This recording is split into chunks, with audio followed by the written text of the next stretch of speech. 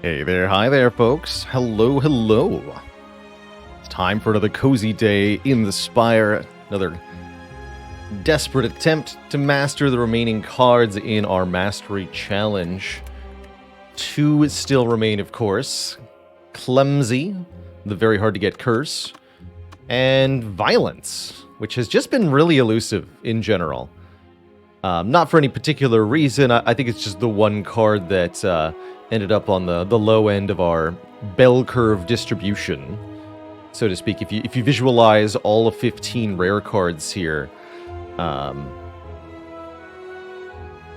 and plot the number of times we've seen them, you're not going to expect it to be a straight line. You're not going to expect all 15 colorless rare cards to have been exactly seen 5 times. You'd expect a bell curve distribution. Some we've seen only a handful of times, some we've seen a great number of times over and over again, and then most are towards the middle, being seen an average number of times. And it just turns out that this is the one card that's on that early part of the bell curve. It could have as easily been any of the other 14 colorless rare cards, but it's not. It's Violence here, which is alphabetically last of all the rare colorless cards. If you put every card in the game alphabetically, what would be last, actually? Zap?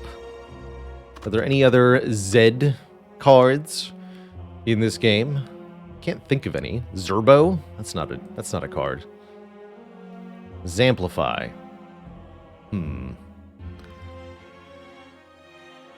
That's right. Violence is the last resort.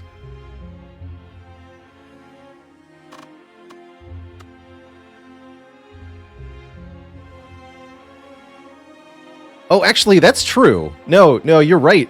You're right, threes. Alphabetically, the last card out of all of them is Omega. So this would go after Z, because it's in a different alphabet. That makes sense. Cool.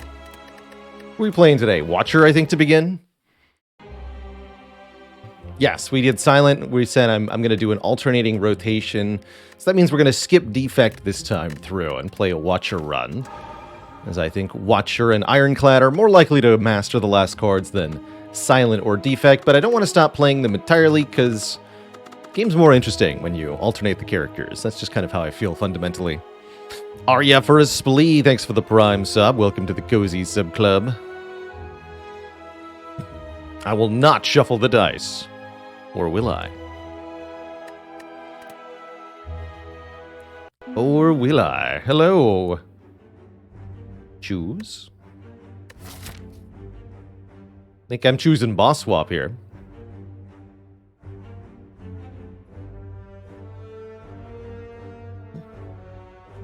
And I see a couple of paths that are kind of interesting.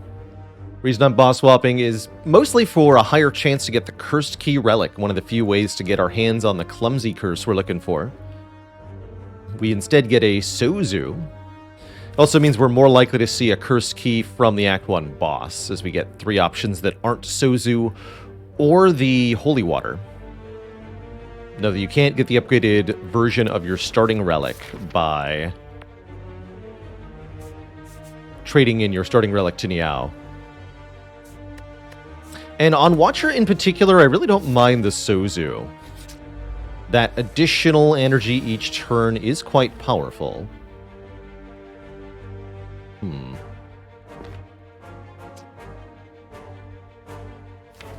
Interesting.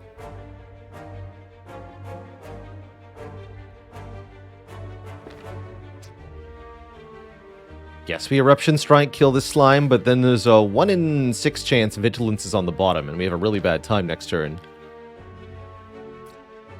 The other option is what? We can defend, Eruption here.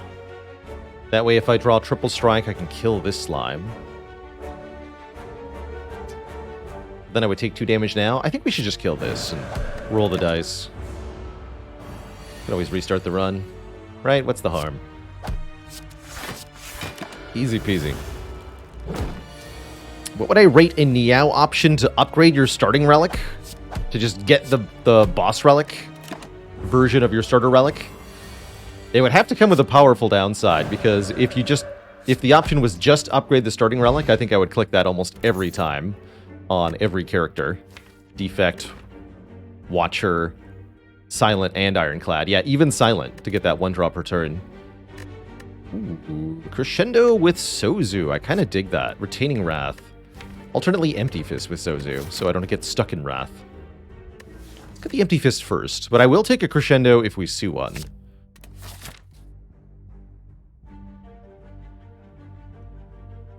I wouldn't say starting with Frozen Core would be that dangerous in Act 1 piece of pie. Consider, you know, for example, Gremlin Knob is more of a risk without the Lightning Orb, right? But then you're guaranteed to have 4 block on turn 2, 3 block on turn...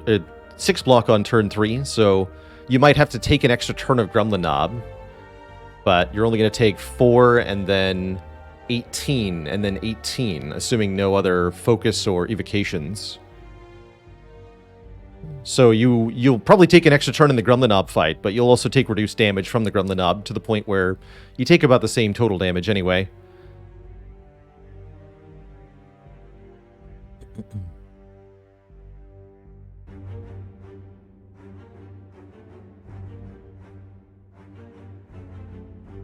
Z-Vision lists any recommended early game optimizations.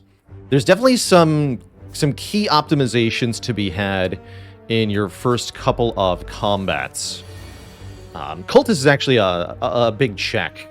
As a general rule, if you're taking more than 10 or so damage in an early game, you know, one of the first 3 fights, it's an indication that you may have played slightly incorrectly. As a good general rule, if your defend isn't blocking for a full 5 damage, you may want to consider playing an attack card instead. This is particularly true against the Cultist and the Jawworm. Essentially, any enemy that scales their strength is an enemy where you cannot afford to waste your energy on inefficient defense, for the most part. Now, that's a lot less true when you've got a different starting condition, like more energy from a boss relic. And as you add cards, you can line up against the early combats better. Oh, man. Dang it. Alright, well, that happened. We also have a... I guess I'll take a Fear No Evil. Freaking Ambrosia from the first second combat. And I can't even take it! Totally trolled. What a great potion that is. Amazing. Amazing.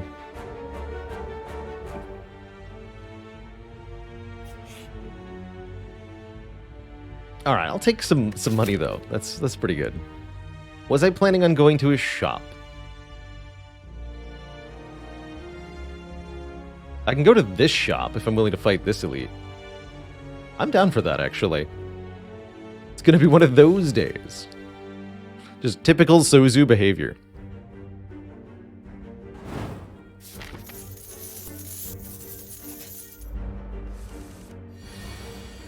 And here we can do Strike, Vigilance, Defend. That seems fine. Don't want to take damage from the Jawworm.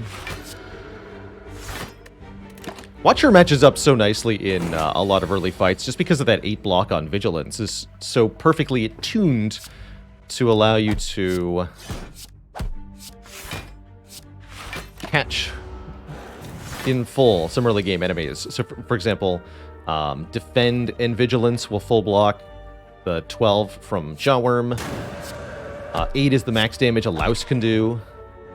Cultist does 6, which is slightly more than 5, so 8 covers it nicely.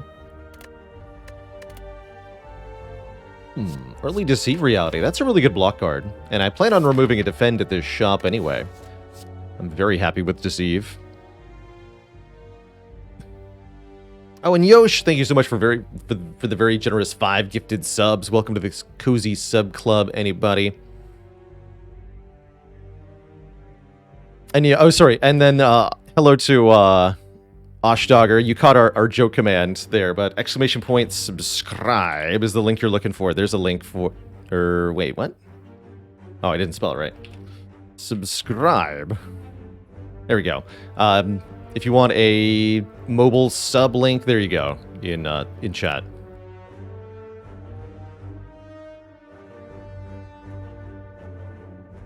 And Duca Lameness had that link too. Good. Very good.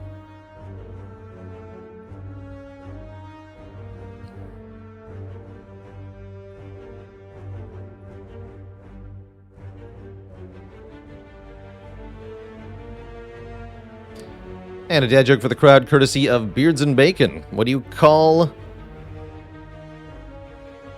a club where people hang out and enjoy sandwiches with chill vibes? The Cozy Sub Club. Erebus Darkstar, thanks for the 3 months of support. Today's the day for one more. I also believe. I'm hoping. The club sandwich. Delicious.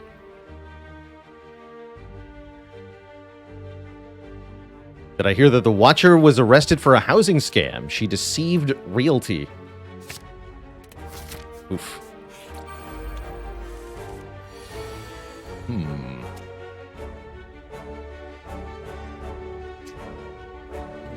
Another quick tip for early game optimizations. As a general rule in Slay the Spire, enemies cannot take the same action multiple times in a row, or oftentimes the restriction is not more than twice in a row.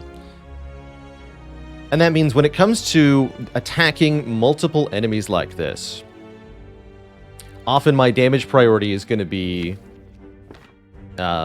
you first ask yourself, can you kill anyone this turn with the cards you have in your hand? Can you eliminate any of the enemies and prevent their action? If you can, do that. But if you can't do that, then your second targeting priority should be the enemy that's most likely to do a damaging action next turn, so that you can stop the next turn action, thinking one turn ahead here. And we've got an enemy that's attacking and an enemy that's buffing. The enemy that's buffing is more likely to attack us next turn. In fact, in this case, guaranteed to attack us next turn on Ascension 20. I don't think on lower Ascension it would be a guarantee, simply likely. And the Acid Slime is more likely to use a debuff or to not attack us next turn, or to attack for a lowered value.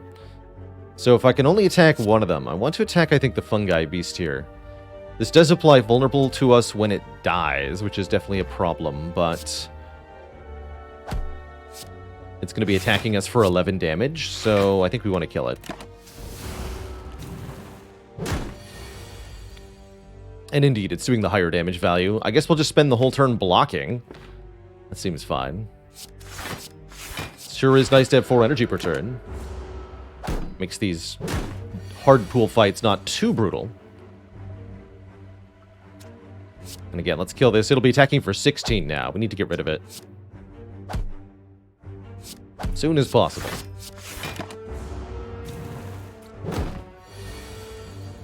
Right. So we can do Fear No Evil into Eruption. Actually, hold on. By Eruption here, then Fear No Evil Strike, that would be, what, 28 damage? We're 1 short of a kill. Okay, so I cannot kill them both. Let's just do it this way, then. Means we need to block 18 here. Which Vigilance and Safety can do together.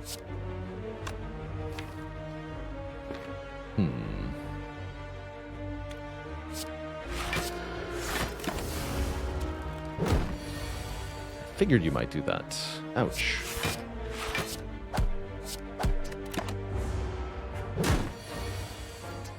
Okay, we do end up losing more health than I would have liked.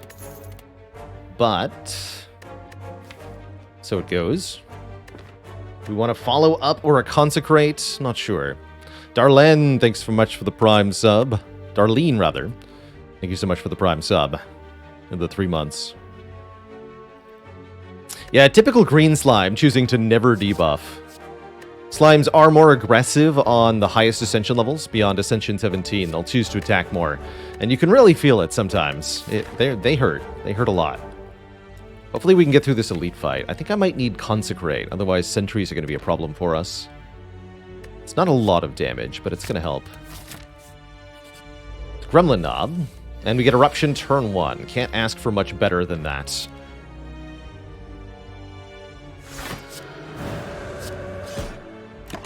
Still wish we'd found a the Retain Wrath card.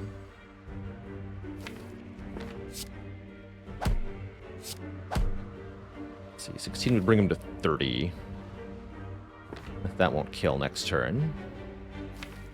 Or we play... Right, because we have 6/6/9, so we can do 21 damage next turn if I play Fear No Evil. That's not good.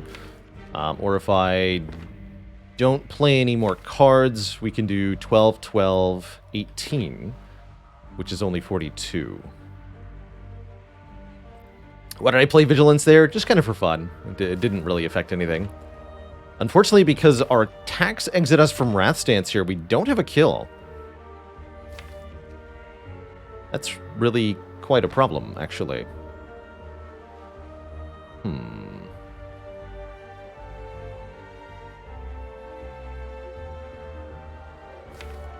Bummer.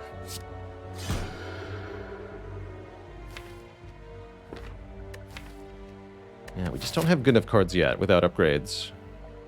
Looks like we're probably going to survive, though. That's the good news. So now the only thing that remains is to calc the math on Deceive Reality. Is it actually worth playing here? If I play the Deceive Reality this turn and the Safety next turn, how much damage will I take? If I don't play anything, I'm going to take 8 plus 24. 32 damage, we'll go to 7. Then we'll win. That's decent, but can we do better? If I play Deceive Reality, this turn we block 4. He gets 3 more strength. So he'll do 11. We'll take 7. Next turn we block 12. Give him 3 more strength and we'll be vulnerable.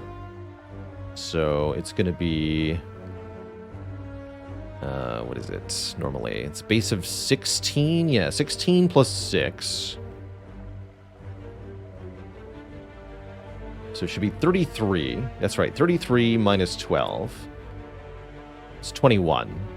Okay, so we do take less. We take 7 plus 21 instead of 8 plus 24. It's a slight improvement.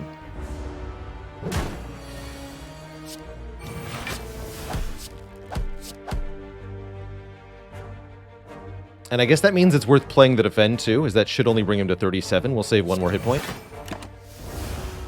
So we only take 20, go to 12, and then we win. We also could have failed to draw lethal on this turn, by the way, and then just died outright.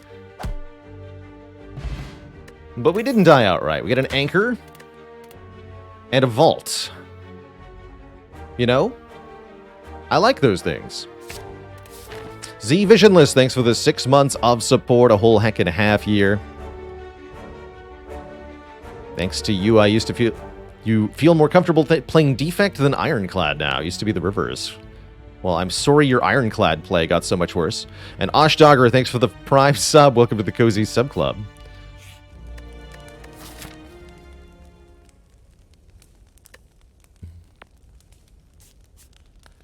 So we have Fire, then Shop, then Chest, and then we can do another Fire again if I want to go multiple elites here. Anytime you have this formation, like Fire, then Chest, then Fire, it behooves you to rest at the second Fire. This will give us a chance to find or purchase a waffle in the shop or a regal pillow from the chest of the shop to get more benefit on the rest. Or we could find other source of healing of some kind. Although, we can't really get potions. Having Anchor is going to help a lot with Sozu, by the way.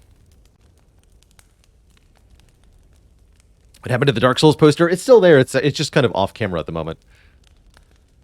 Camera is not quite pointed at it. Reoriented things a little bit. But it's... yeah, it's currently not visible. That's true. Is it still an Eruption upgrade? Feels less important. To upgrade Eruption. More important upgrade Empty Fist or Consecrate. I'm going to do Consecrate first.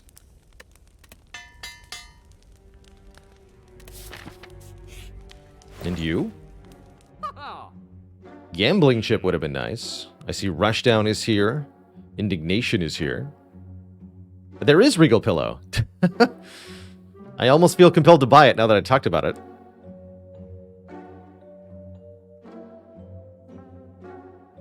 It was foretold.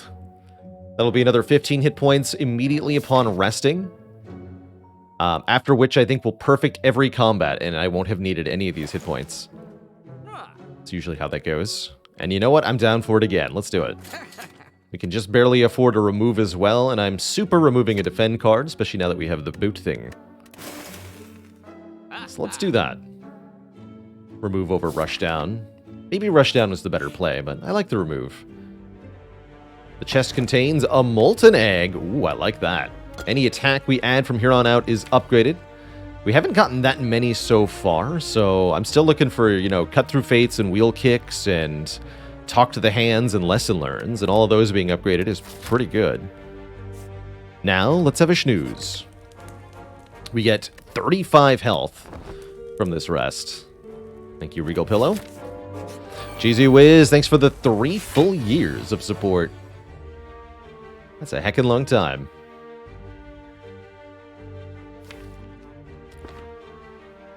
I think I'm going to leverage our anchor here and just go angry mode. Begin whapping. The whappification. Probably want to block 5, though. 10? I don't think so. Show me Consecrate. Thank you.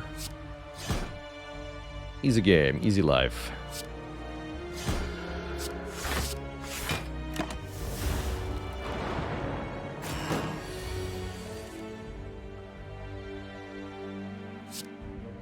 Let's try to kill this one, since we might be able to get it with our next turn draw and prevent the attack. And now we're totally safe. Really good fight. Only 5 damage.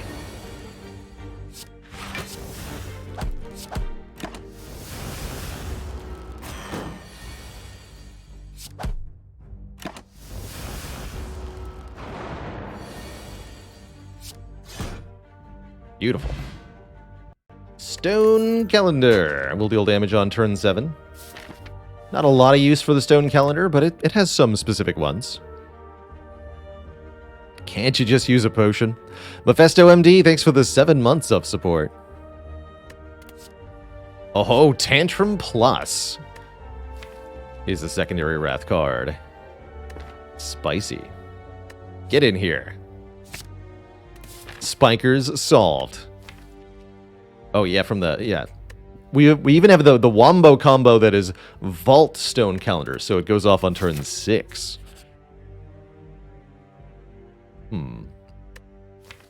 I never played this one on stream, but there is a seeded Spire run out there where you can Pandora's box into 7 vaults, and then the first relic is Stone Calendar. So your build is just play vault until Stone Calendar goes off in every combat. Oh, come on, with the fruit juice too? This is a rude Sozu.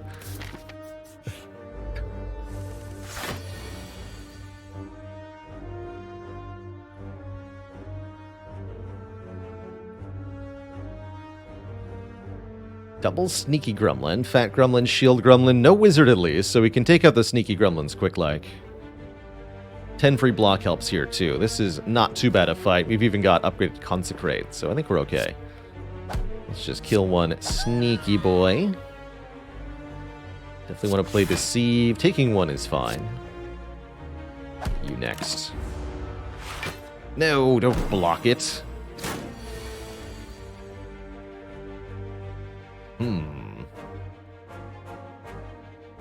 Concerning. Guess we take a little bit more. Or can I kill them both, actually? Let me do quick maths here. Consecrate will be 12 damage in Wrath. This does 8. 8 plus 12 kills you. You die as well. Actually, we can just kill them both. Easy. But now we face the Wrath of the Shield Gremlin. Look at that, 16 damage. Have you ever seen such an angry gremlin before? Yes, probably you have. You know what, Shield Gremlin? Your time is coming. It's coming soon.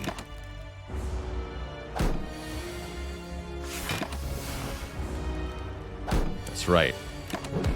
Get out of here. There's the wheel kick. Wheel kick with a plus. Great on 4 energy. Great for drawing cards. Seriously, it slaps. Can't you see he's already dead? Oh, I can see plenty. Sleep longer, my friends.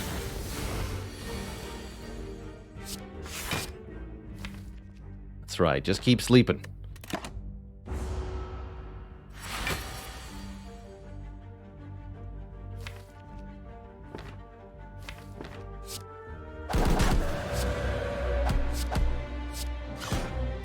Nice. Let's go. Fear no evil. Tantrum.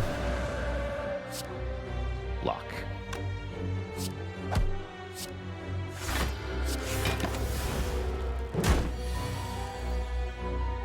Yeah. Maybe next time, Stone Calendar.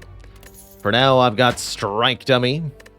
Our strikes do 3 more damage. It's like all the strikes are upgraded now. Pretty sweet. And there's Crescendo, but now I have a Tantrum, so I don't really care.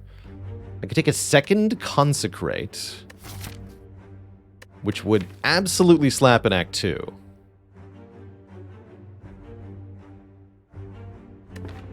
Let's try it.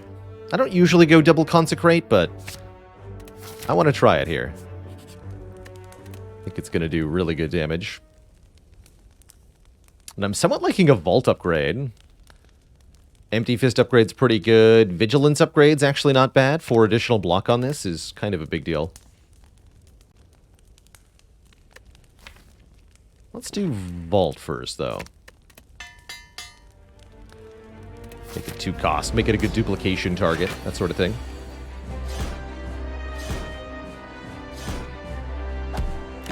Normally, I consider Stone Calendar really good against Slime Boss. I think with Watcher, that's not really the case. That's right, these are upgraded too, so that would definitely split you. Let's not do that yet. Now's a good time. Bonk. Boop. Blorp. Alright, you win this round, Slime Boss.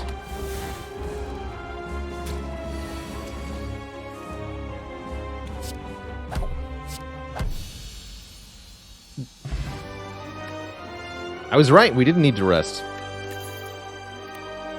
I knew it. Well, I don't regret my choice, though. We had a nice buffer of safety. Do we want a Devotion here? Devotion is automatically better when you've got Vault. I don't like Devotion much with Tantrum, though. Which means I don't much like any of these cards, actually.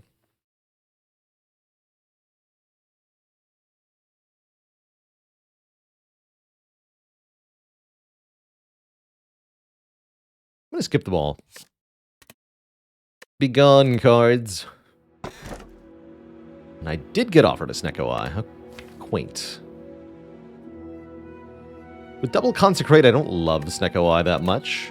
Although Snecko Eye with additional energy per turn from Sozu is pretty spicy.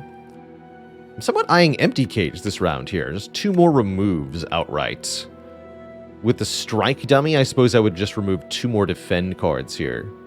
And really lean us into a all-aggressive path. Because we have the Anchor, that's even somewhat favorable. Because then we're getting free block turn 1, and we're just drawing tons of attacks with lots of energy.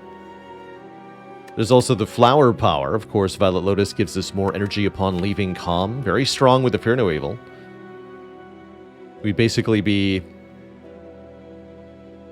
1 rushdown and a lot of card removes away from an infinite combo at that point. But we Empty Cage. We have more of those removes right away. I like an Empty Cage quite a lot here. That's what I'm going to choose.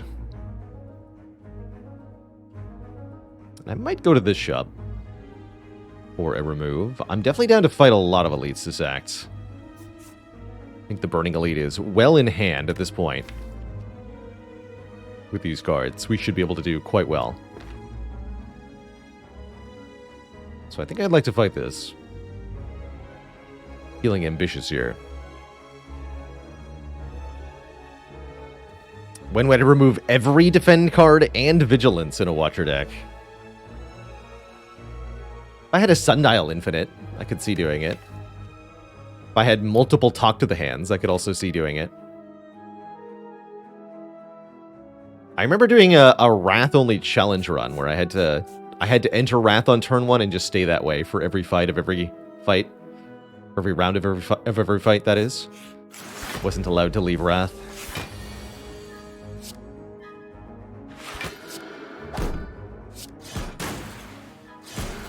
That was a pretty good turn 1. And then this happened.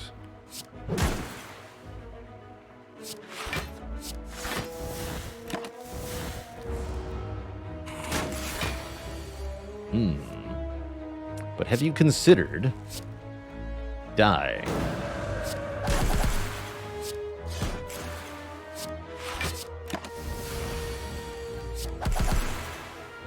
That's what I thought.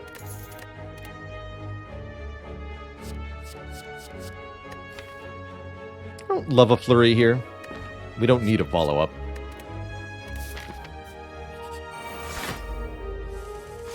Commence the blapping. Instantly dead. Yeah, that's the power of Empty Cage removing our block cards. We just go all aggro all the time. And it's good. It's really good.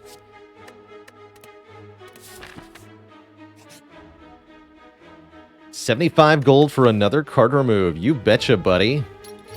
Sign me up. Hit me with that double remove. Remove a defend here. Remove a strike here. Just keep purging. Onwards and upwards.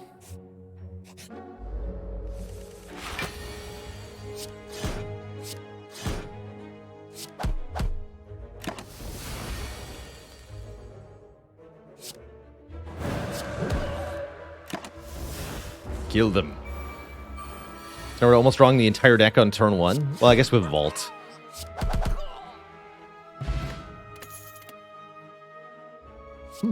That's a pretty good block card. If you're only going to have one, 10 block, put an Insight into the draw pile. I don't usually consider Evaluate much. That's because it doesn't usually come upgraded for free. This is a common block card that gets +4 when you upgrade it. I'm going to grab this.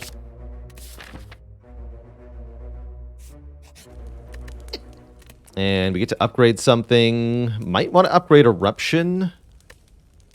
Might want to upgrade Empty Fist.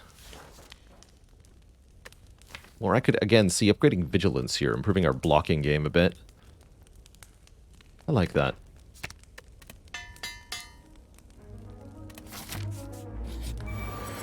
Metallicizing Gremlins. Not too big of a problem, thankfully. Give me a safety and an insight, please.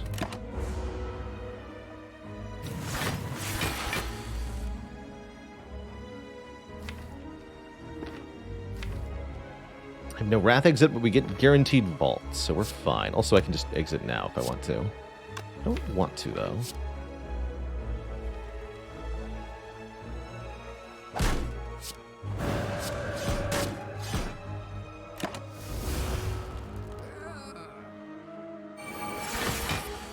Perfect.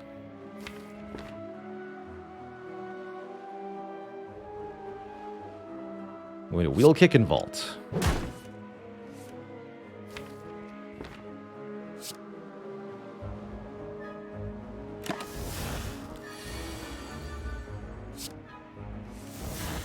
Bottom decked one of them. A shame. Don't think it matters, though, because I can just kill the leader, right? 16, 18... Is that 34? Is that 32? That is 34, right? To verify that. When your life depends on it, don't trust the mental math. Use the calculator. Pro tip. Yes, 34. Been wrong enough times. Might as well double check. And we get Dreamcatcher. Interesting. We get the Dreamcatcher Regal Pillow synergy with Molten Egg. Actually, resting is kind of appealing now. Sands of Time goes well in this sort of deck. Good with Vault. Hits really hard. I think I still prefer Wheel Kick, though. Let's keep fighting elites. Could consider a Fasting here. Fasting makes Tantrum insane, and the Consecrates get insane. And we could end up as a 5 base energy deck. That is not a bad Fasting, actually. My only regret is that I don't have an upgrade for it. And it does cost a lot up front. Still very strong card. This is worth thinking about. Our end boss is Champ. Fasting would demolish Champ. I really like it with Deceive Reality and Evaluate in particular. Although that would then necessitate an upgrade on Eruption or a removal of Eruption. It'd be a lot better if we take it a halt. It is true. Don't feel like we need it yet, but I am going to want one later. I guess that's good enough reason to get it now. Sure, let's grab it. Prefer to acquire it in an Act 3 shop instead. Oh, hey, can you give me potions? Hello? Potions? Well, tons of money is pretty good. In that case, I guess the question is, do we want to fight 2 elites? Or do I want to turn all of my health into money and go this way and rest? And then go to the shop. Fight this elite. Guess I'll mark that in gold. We got gold path.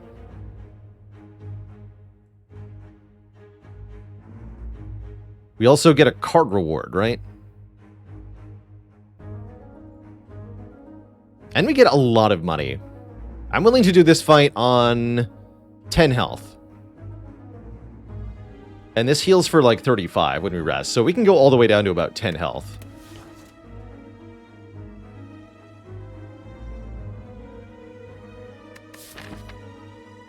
Cool, let's do it. I choose violence. Don't forget we need 6 health to leave. Ow. Okay, so we'll leave here. We have 525 gold. That's pretty good. Greed is good. Behind you, mortal. And then the Maw Bank. All right. Well, I guess I'm taking the blue key here. That's funny. The Maw Bank. All right, Chosen Cultist. That's pretty good. Guess we want to be in Wrath here, huh? Probably. Then we dive.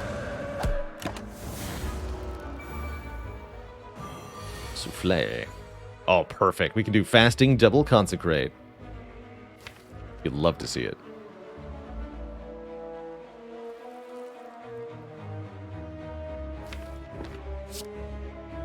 Let's get 1 curse at it. Means I can't wheel kick into Vault. But I can wheel kick into Tantrum, and that should be enough, right? I think that's enough.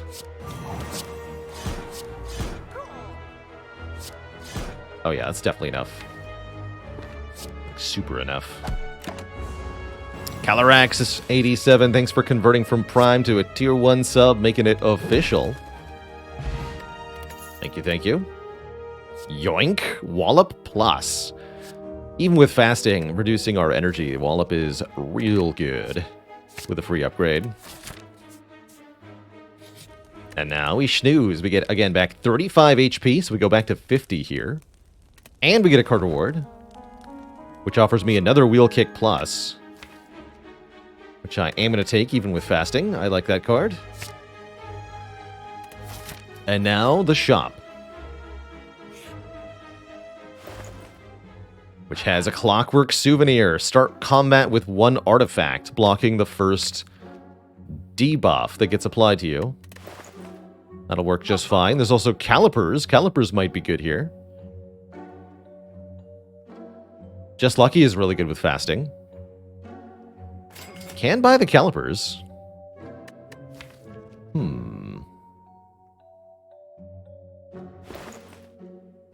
might buy Calipers.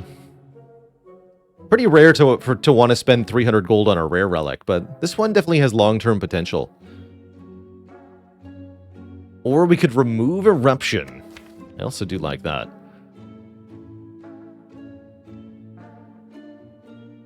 That means we're down to only Tantrum as Wrath entry? That's a little questionable. We'll have enough money for Violence by the next time we see it, even if we spend basically all our cash here. Not seeing what Calipers does. It's going to let us... Now that we have Wallop, we're going to be able to block for pretty immense amounts on certain turns. So we're going to be able to accumulate block that way. We're also one halt away from Calipers being really good. Yeah, let's take a Calipers. If we find halt, oh boy. Oh boy.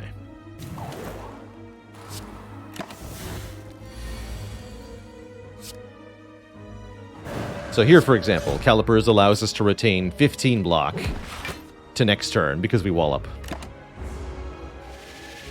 A spooky ghost boy, thanks for the tier 1 sub. Welcome to the cozy sub club. Not that we use the block, mind you. No thanks. Dex does not affect Wallop, that's correct. Strength will affect the damage Wallop does, and therefore the amount of block you get. So only Strength affects Wallop.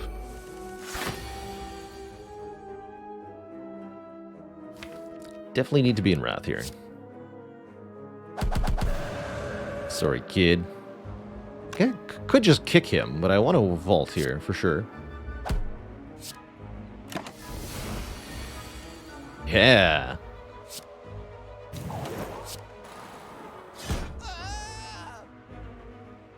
$30 damage.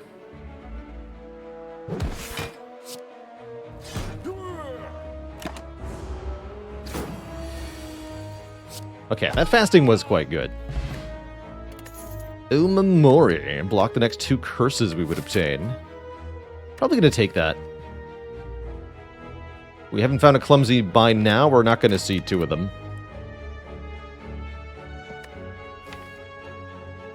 Empty bind is okay. Prefer upgraded one. I've got other upgrades to do, though. We're going to upgrade fasting next. Let's keep that for now. Who even needs calm?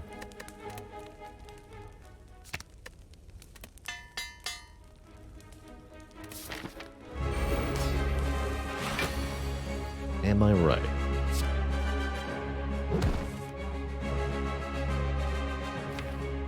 We want to get fasting in play before Champ debuffs us, so let's try to do that post-haste here. Success.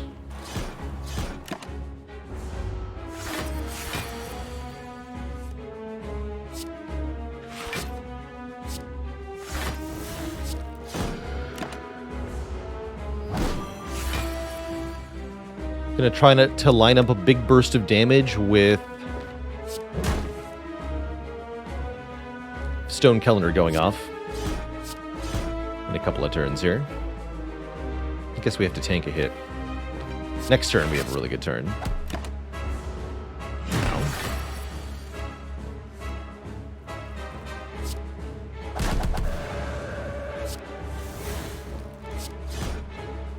Looks like a really good chance to do all of the damage. That way Stone Calendar comes in right as he's swinging with Execute. Let's go. And that means we don't need any more block either.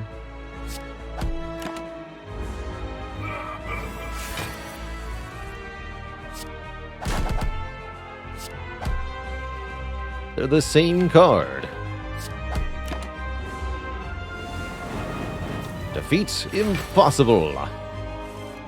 Oh, it's possible, all right. And it's coming for you in the shape of a calendar. GG. Get bopped, sir. Are we an Omniscience kind of deck or a Scrawl kind of deck? Death Frost says, is it always good to keep your deck small? Or does it depend on what cards you get? Definitely depends on what cards you get. It also depends on what character you're playing, Death Frost. I think the Watcher, more than any other, benefits from having a really small, refined set of cards.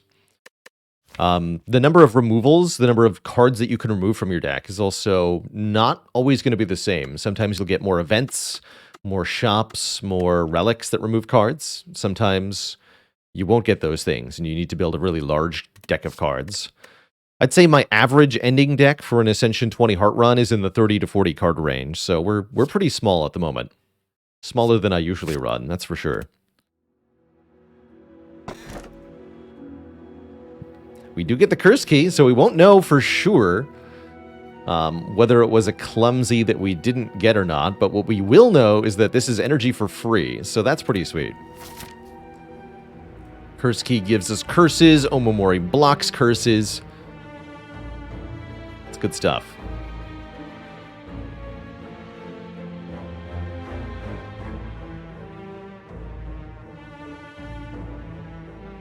And the pop-up graphic, I think I'm holding a round bottom flask, Samamir.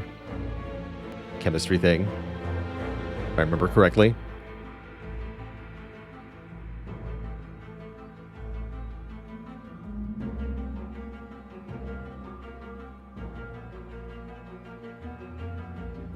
In what scenario would I take Alpha? Alpha's good in a deck that's not entering Wrath very much, and has a lot of scry, draw, and block.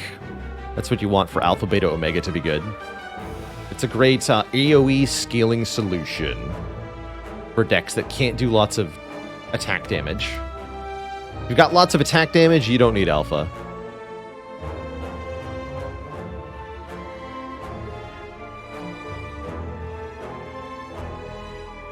Okay, I'm gonna go, I think, this way. Take a bunch of events here. We get 3 elites this act. Seems good to me. Raback, thanks for the 14 months. Good luck with the clumsy violence today. Why, thank you. Oh, it's so nice to have 5 energy. Heck yeah.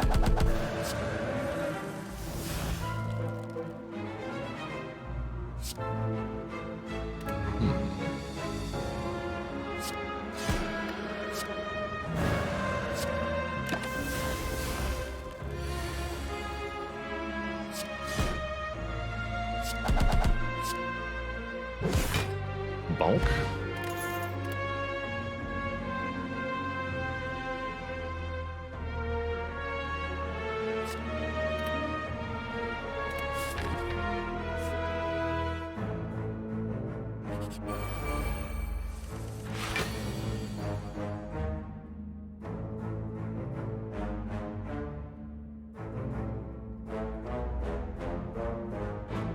And a joke for the crowd, courtesy of Prosodia. Which Hollywood actor has the fewest cards in their deck? Nicholas Empty Cage. No refunds.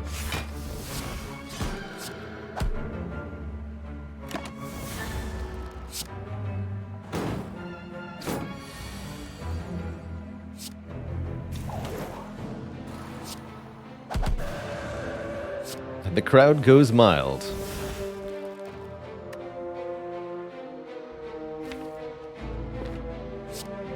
I will bonk you now.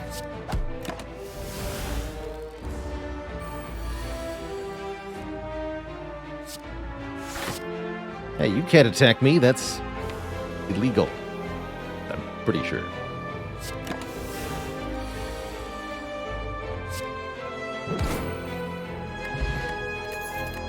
Yeah, Caliper's definitely doing things. Quite happy with it, actually. The Glowing Tesseract. Every time we find this event, there's a chance we get Violence Mastery. Is it today? Is it here? There's Mind Blast. Discovery. Secret Technique. We can double Discovery. I am a fan of Discovery in general. Let's take Trip. We don't have Vulnerable in this deck yet. Trip is awesome. Dramatic Entrance is okay. I don't really want to reduce my turn 1 draws, though. I think I'm just going to leave it at Trip. Impatience is violence at home.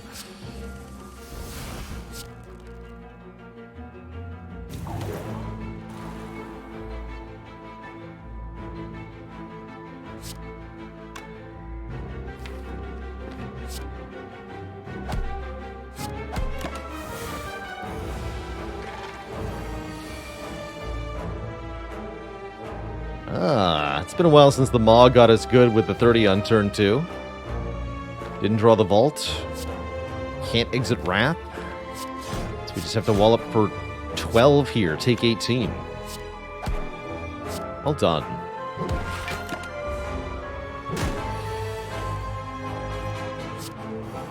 You stinky Maw, you. Well done.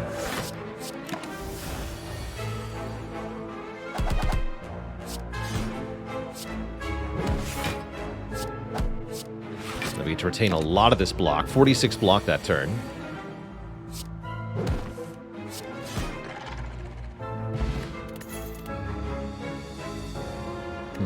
Prostrate is here. Prostrate is not halt. I want halt.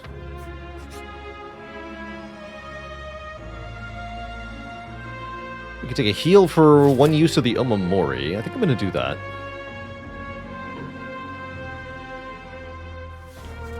Let's do that.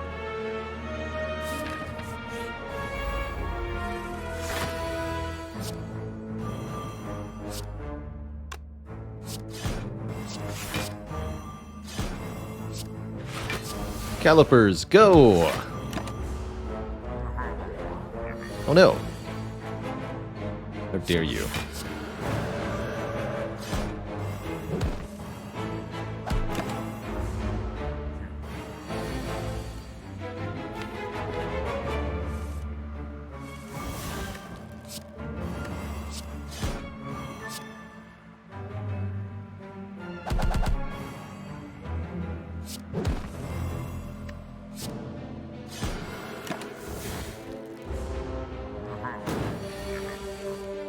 There we go.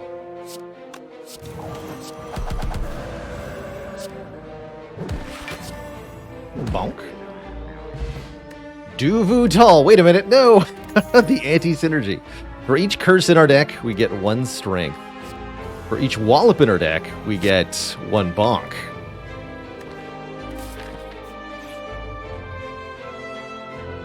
Bite. It's still 1 point of strength, which is just perfectly fine, quite frankly. Ain't nothing wrong with that.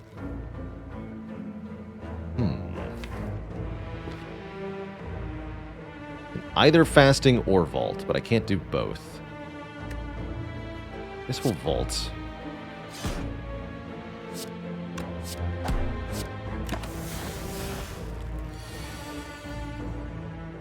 Yeah, that feels right.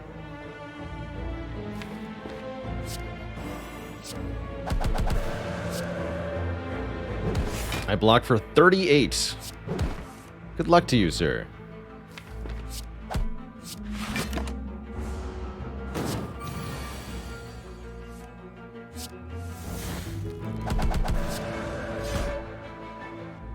Double Consecrate has felt really good. I'm actually quite happy with Ginger. Ginger means we cannot become weakened, and that means that weakness cannot use our Clockwork Souvenir, which is very nice. It also means that we won't be weakened for the first 3 turns of, say, the Heart Fight, which is pretty important too. Let's grab our Recall a little early here. That way we have more upgrade options through the final fights. Cursed Key says, crack it open and get a Darkstone Periapt. Alright, alright. Okay, if we get any more curses past this point, then stuff. Then stuff.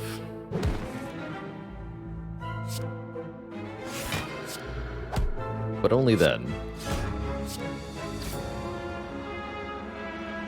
Casting Vault next turn sounds pretty good, actually.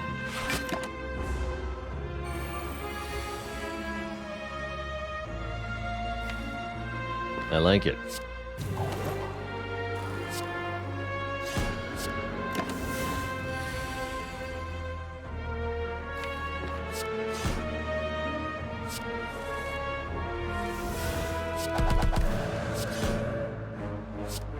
$42 damage from a strike.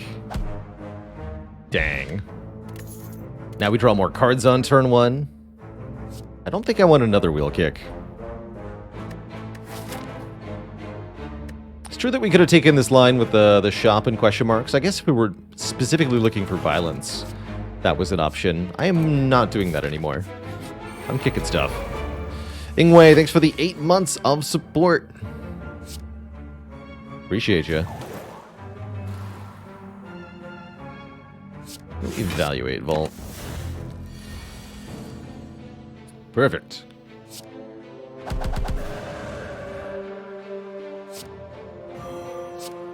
Spiker solution got.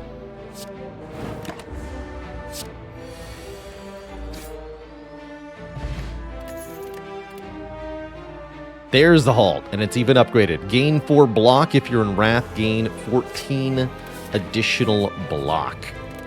Halt is one of very few cards in Slay the Spire that scales twice with your dexterity. That means both the base number and the added number are scaled by the dexterity score that you have.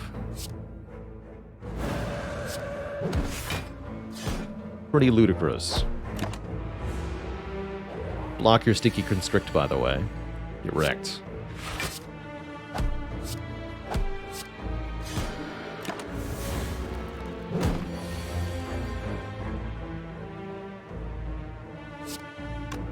Are there others? Yes. Off the top of my head, dodge and roll, reinforced body,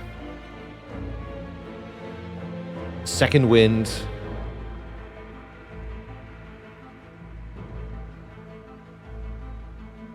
Might be a couple others.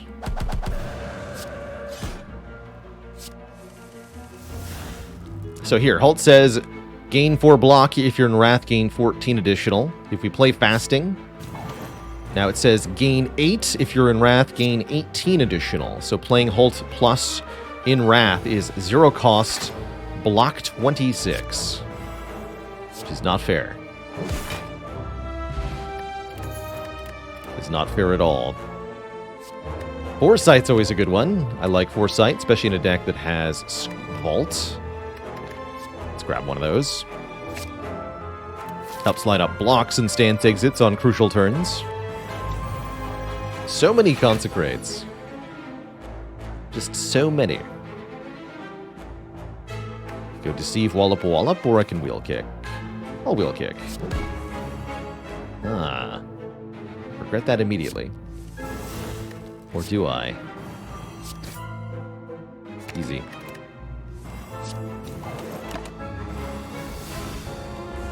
Negated.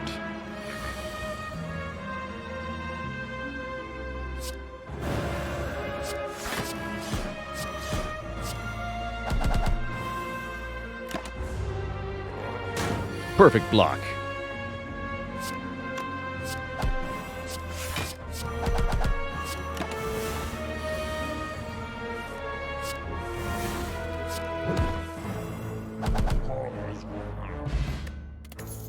Toy Ornithopter. Whenever we use a potion, heal for 5.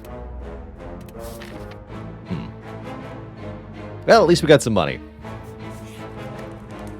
Thanks, game.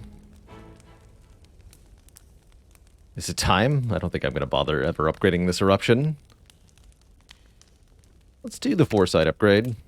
One more card.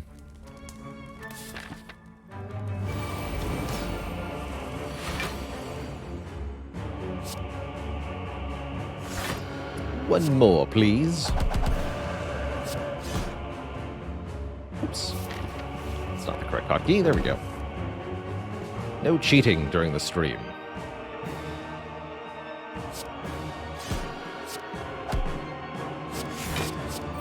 There we go. We get to play everything.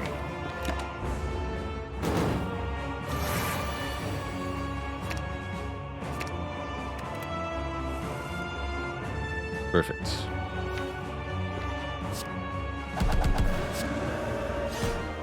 Gonna leave Scroll for later, I suppose.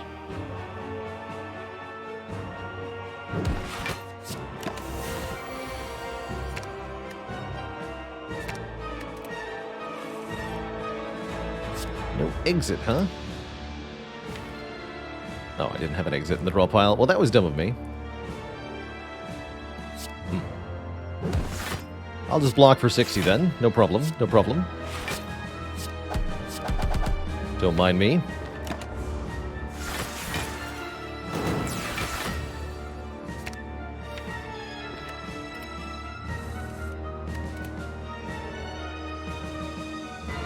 Can't kill you though.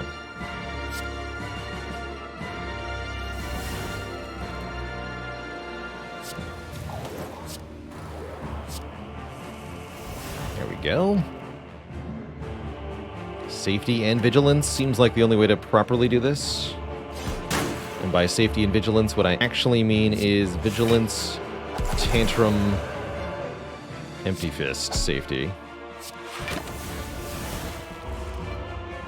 Perfect.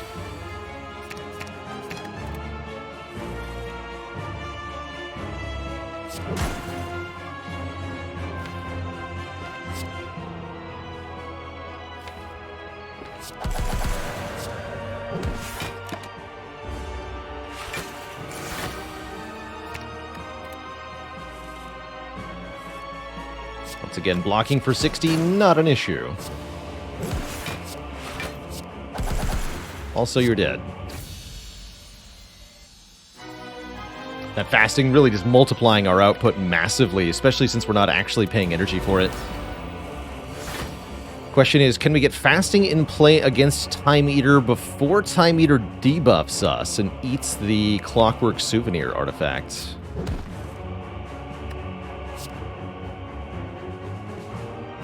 That is the question.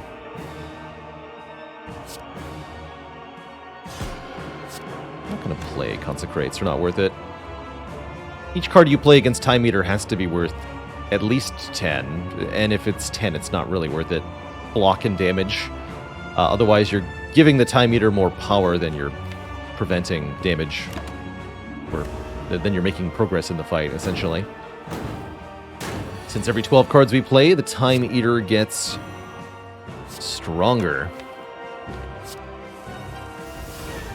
There we go. Perfect. Tantrum. Wallop. Halt.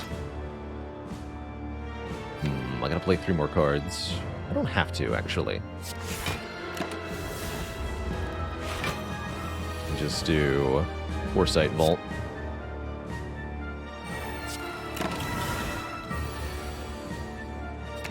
Which resets the timer.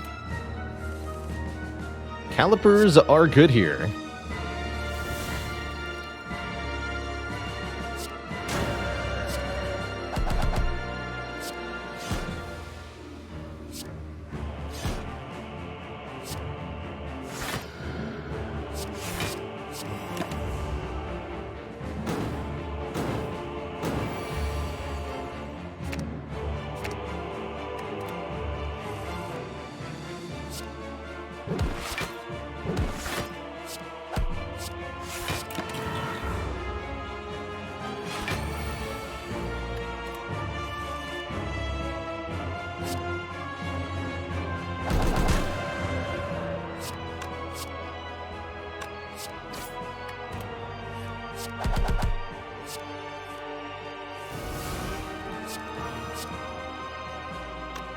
It's not quite enough, huh? Not quite.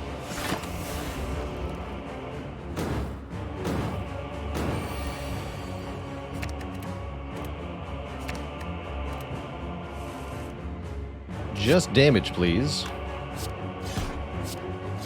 Oh, Stone Calendar. I had the kill. It was even perfectly lined up.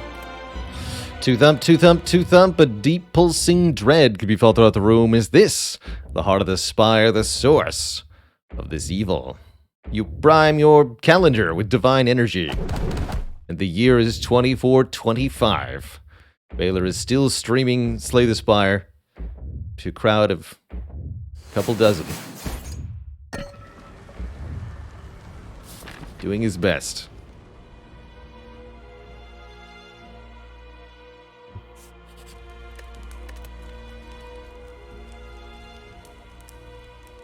Still trying to master violence. I actually prefer Trip unupgraded. It lets us turn around in the Spear and Shield fight. I'll upgrade Empty Fist, I guess. Sure. Wait, we can rest for a card reward. Also, we're not at full health. Let's rest, actually. Molten Egg, give me a talk to the hand.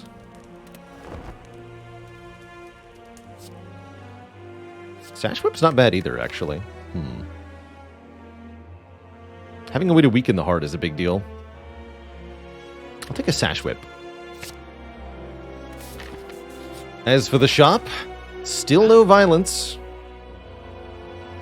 Can't even buy the potions. We can buy second Sash Whip. We can buy Ink Bottle. We can buy Card Remove. We can buy Toolbox. I also like Turnip. If we buy Turnip, then the heart doesn't debuff us. We're not frail. We're not weak. We're not vulnerable. It's kind of cute. I think I prefer Toolbox Card Remove, though.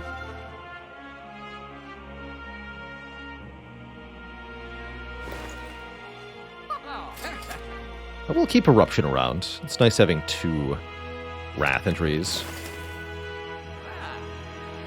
Not going to take any other stuff, not even just Lucky. Especially not just Lucky. Alright. Onward. Secret technique, please. We can seek for Scrawl. Yeah, so Scrawl turn 1 from Toolbox is pretty sweet. You're going down, bud. This is an excellent turn 1 draw. I also wanted to see Foresight turn 1 to discard the burns that are about to be put on top of the deck.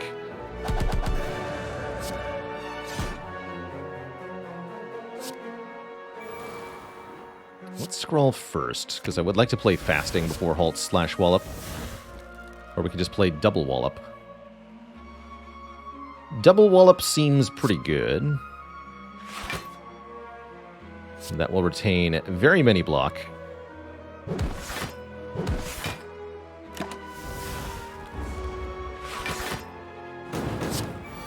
I have 41 block this turn, and I'm discarding all this garbage. Good talk.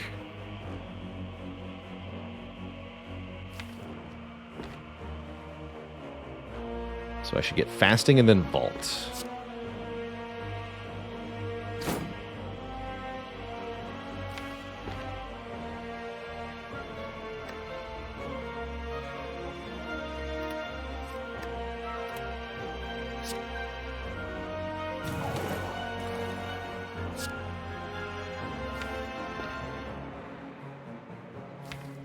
This will do 50. I think we'll be fine. Discarded those.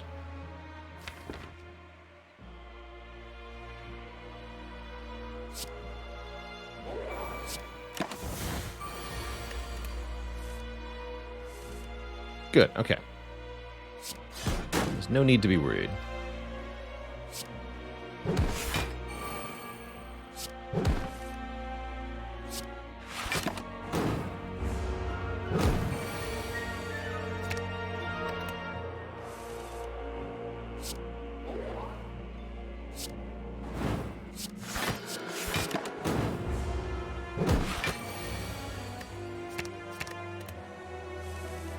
Can I even do 99 damage this turn?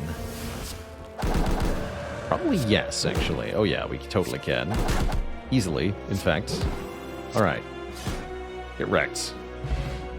One more dexterity, the oddly smooth stone. Now our strength and dex will be balanced again. And there's that crescendo I didn't take from the early game. I don't think I want it now with Tantrum and Foresight. It's cute. Alright, we're on to the heart. We have a full rack of hit points. Violence is here. Get in here, Violence. And we managed to draw Fasting turn 1, so I can have the energy instead of the vulnerable negation if I want to. I guess I do want to.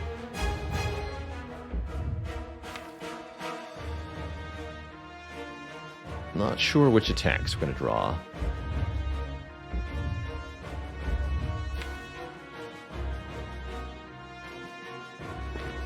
Matt Nudes, thanks for the 4 months. And the generous tier 3 sub. Thank you, thank you. You're welcome for the many hours of entertainment. Okay, we do get one of the Wallops. I'll probably play that. Let's go Foresight Wallop. Or we can weaken with Consecrate Sash Whip. That's kind of a thing, too. Maybe Cut Through Fate, Sash Whip? Let's do Cut Through Fate. Shoot. That's not what I wanted to see. Alright, save my life. Thank you. Vault and Scrawl are going to have to put in heavy work here.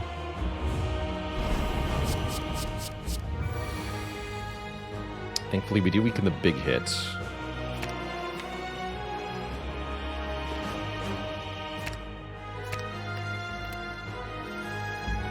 Yeah.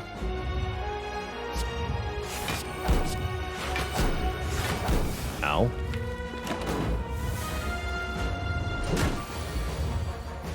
No, no, no. Okay, this looks better.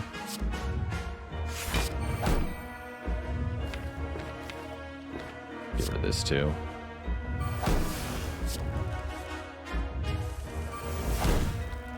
Fair enough.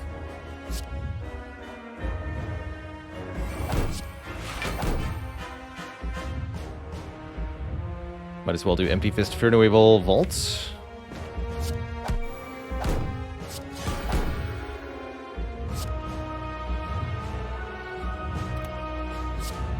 Wallop does block for 25, which is enough.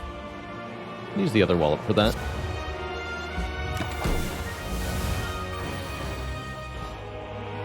Oh, and we can reapply Sash Whip too. I like this hand.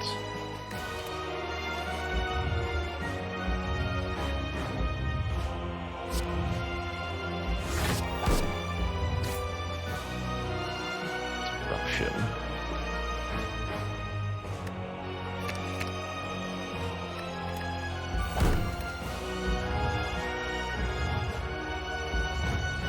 Wallop is more block than Vigilance, so we just go Sash Whip, Wallop. That's pretty good. It's good enough, definitely. Good enough to win.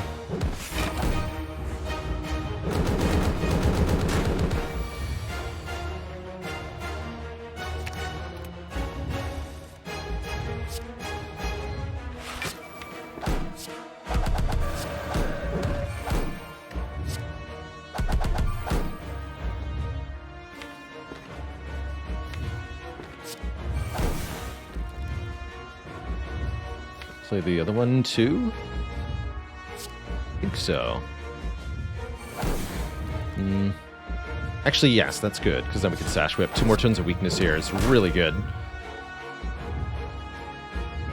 No.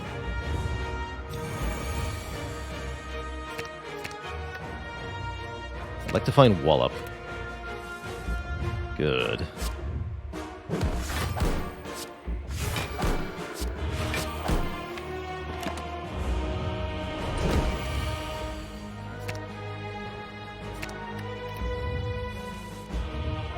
Should have kept that Empty Fist.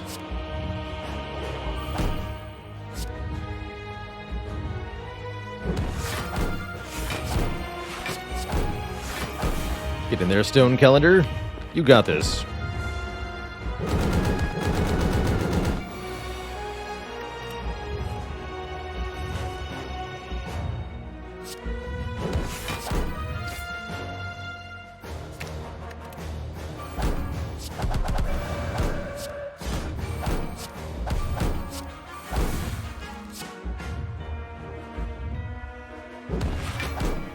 Keep a lot of block. What are we looking at here? 98 damage. We need to find an exit post-haste.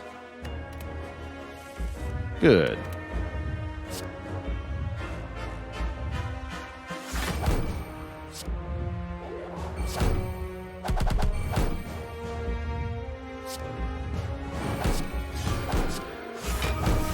Xaxes. We should be able to kill on this final turn here. Pretty easily, in fact. So I'm going to discard 1 card. That way we guarantee draw these 5 cards. I can play Tantrum, Wheel Kick, Tantrum. The Tantrum goes back into the draw pile. We can evaluate before we do that as well. GG. Pummeled that heart into dust. GG. Perfectly solid win with the Watcher. And a good run. I'll take it. I will take it, Twitch chat. Consider the heart kicked. Also, pretty good showing off that Sozu as a start, at least on the Watcher specifically, is perfectly fine. We did have a bit of a shaky Act 1. We definitely could have ended up toast against Gremlinob, as mentioned, but it didn't happen, so we prevailed just fine. Once you get guaranteed turn 1 block, I think this thing becomes a lot more consistent, and I think the Empty Cage did a lot as well to help this run out. Who's my favorite class? Scry. That's right. That's right. Yeah, what? Has it been done? The Spire sleepeth, and so shall I. I think taking the money from the Knowing Skull was definitely a major point of this run also, right here. We took 46 damage, gained 450 gold from Knowing Skull. That's pretty cool. And then we used that to buy Calipers, which ended up being pretty good. 40 block retained on average each fight. Definitely made a big difference against Corrupt Heart, Shield and Spear, and Time Eater.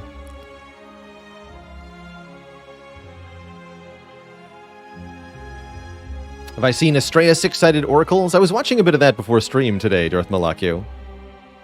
It's kind of an interesting Spire-esque experience.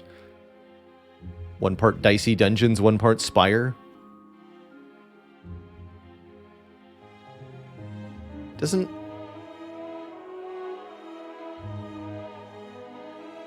quite grab me. From what I've seen. Is it ever worth spam clicking colorless card on the skull for violence? No, unfortunately, Pepperoni, because, yeah, it only gives you uncommons. So, alas.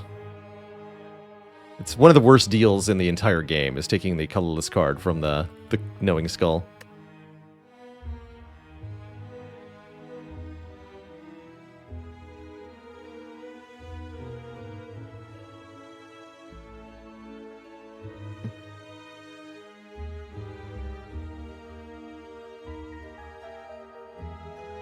Balatro, I've not heard. Looks like a spelling of potato. Misspelling of potato. Let's see, Balatro. What is that? Deck building roguelite where you must play poker hands, but it's different than Poker Quest. The deck building poker roguelite. Interesting. It's more pokery looking. I have to look at this one.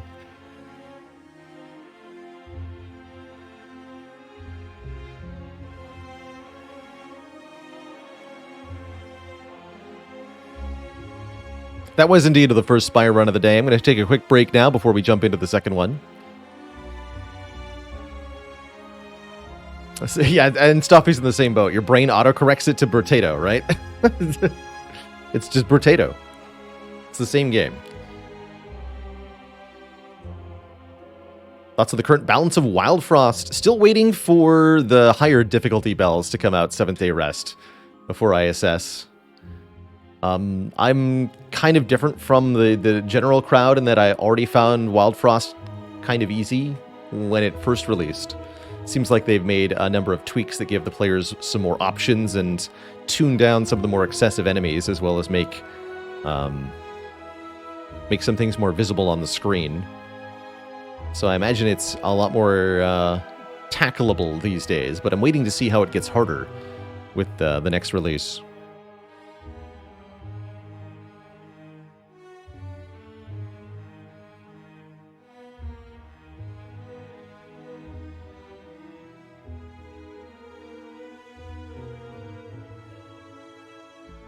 Bailey wants to run a prediction to distribute some wealth. I can allow this. I can have a prediction for the next run while I'm away, which is going to happen now. So I'll be back in 5 to 10 minutes Twitch chat when I return. It's going to be Ironclad who tackles the Spire again. Be right back.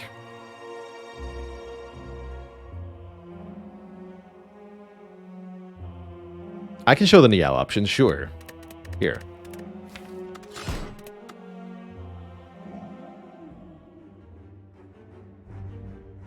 That's all you get, though.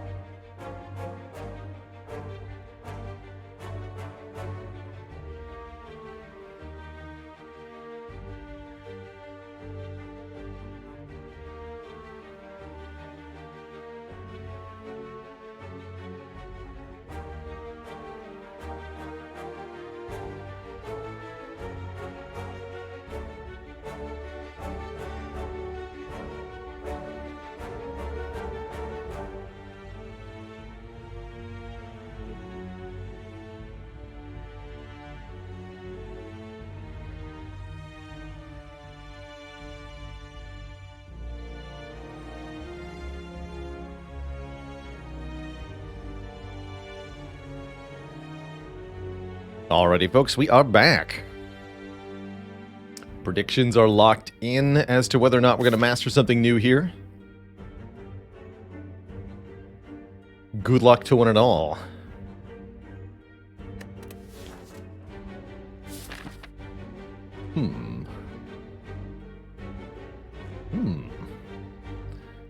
Now, wait just a minute.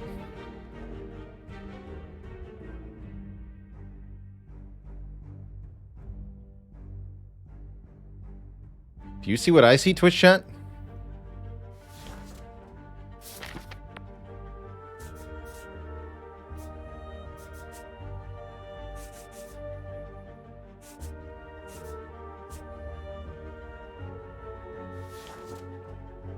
We can maybe get Hexaghost with 1 hit point? I gotta try that. I've never been able to do this on my own without a seated run. Let's try it.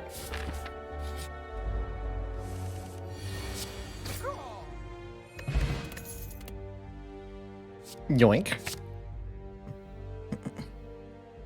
Yoink. Turn that boss into some Hexa toast. Early Dark Shackles can be a thing. We are going to look at several other shops this act. Unlikely we have money for violence in any of them.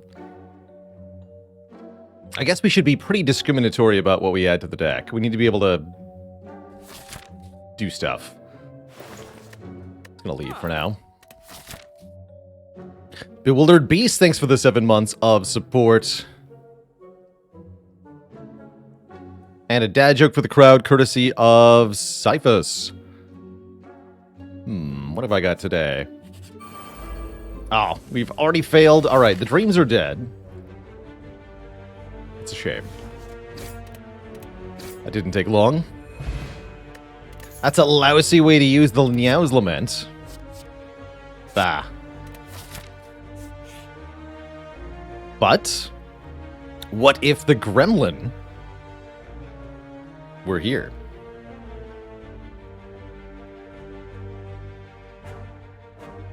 Hold. Hold. Don't hold. Shaman Wild Strike across the top row. Gross. Reaper. Spot Weakness. And Pain. Alright, well, we didn't get anything. Dang.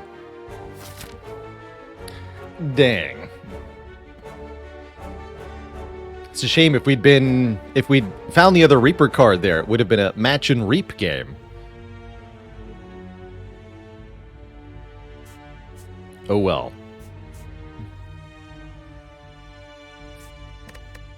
Do I have anything to upgrade? I guess I have Cleave. Cleave and Bash. Mediocre.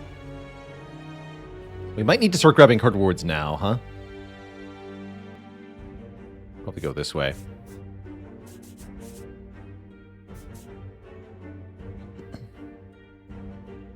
Yeah, so we should take another combat. That's what I've learned.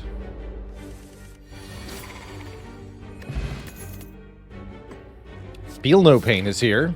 Searing Blow is here. I can upgrade Searing Blow 3 times immediately, and I have a headbutt. Let's do it. This is now a Searing Blow run.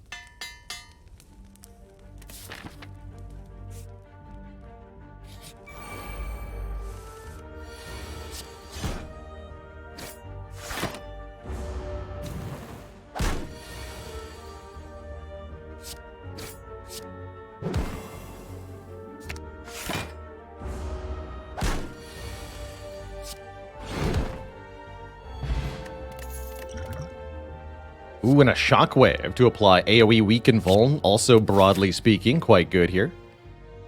Good.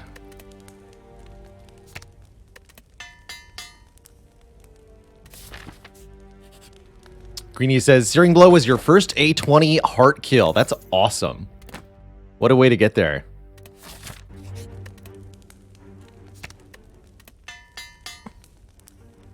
The secret to Searing Blow is that each upgrade is better than the last. The first one is +4, but then it's +5, +6, +7, and so on. With the cumulative effect being very strong.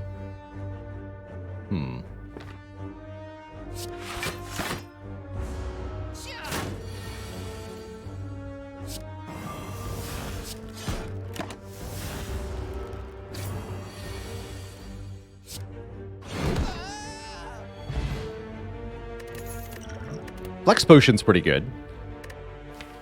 Overall, with a Searing Blow, you don't want very many other cards. Just utility cards, draw cards, or one-time use cards, for the most part. Nothing else is really desirable.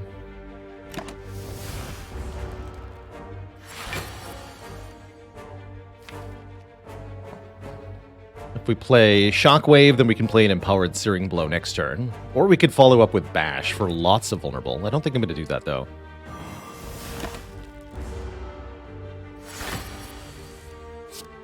Just deal 40.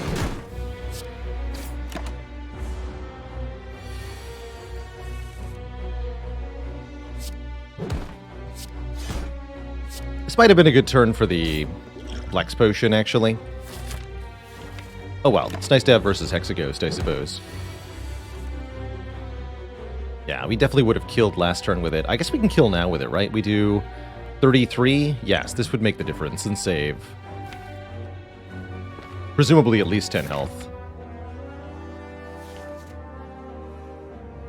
We're at 50% to get another potion. Yeah, let's do it. Dreamcatcher's here. Not very good with Searing Blow, as I intend to upgrade at every single rest side for the most part. I will take one Ghostly Armor. Ethereal Gain 10 block is efficient enough to be well worth it, I think. As for the shop, there's some interesting stuff here. Blind could be a nice support card. Dark Embrace can be very powerful, of course.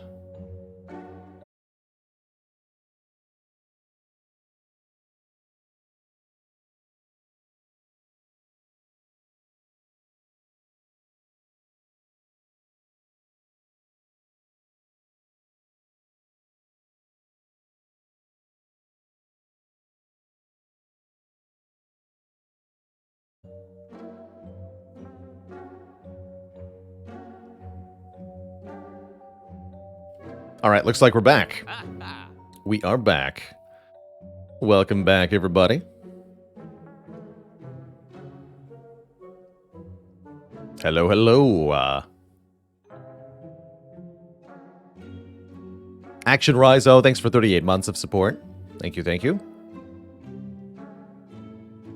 I think I am going to take the Souvenir here. Souvenir and card remove. We could maybe consider a potion after that.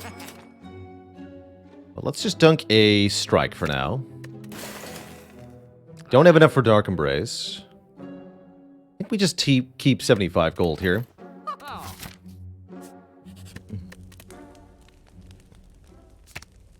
And we're going to upgrade the Searing Blow one more time. Note it gets +7, 27 to 34.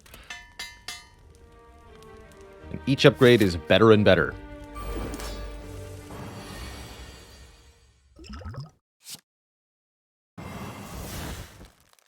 See you later, Ghostly Armor.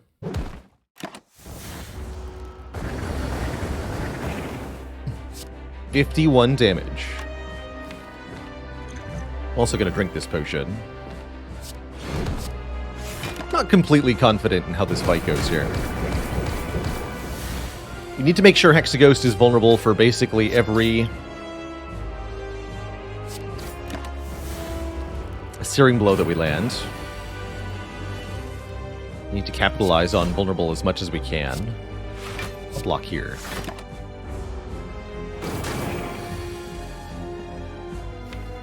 Uh-oh. Oh no, that's really bad. We missed the bash, and we reshuffled without Searing Blow and without Headbutt. Might be dead here. Just to this draw order. Although we can Searing Blow Headbutt, that's pretty good. I still think we're toast. Can't do 119 in the 3 turns required. We're super toast here. Well, dang. I guess we get to start a new run. There's really nothing I can do about this. I was wondering if we needed another potion. I guess I should have spent that money on a potion.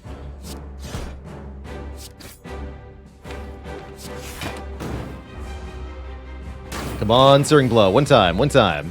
No! Alright, GG. Killed by the burns.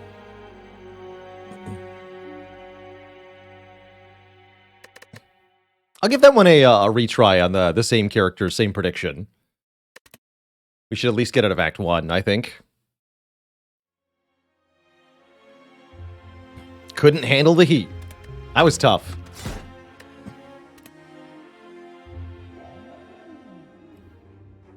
Hello again. Choose. Master of Strategy.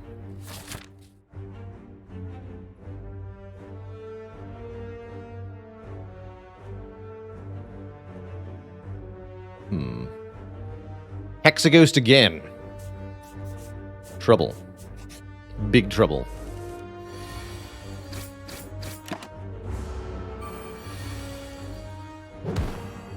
See you later, Sleeko. Toodaloo.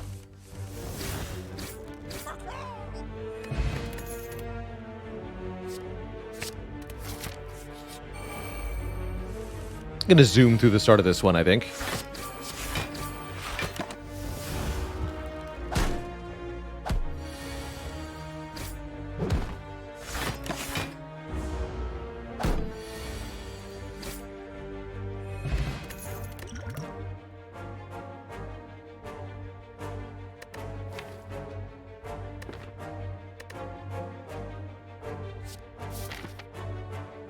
Yeah, sure. Why not?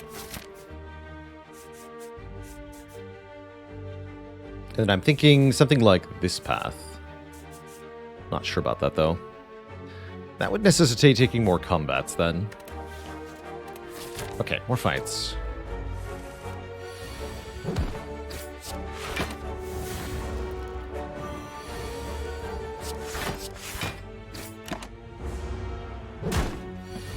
We can transform our colorless cards into violence. Now, there's something I haven't thought to do.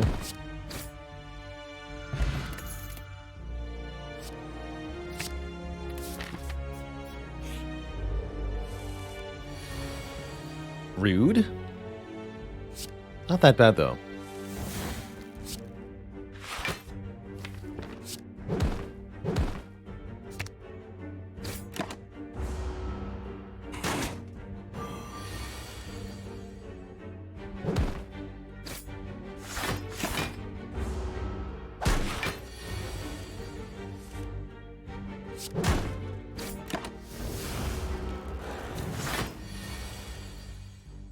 Oh, that's not a kill, though, huh?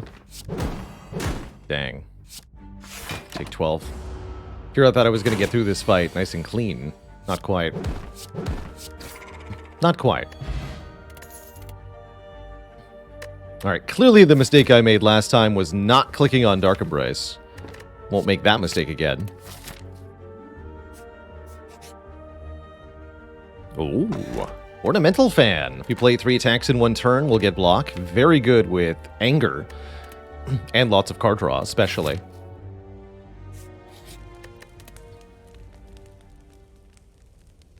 And I'm going to do something a little unusual here and make Anger the first upgrade.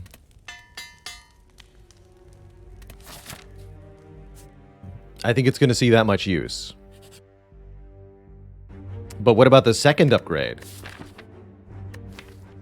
I guess that can be Bash, huh?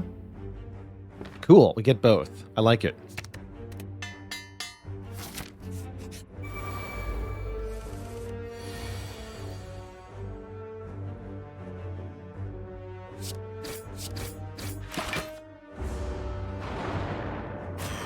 Haven't enjoyed taking the pain in the Warp Tongs that much. It's not worked out for me when I've tried it. Tend to find it better to just take the immediate upgrade, no curse whatsoever. Just feels better. Okay, but we do need to play Dark Embrace, right? That's gonna happen. Guess we don't need to.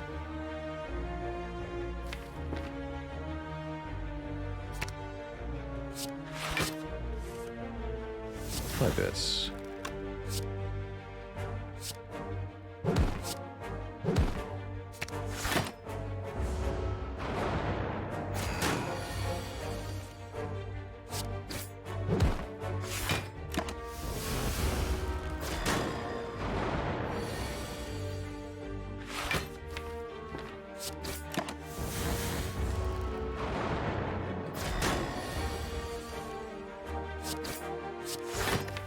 Not too bad. Although we might take another hit after this.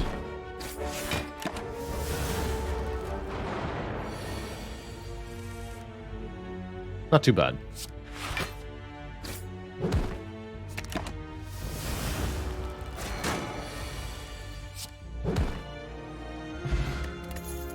Score a pentagraph and a pommel strike. Also great with the ornamental fan here. Don't see much need for Rupture. Sever Soul's kind of interesting with the Dark Embrace. Don't usually take that card, though. How do I feel about Strawberry? I like it more with Pentagraph. Take some Wax Health here. Why not? Why not?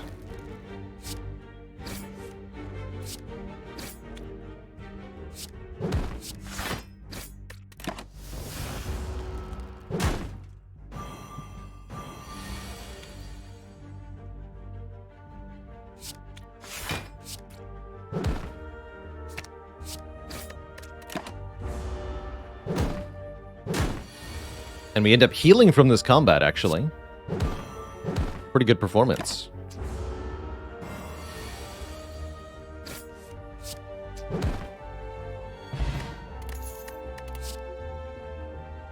True Grit. We have a Dark Embrace already. Having a way to exhaust targeted cards seems pretty spectacular to me. And now we get to fight the Burning Elite, which is a Lagavulin. Bash on turn 1.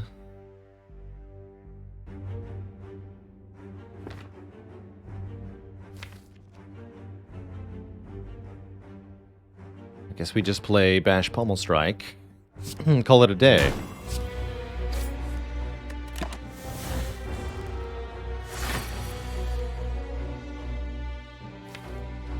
This is a decent Blessing of the Forge. Although not great. We should definitely use the Blessing in this fight. I guess so.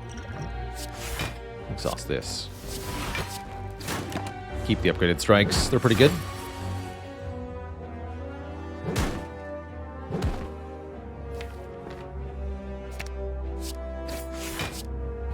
Ornamental fan saves a little bit of health, at least.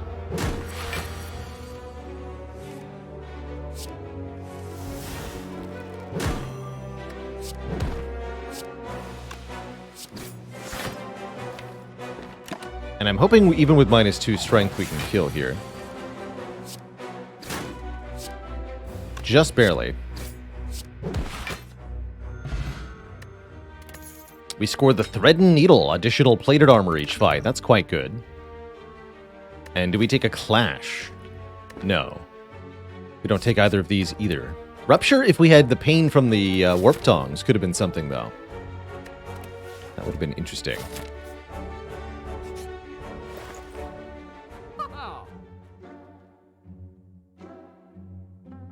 Not a whole lot here that is particularly important. I guess Inflame is a nice way to get some strength.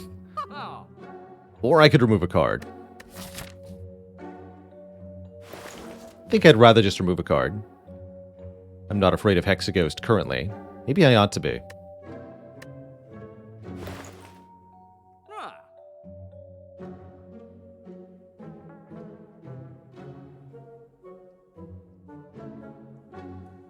Maybe I ought to be.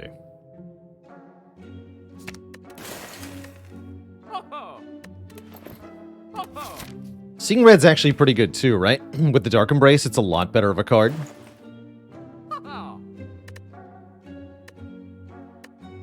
Sure. With the defensive set of relics, is a defend better remove than a strike? I could see that being the case. Personally, with the Dark Embrace, I'm sort of in a corruption waiting room here, so I think all the defense will eventually be useful. I also have a general philosophy of, as long as you have at least one anger, you can remove every single strike from the deck. But there's probably some short-term situations where we might want that strike more. Hey, at least we get to play the Dark Embrace this time. Although I could play 3 attacks for block.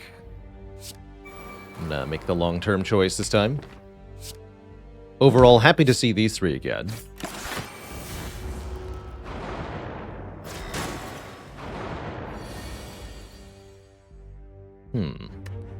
Is it ever Dexterity Potion?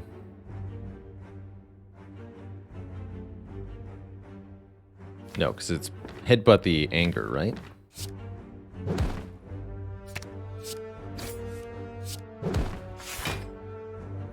Yeah.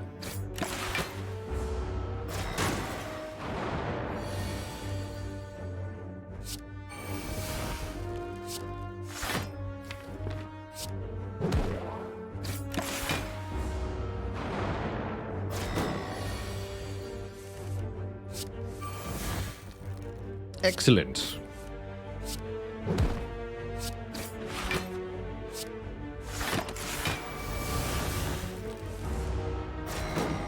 Chubbs GG, thanks for the 9 months of support. Big ups.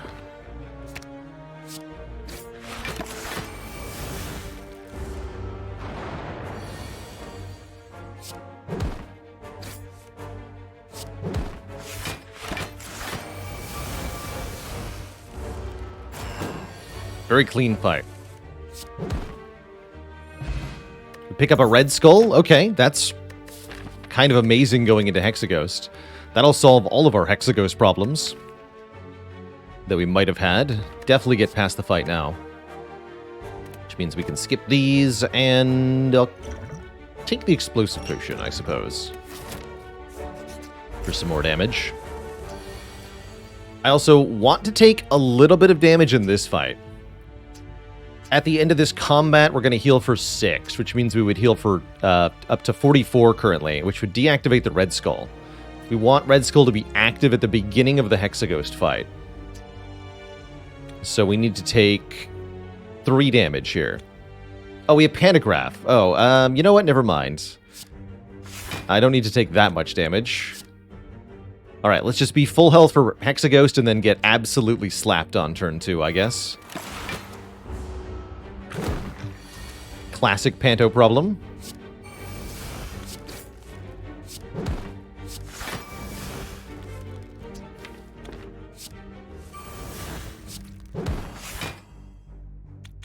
Take that.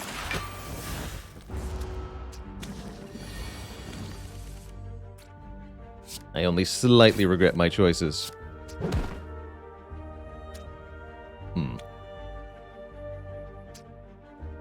Block 19, take 5. Or block 8, take 4. Draw 1 more.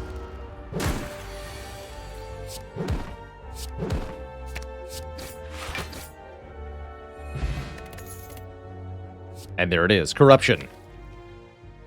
Keep the defend cards.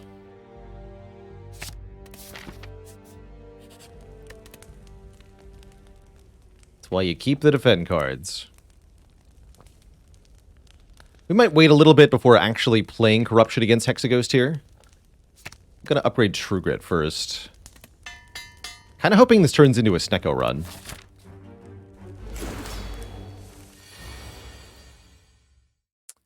I always bet Owner Aozir, partially for entertainment value. It is also mathematically the higher expected return.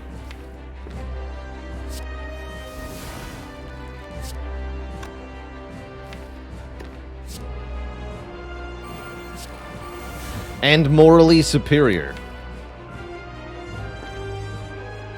I'm gonna reshuffle without all of these, huh? But my face.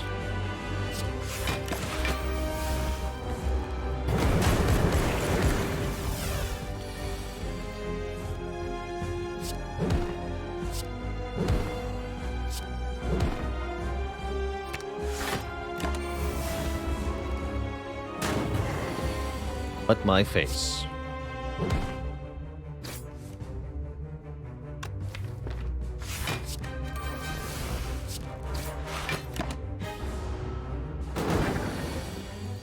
And much better damage over time this time around. Is it time to play Corruption? Probably.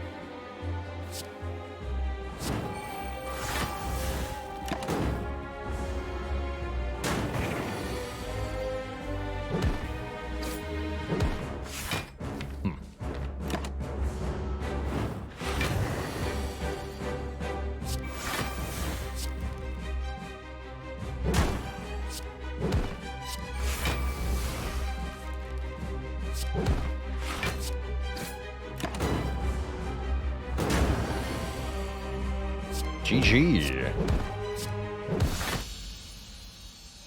Clobber Hexagos with no problem. And we get a Limit Break, a Bludgeon, or a Fiend Fire. I like a Dark Embrace Fiend Fire quite a bit. Quite a bit. Exhaust our hand, dealing damage per exhausted card. Very powerful. Hey there, Luminescent. Thanks for the good luck wishes. I hope so. We've already had a pretty good Watcher run. And I'll keep these 2 potions. Show me this Neko. Come on, one time. Boop. Easy. It's not even up against compelling other options here. Give up the gold, give up the potions, or become Ultimate Snack. Easy choice for me. I am the Sneko-Eye. I am the Sneko. That means we're going to draw 7 cards per turn with random cost, but if we play Corruption, all the skills will still be free. The only real downside is that Anger kind of bad now, but we can fix that.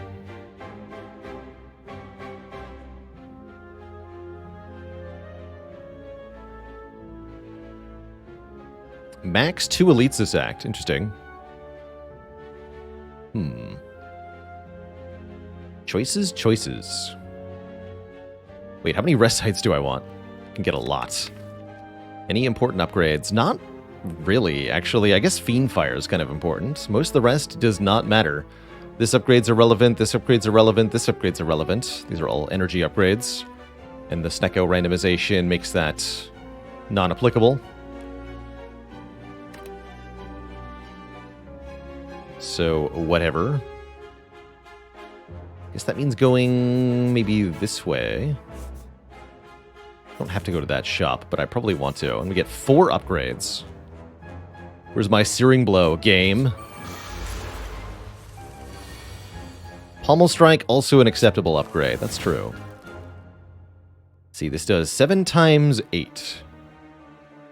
That is 56.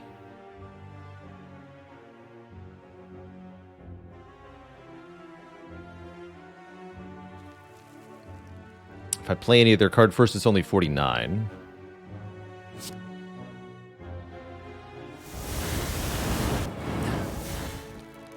How many seeds are there in total? I remember hearing it was on the order of quadrillions of seeds. Many, many seeds. So that 10 to the... What is that? 10 to the 12? Lots.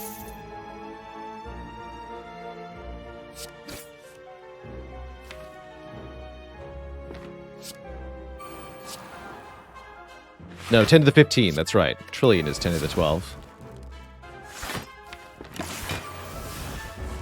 So you can play this game forever. If you want to, yes.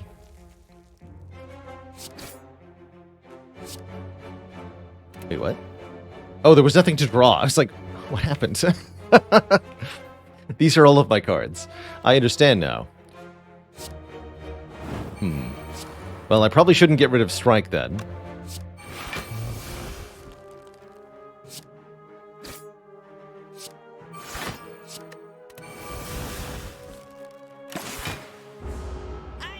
Hiya.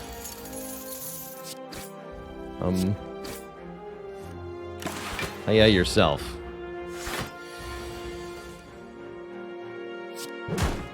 Exacxies. Well, that was concerning. We really ran out of steam there. These cards ain't it, though. I want a bludgeon or an immolate or an uppercut or something like that. Something big and bonk powerful.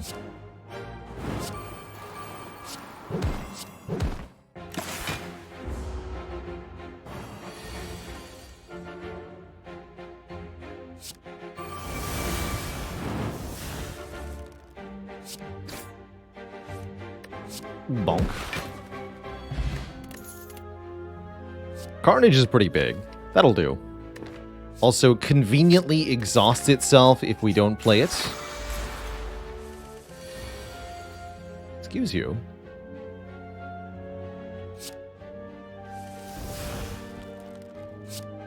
Thank you. We do have damage left. Good.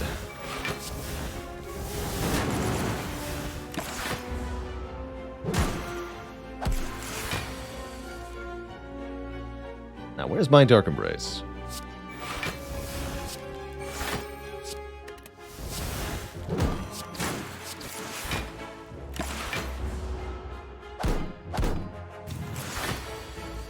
Please no. Play Carnage. Draw Carnage.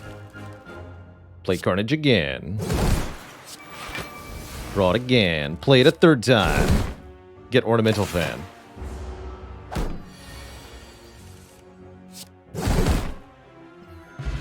With a performance like that, we could go to Carnegie Hall. Do I want this Blood for Blood? I think that's basically the same thing as Carnage.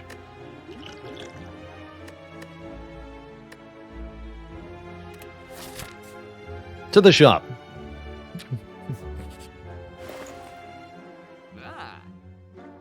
To the shop. Can never have too many shrugs when you've got a corruption in your deck. Don't think we want Heavy Blade.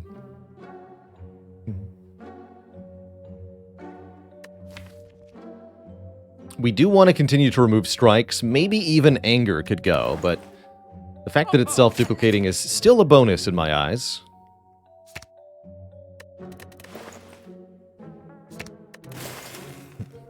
Is the cost reduction completely negated by Confusion for Blood? Not completely. If we take damage while it's in our hand, it'll get discounted. Or if we retrieve it from the discard pile after taking damage, that could also matter. Like with Hologram. Although rarely do you have Hologram in an Ironclad deck. It could happen. Secret Weapon, or Secret Technique, or Violence, rather, would also matter somewhat. But only somewhat. Gonna go Carnage, Headbutt, Strike. Not play Fiend Fire here.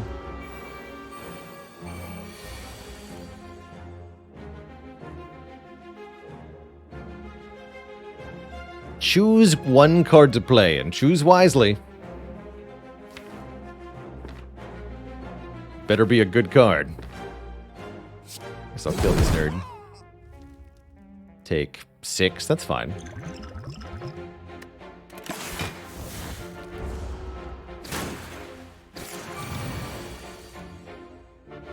Yoink. And now all of stuff is free. Every stuff.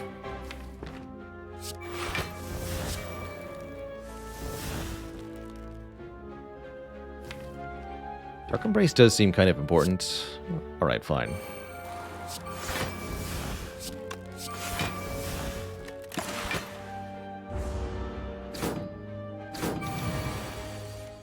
Perfect.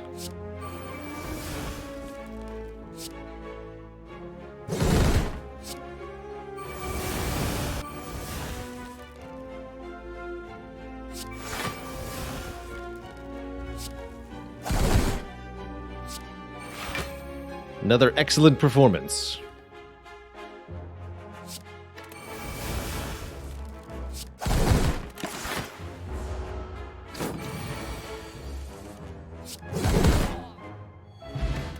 Good stuff. Let's grab an armaments, why not? More skills, more better, as far as I'm concerned. And I guess I'll take a skill potion. We're about to go into an elite fight. Let's keep these potions. These are exactly elite fighting in Act 2 potions. Onwards. Okay, looks good so far. Corruption turn 1 against these nerds is definitely what we want.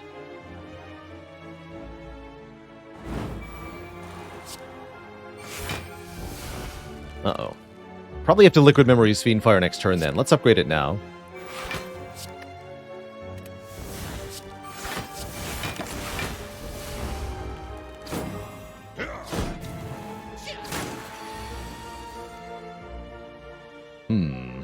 And no Dark Embrace. Can't say I'm happy about that.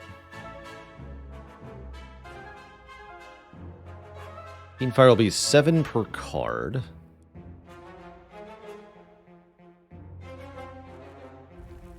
I think we just use all the potions.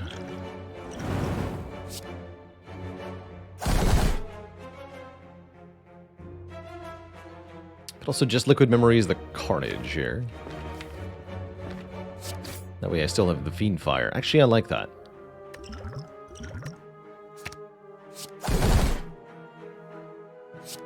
Like that quite a bit.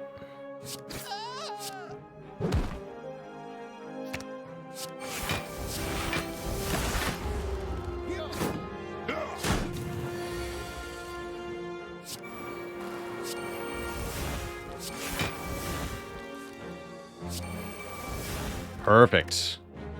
Fiend Fire fuel.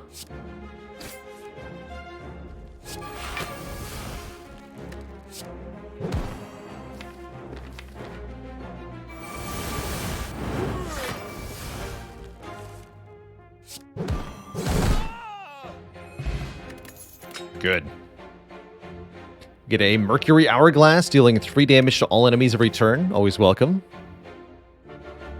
Always welcome.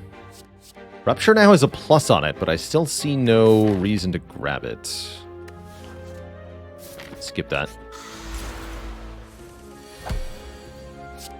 You can't confuse me. I'm already confused.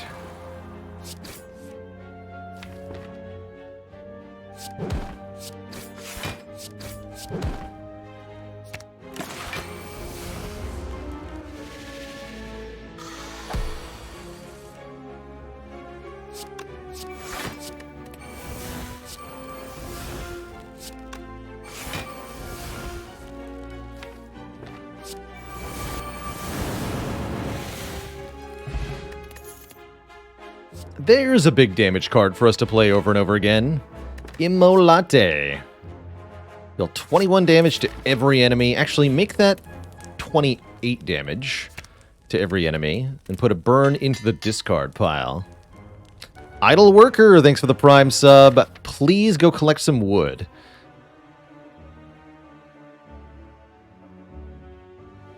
Thank you. Do we want an Akabeko here?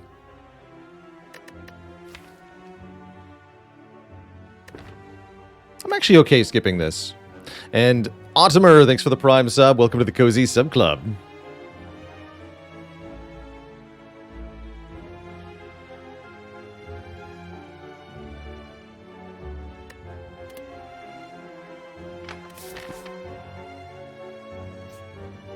Yeah, that could be broadly referencing a wide different array of games. I was mentally picturing like a worker placement Euro game, a board game. Like Agricola or something, but insert your own reference there as appropriate. Let's upgrade this to armaments, make it every card in hand. Not that many upgrades actually matter. At least we'll get all the premium ones.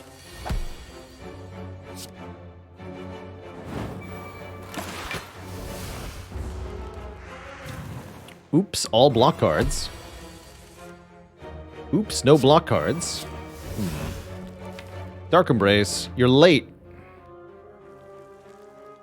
Nonsense. Oh, and you're still alive, huh? Well, shoot. Please don't kill me.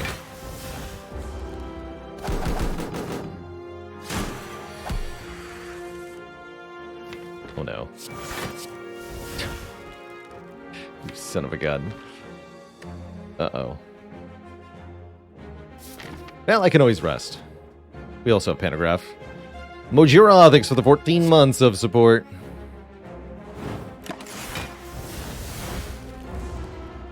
Ow. It's free, though. That part's nice.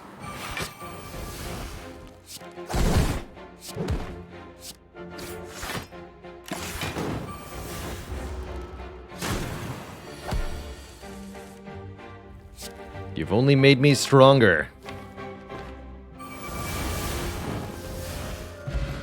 And then weaker again. Body Slam? Corruption Dark Embrace likes Body Slam, but Snecko doesn't. So no.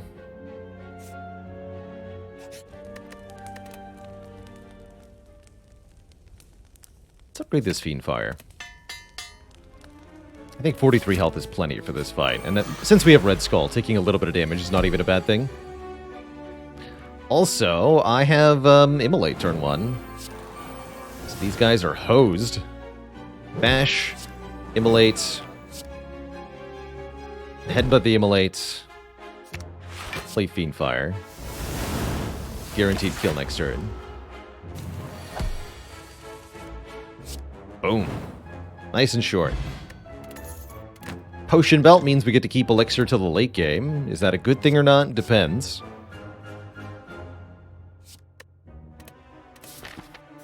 It depends. Scaling the wall, you notice a wall covered in the writing of ancients. Get to remove a card or upgrade all our strikes and defense. With the armaments, I say just remove another strike here. Get rid of all the basic attacks. Still maybe want to get rid of Anger as well. As far as upgrades go, I like Pommel Strike Plus, I like Carnage Plus.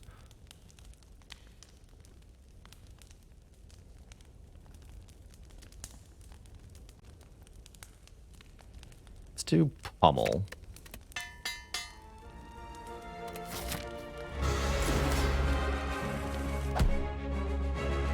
Versus the champ, it's very much possible for us to run out of block if we go Corruption early here. I think maybe I should skip Corruption the first time.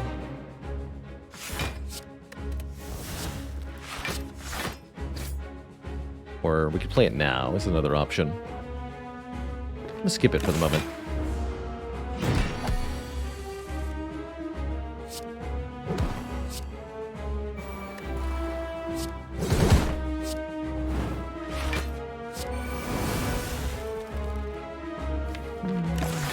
Acceptable. We might not have quote-unquote scaling in this deck, but we have something more important, which is tons of damage immediately. We can play it now.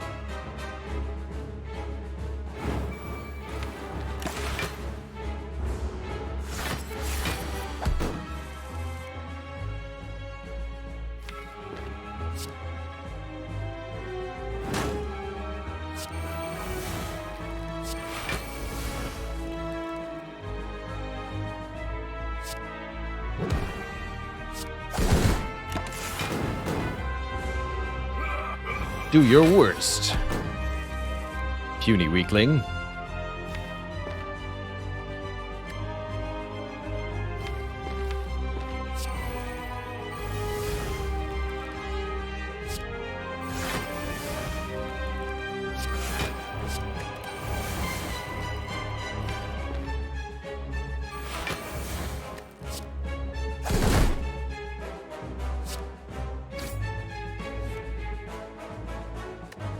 Rip Carnage, I guess. Seems fine, though.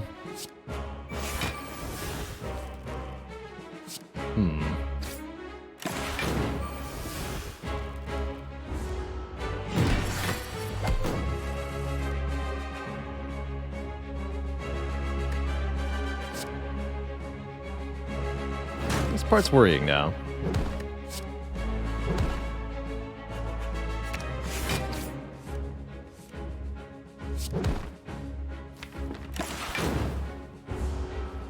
Good news is we're not vulnerable, frail, or weak for this, so it's only 22 by 2, and that means we can just tank it to the face as necessary, which is apparently quite necessary.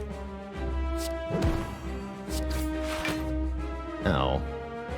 Can also use the elixir to get rid of these burns if need be. Why is the champ's sword yellow? I imagine it's made out of the same gold his crown is made of. Not a good material for a sword. Blah. Cool, we didn't even have to use the elixir. Now we're rich. We can have a second corruption if we so desire. I personally like Exhume a lot. Get back any one exhausted card. With corruption, Exhume basically means choose any skill in the deck to be able to play again. Scaling is overrated. That's right. Who needs it? If your baseline is high enough. Certainly we don't. Cursed Key is one of the ways that we can get that last curse we're looking for, ideally in duplicate.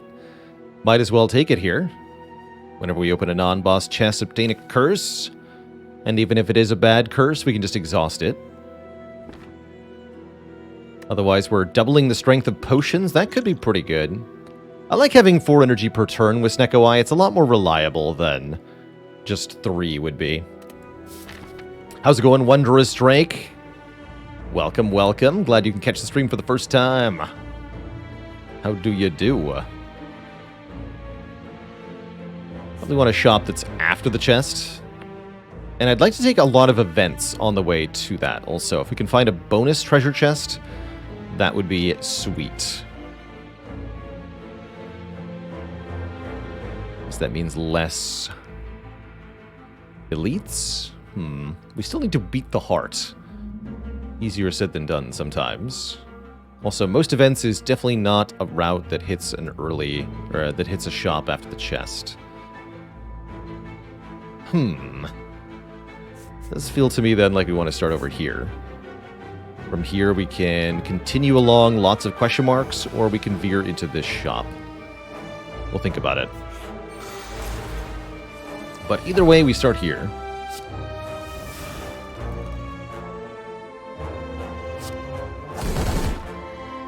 This does 70 damage, so close. But I can Exhume, Master Strat, play that, then Fiend Fire, and that does kill. Spicy. Once again, who needs scaling?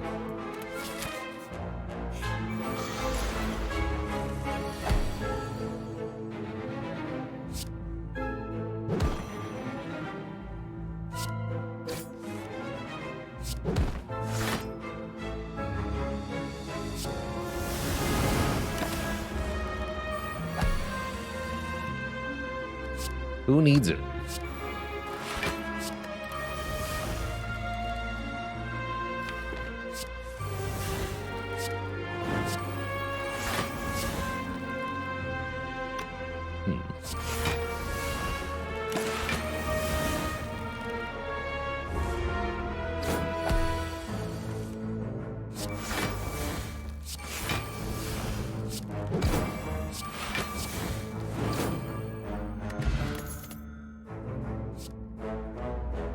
Yeah. 2 Dark Embraces is better than 1, as my grandpap used to say.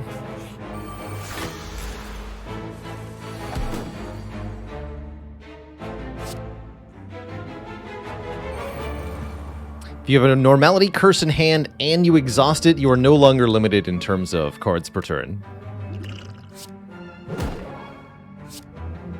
But note that having the Normality in hand may prevent you from exhausting it.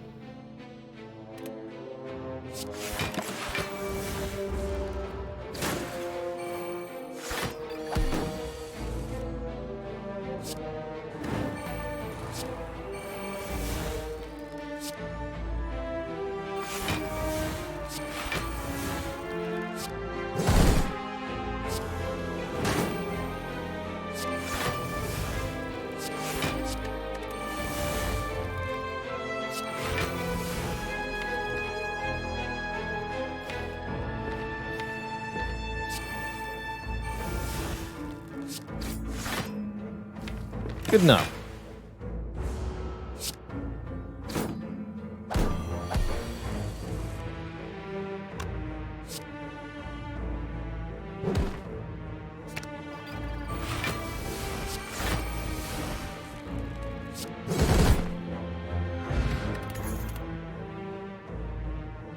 More attacks.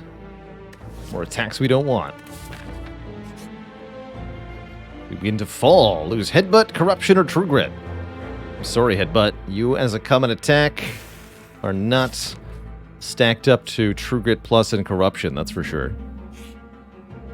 And here we can buy potions. I've got a potion bell. Give me the full 3. Attack, Speed, Dex. Lots of block options. Interesting. I'm going to keep this array. All defense, no offense. Seems like we've got offense kind of sorted out here.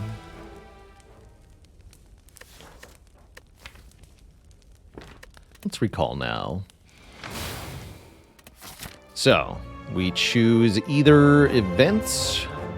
I think I want to see what's in the chest before a shop, so I'm going to go this way. Get the extra elite here. That way, if there is a clumsy, there's a faint chance we get to do Dolly's mirror shenanigans, which would be the hope.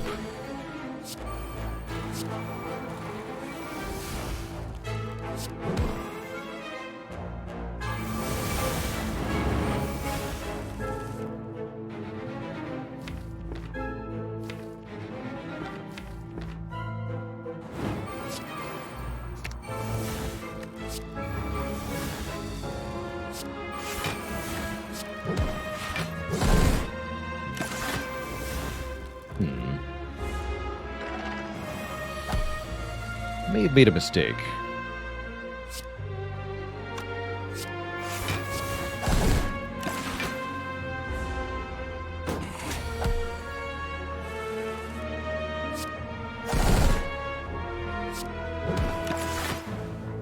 Looks like we're fine.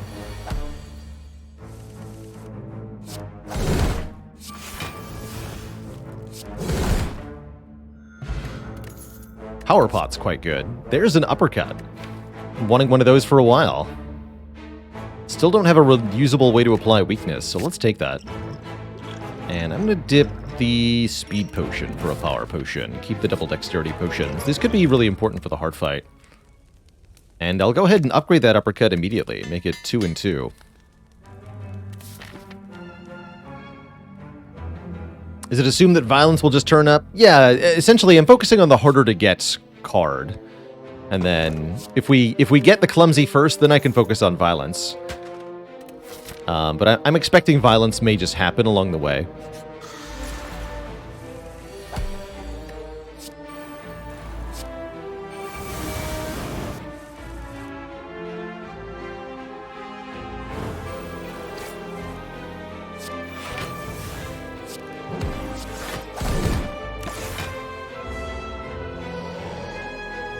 Now we just gotta transform it. Violence often does just happen along the way. That's true.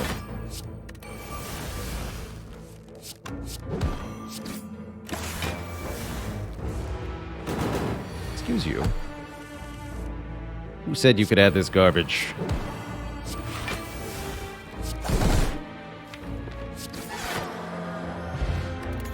Bad nemesis. Now give me a shrug. Secretly Darklings. Alright. Dark Embracelings.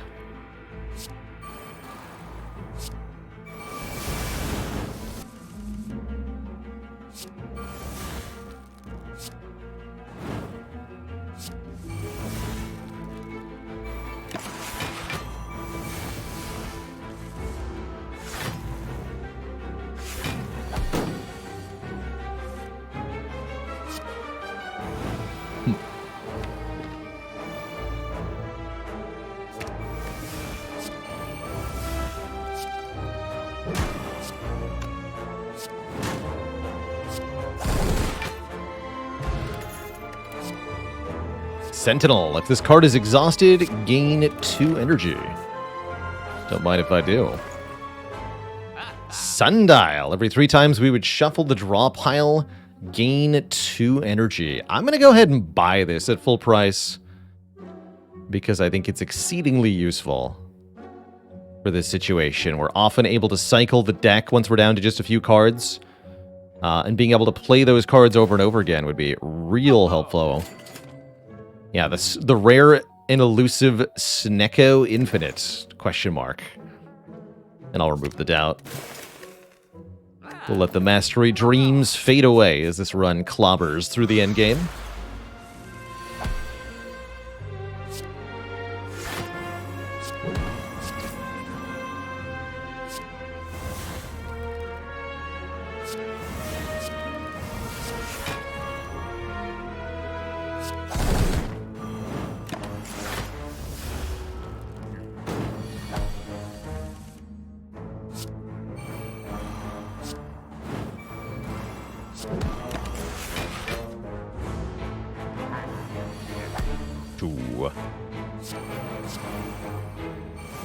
So now we just go infinite, essentially.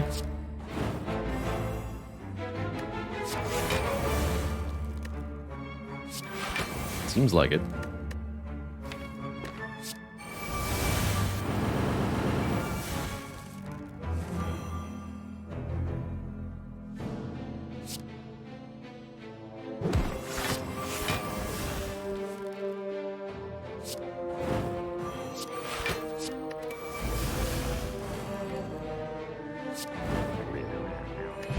Cool.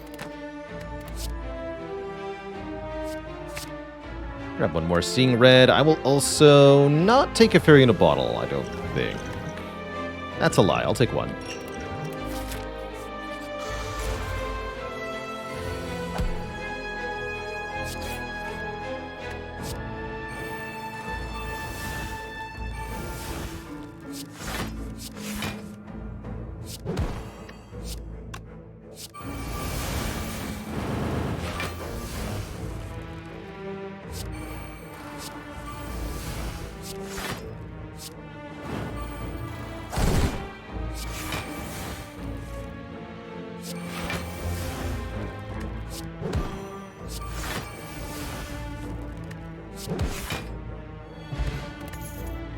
Draw 5 cards and randomize the cost of cards in your hand. Also pretty dang powerful. Let's grab a Flame Barrier. Take this over the Dexterity Potion. I think that's quite useful.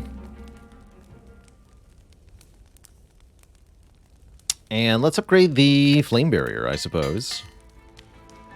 Could have also upgraded the Sentinel, I think, quite reasonably. First step. Slime Eater is here. He's gonna get punched. A bunch. A bunch of punch. I think we go Seeing Red Fiendfire now. Although that would lose Pummel Strike. Am I okay with that? Yes.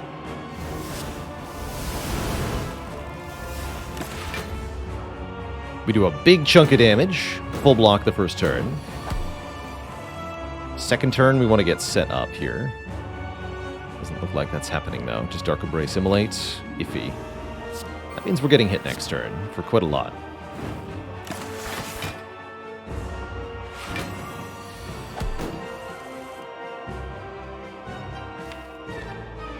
Yep. That's bad.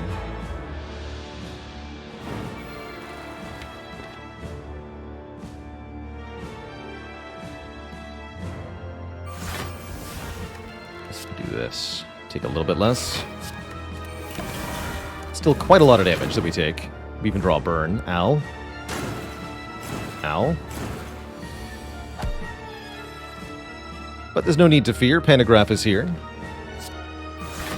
And now this boss is absolutely getting destroyed.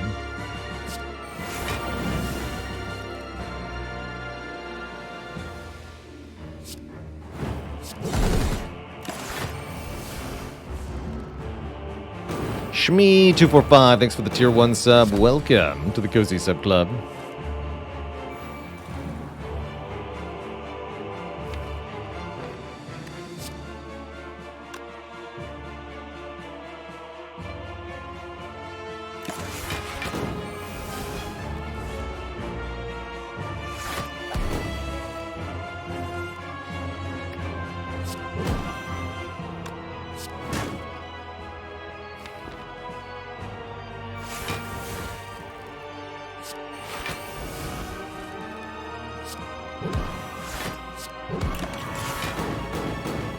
Where'd all these burns come from?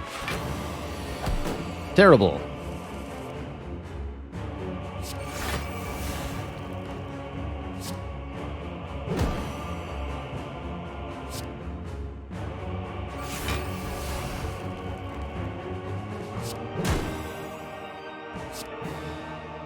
May need to use the elixir here, unfortunately.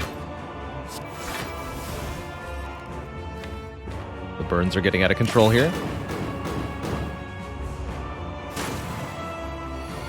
Although we have 2 turns to kill. Let's see what we can do. Slimed are actually really good. Sort of.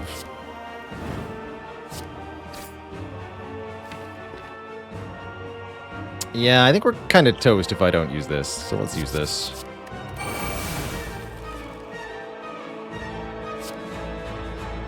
Problem is I can't play 3 cards. Doesn't matter? Question mark? How much block is that? 20. No, that Immolate still kills. Easy. Wait, the burns would hit me? Hold on a second. You're telling me if I had no hit points and no Orichalcum, that I actually would die there? I had no idea.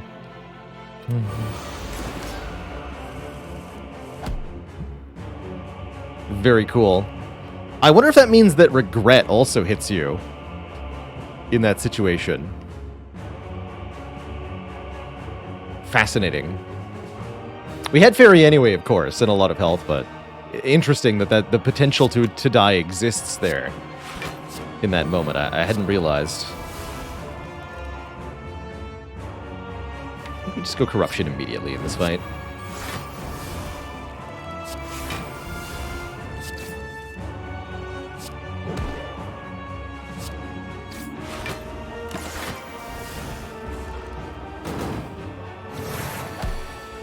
Is the deck scraping by? Yes, it's only barely scraping by.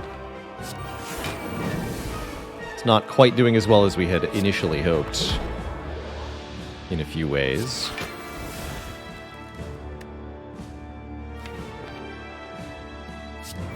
But it is still getting the job done.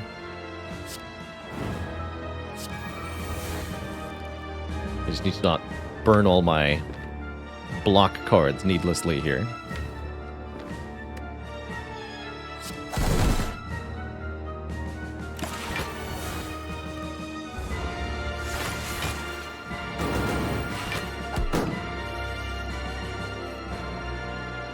Definitely stings when stuff costs 3, though.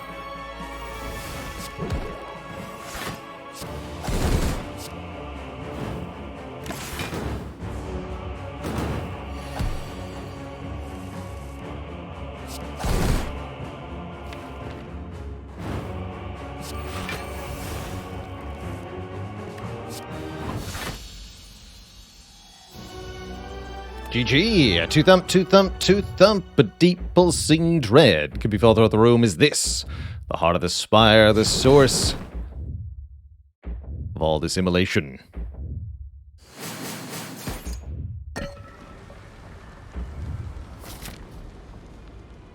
So we should have no problem versus Spear and Shield. Versus Heart, we are definitely worried about running out of steam, so to speak.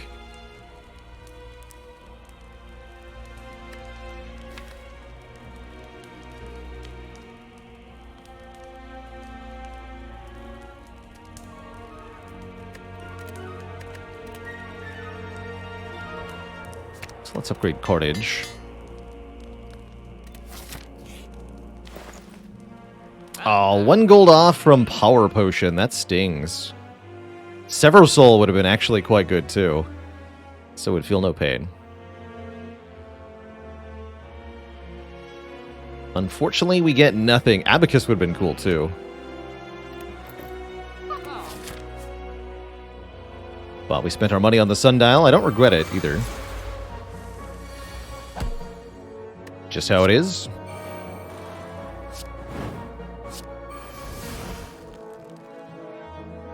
Simply is how it is.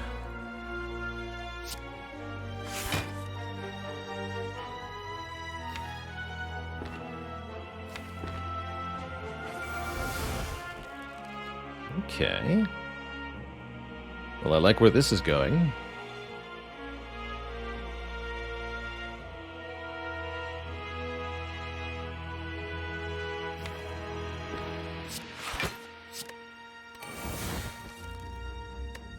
Good. Wonder if I should Fiend Fire this one. I think I will. Kill this one first.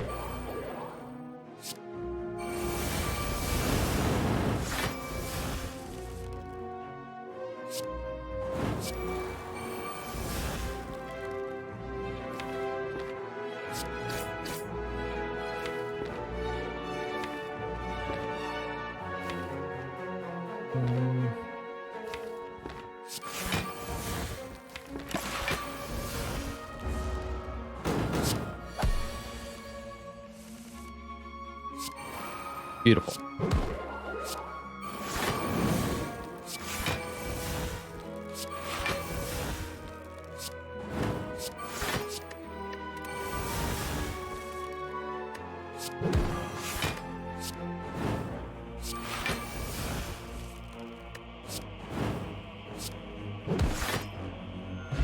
Full health. And full potions. We got a Distilled Chaos to play the top 3 cards of the deck. If we want more exhaust, there's Burning Pact. I think that is probably the answer here. Give me that.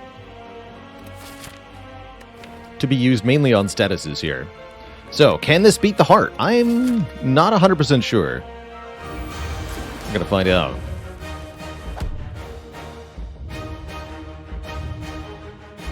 Interesting turn 1.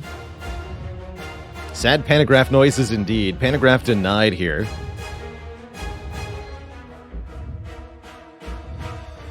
Guess we Power Potion first. Power Potion, what you got? Feel no pain. That's probably a no-brainer. Or a no-painer. I'll take Feel no pain. Demon Form would have been nice.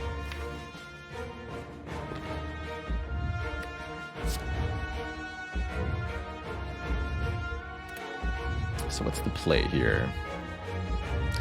Thinking about doing Uppercut Immolate. Dark Embrace. Skipping Corruption the first time through? Questionable. But I've got good potions, so I'm going to do it. Could also reroll the cost of the things currently in hand. Worth considering. Don't think so, though.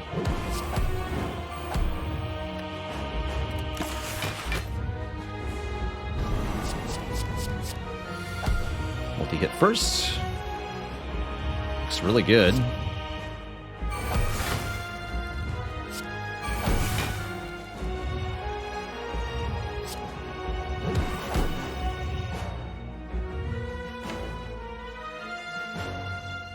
What's on top?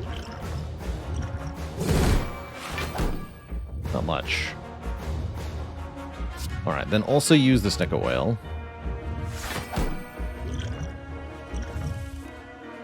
Here we go. Really good turn for Flame Barrier. Armaments would make Dark Embrace cost only 1.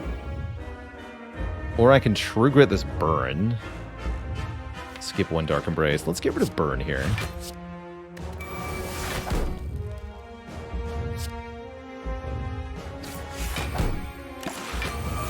Full block this. Deals 6 times 15 back. 90 damage.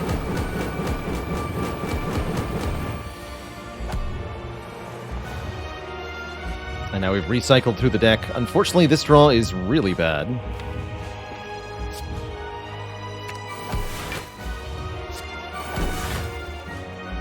Bummer.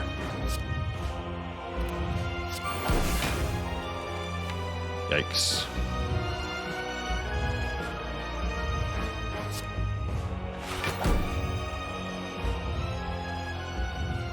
Catastrophic. Yeah, I guess we get Red Skull value. That's kind of nice.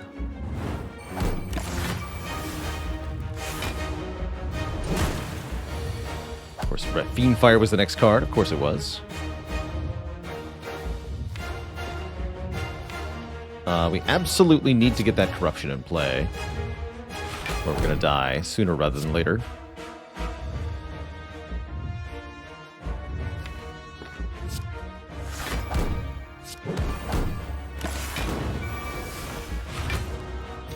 Draw here, even if it's bottom card. It was not, thankfully. Miss Dark Embrace again. Stings a bit. Sundial is here, though. On 2, that is. So that's not really here.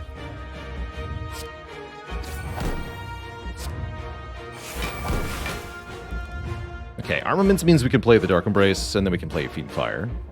Although that would mean losing all 3 of these attacks. Am I okay to do that? Maybe.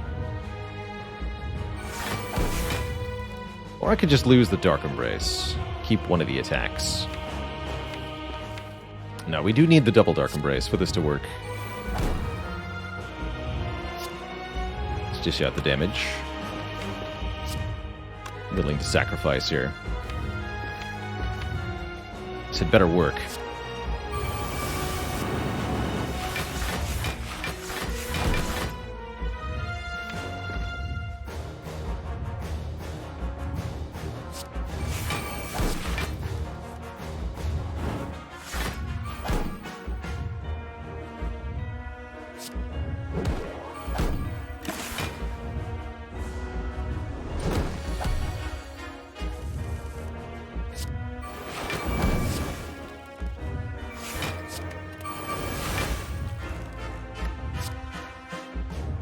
Now we're going to do as much damage as possible before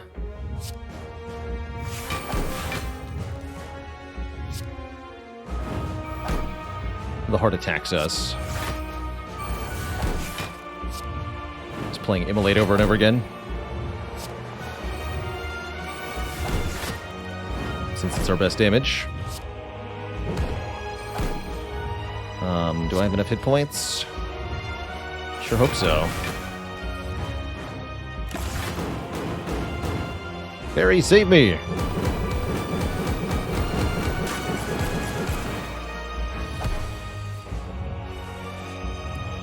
Easy peasy. Boom. GG. By the skin of my teeth.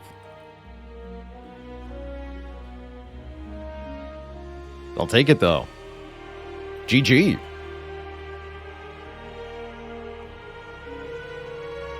GG. If it weren't for that flame barrier, I don't think we would have had it. We absolutely needed the 180 damage that did to the heart to be able to win. Otherwise, we didn't have quite enough. So I'm going to credit Flame Barrier with the victory there. GG.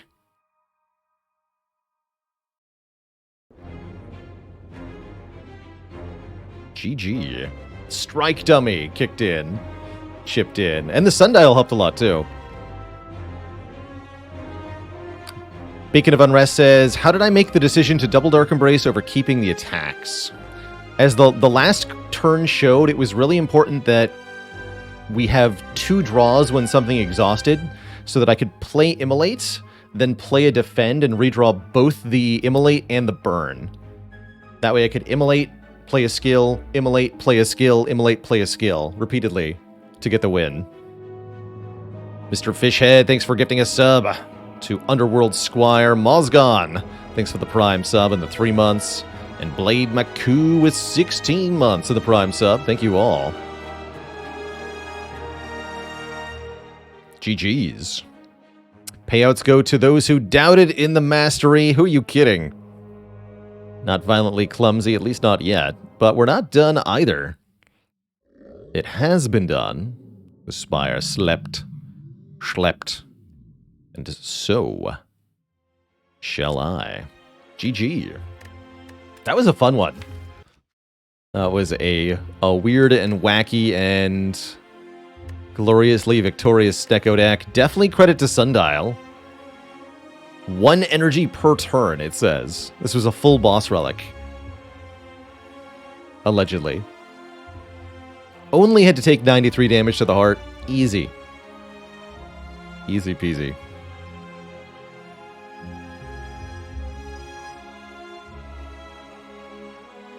Next prediction should be for a whole stream.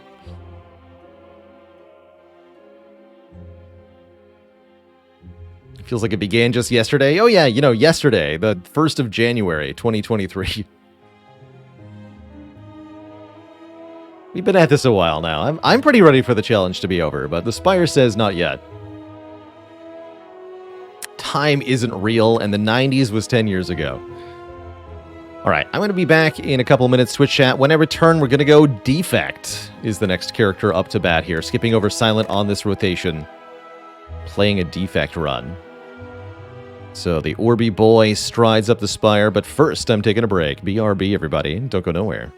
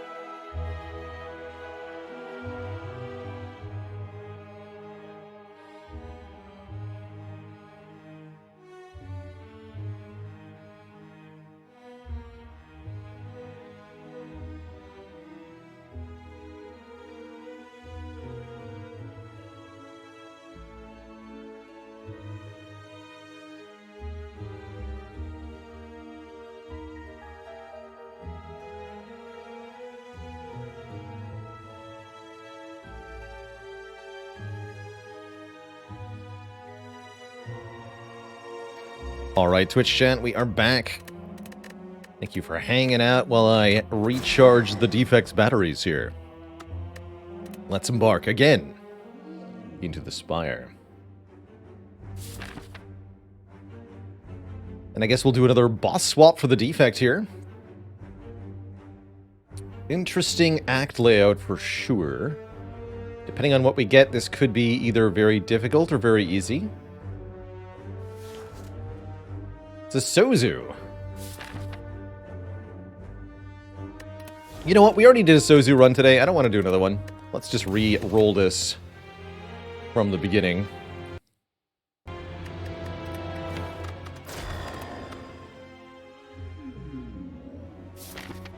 Take a free Burning Elite instead.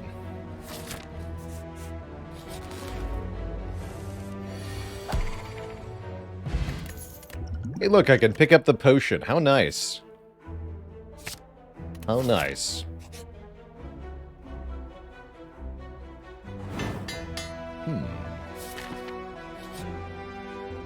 Renwid. Have a strength potion. Thanks for the bag of marbles. Applying vulnerable on turn 1. And... oh, it is a combat. Alright, we'll go for this one then. It's a shame. Could have had 4 elites, including the Burning Elite. Not today, huh? Guess I still could fight the Burning Elite if I wanted, but it seems like suicide. Skim with Streamline. Kind of interesting. Normally I'd be taking Ball Lightning here, but...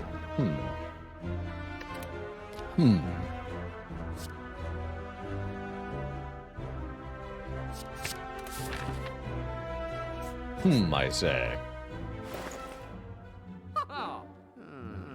Sweeping Beam can be pretty good, actually. An oft-underrated Defect card.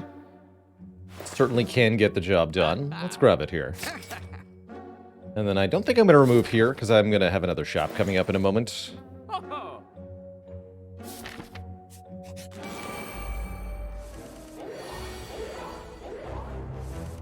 Get beamed on. Tungsten Rod. If we would lose health, lose less. And Sunder. Usually I'm thinking either Sunder or Streamline, not both. This could be both, though. Yeah, let's try both. Just grab all the big attacks. Is it all about the card draw? It is all about the card draw, Janice. Yes, that draw 1 is a lot better than you'd expect. Especially in the later game.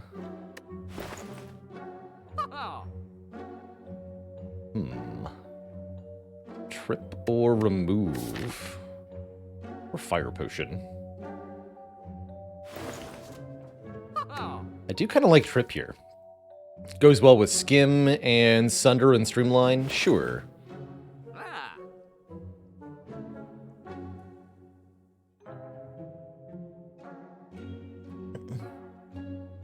Hey, Noah, having a hard time with Fisherman on Brotato. The easiest Fisherman start I found was actually Shields. So I would give the Shield a try, if I were you. Grab as much armor as you can, as well as a bit of healing regen stuff.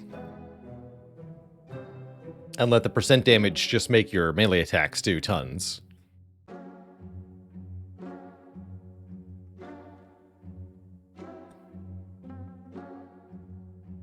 You can also do Gun Fisherman.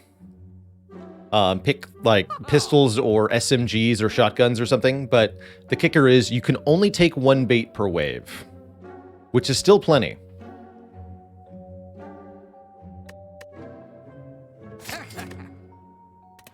Gotta do some more Fisherman shenaniganry. Hey, look at that trip. Going for a trip. Is this the Flex Potion turn? Don't think so.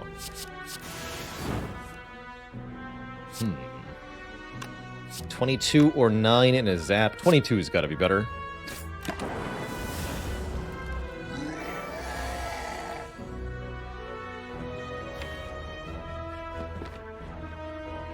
And we can know exactly how much damage we're going to do next turn. Next turn we deal 36 with Sunder. So we just have to put you below 36. So Play dual cast, double defend here. Take 6, win the fight. That's pretty good. We even get the health back in the form of the strawberry. Do I want 2 sweeping beams? I don't think so.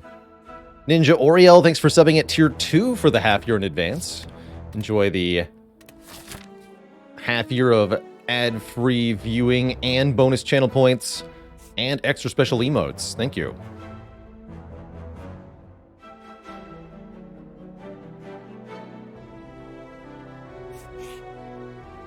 Oh. Strike dummy. Cards containing the text strike deal more damage. That's definitely an advantage in the short term, sure. It's also a hilarious reason to pick up, say, Meteor Strike. Or Thunder Strike.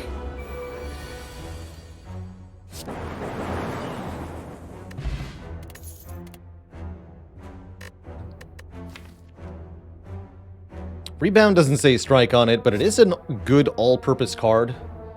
I like a rebound.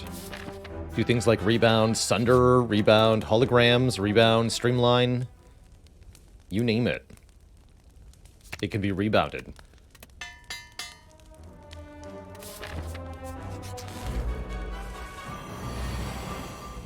Should have upgraded Sweeping Beam. Oh well. Still pretty good.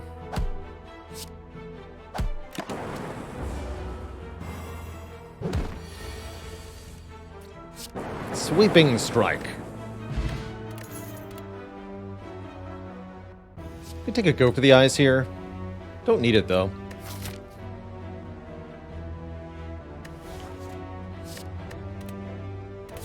We're just under the threshold where going to a shop makes any sense. We'll skip this shop.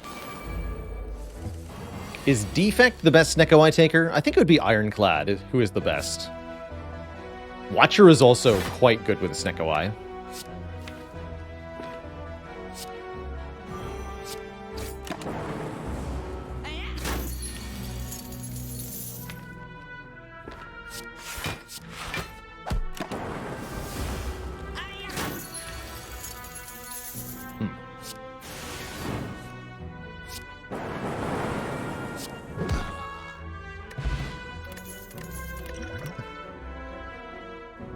Since we took Trip, we don't need this beam cell.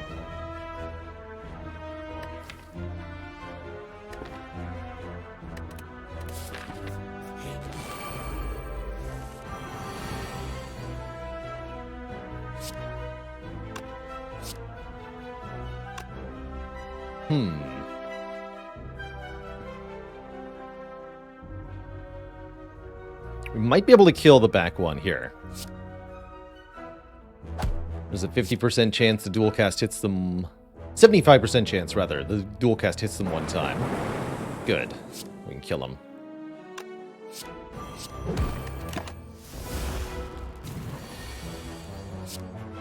Perfect. We're offered a Liquid Memories, very good with Sunder. And with these high-cost attacks, I don't totally dislike a zero-cost block such as Steam Barrier. I think that's a pretty useful card. Going into the next act, not bad with Rebound either. There was a turn 1 kill, there was not, that I saw. Backlouse had 17 health, dual cast only deals 16 damage. So if I killed the front 2 lice and played dual cast, the remaining louse has 1 hit point. We take 5 damage.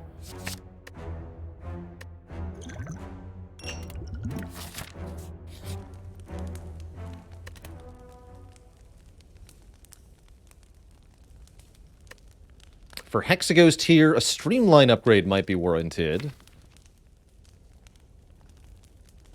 I could also see upgrading Zap.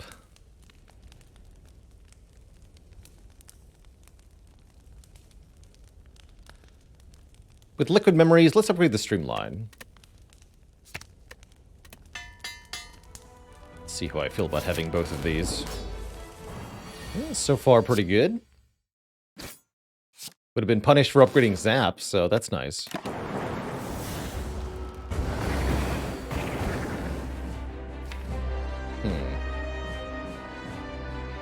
Not my ideal defensive hand, though. It's a bit better. Do we dual cast? I don't think so. This fight will go on long enough that losing the lightning orb outright is actually a loss of damage.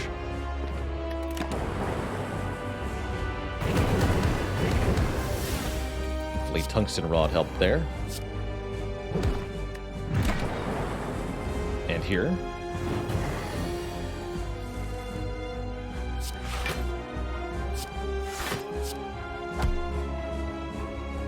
And here.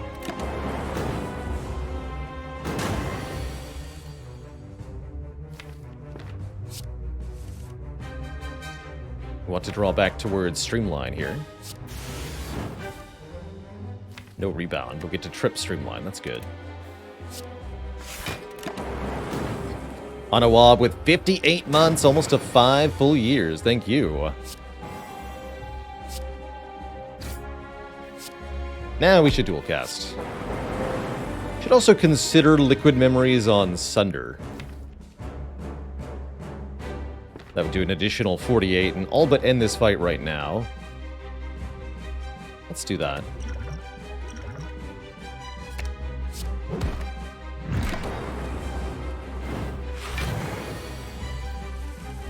Exactly.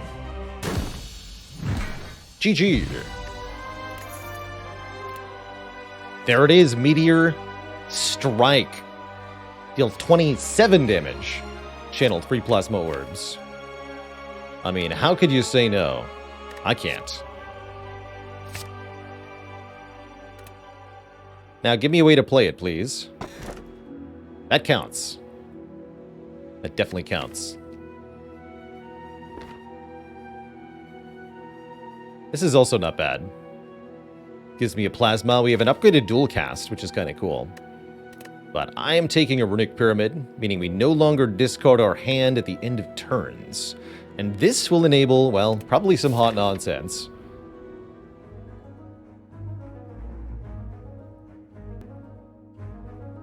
But first we need a card that makes energy like Turbo.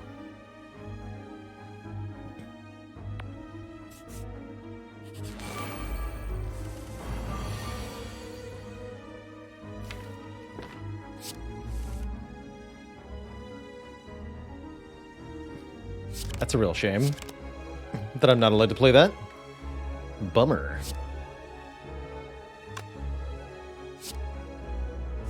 Like the rebound now. Let's dual cast first. Okay, this does 32. Yes, we need to rebound. So we can kill you with Sunder next turn. Guaranteed.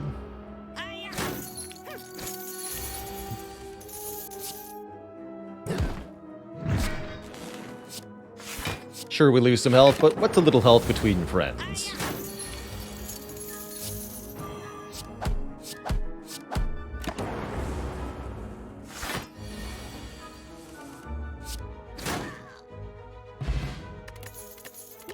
Thanks for the stuff. Aha, now an upgraded Go for the Eyes with Runic Pyramid. That's a much better version of the card. That's a card I'm very happy to take, so we can weaken our foes and reduce their damage substantially. Antwalk with 16 months. Re-up on the ad-free viewing experience. Please enjoy. And thank you.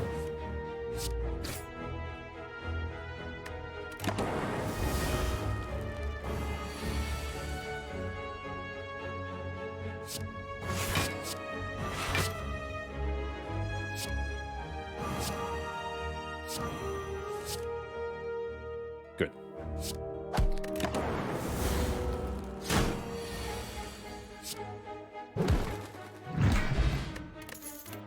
Nice and easy fight there. Still not cards that will help me play the Meteor Strike.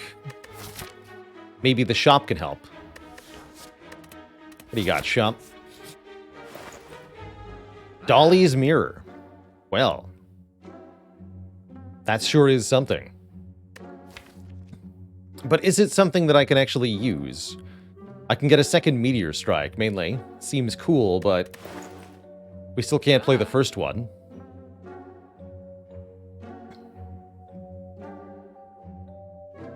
I've played Paper Magic Jingo. Last time I played Paper Magic was around 2008.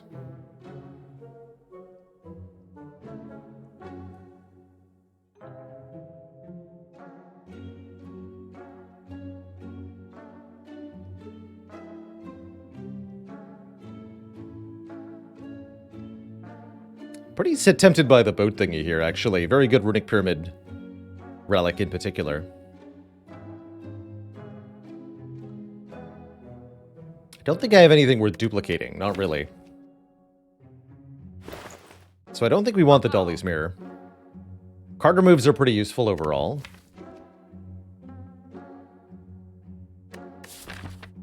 But not as good as a boat thingy. Just gonna buy the Horn Cleat. And be on my way.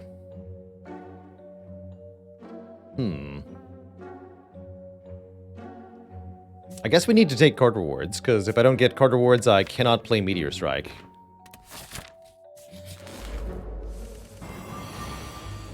Okay, this is a good turn one. Good fight in general to get, too. That's right. Don't you forget it.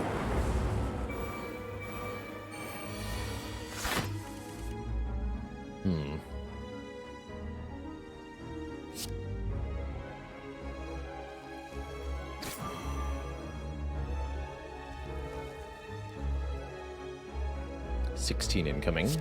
So I do have to play defend. That's fine. Gonna hold on to this trip for the moment. Thinking to use Trip Sunder to kill one of the higher health ones here. Precisely.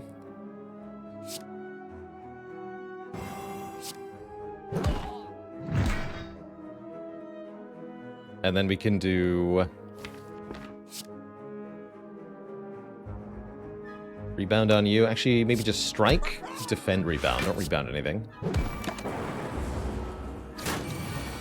Then streamline strike kills. That was a good fight.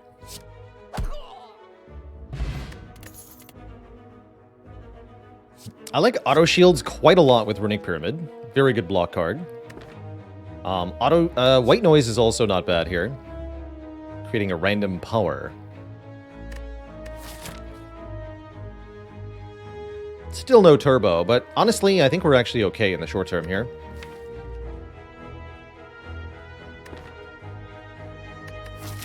If I have a spare upgrade, I guess I'll give it to White Noise. Let's try that. So, how do we proceed?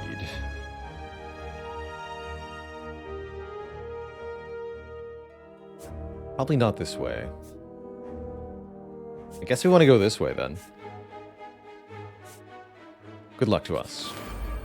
First, we must get past the Snake Plant. It looks like they're going to hard counter us by debuffing next turn. Oh no, they went for another attack. That's good. Definitely better than them debuffing here.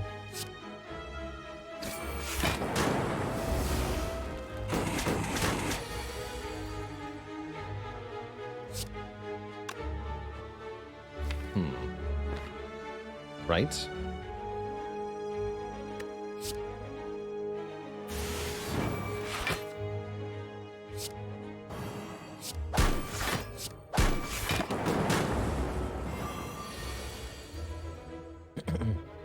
Okay, not bad. Bogus Potion and an upgraded Steam Barrier. I actually like that quite a bit. How close am I to considering semi-seated runs? I'm thinking we might do Cursed Key starts. If I continue to get nowhere.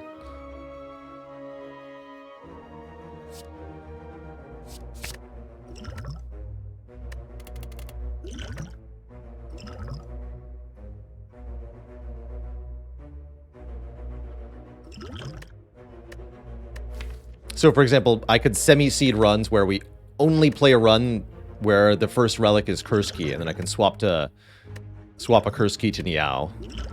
But we still have to get too clumsy sort of naturally after that.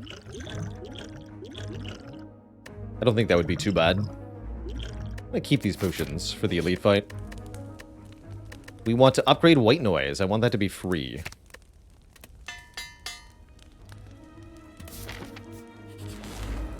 Hello. Sure would be nice if I could play Meteor Strike, huh? Dang. But my face, though. Have you considered my face? Look at you.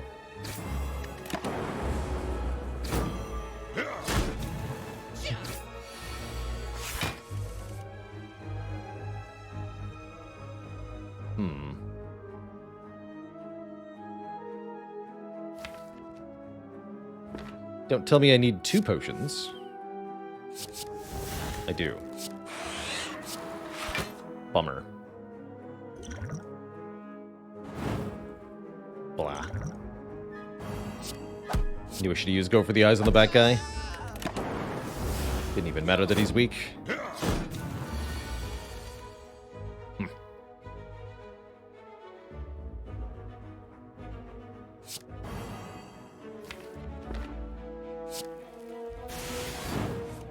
Couldn't quite sunder here. We can do it next turn. No, he has to be below 36. We can get there with dual cast. Or I can just strike him.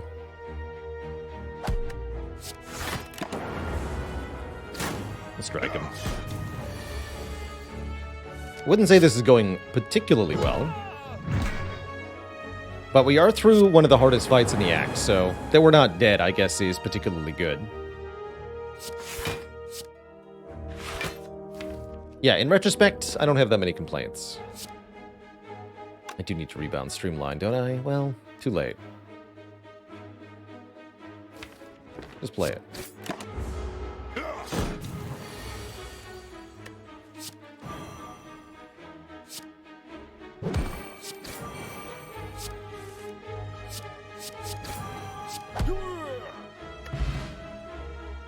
We get a shovel, unfortunately not a helpful relic. And an electrodynamics, which could be considered a helpful power. Actually, not sure I want it, actually. Odd. You already have AoE kind of sorted by the Sunder and the Sweeping Beam and the Rebound and such. I'm gonna say no. No, thank you.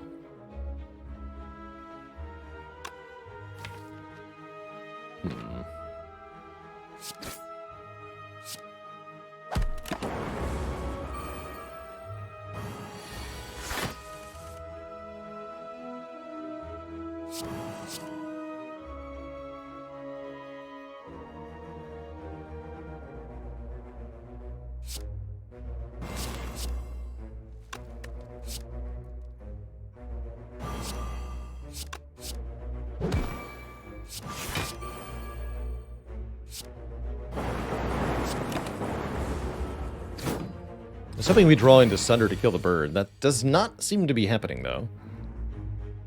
Ah, heck. I got greedy.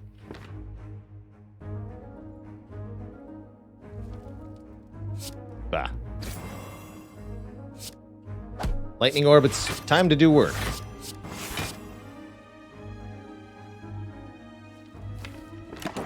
Good work.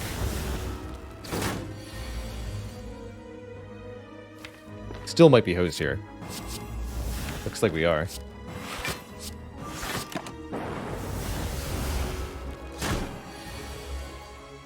Yeah, we're hosed. Dang. Sunder came too late. And we couldn't quite handle the Hex Curse here. So this run goes to the bin. GG.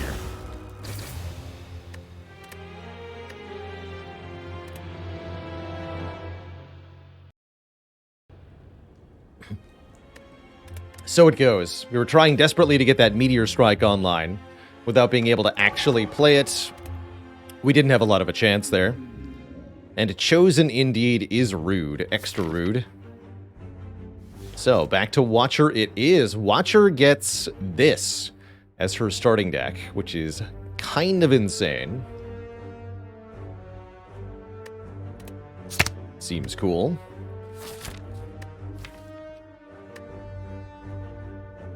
Neat. Alright, that makes me want to take lots of events. And, of course, elites, too.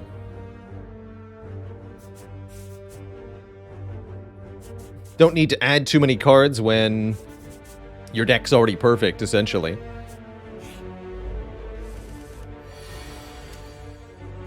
I judge you.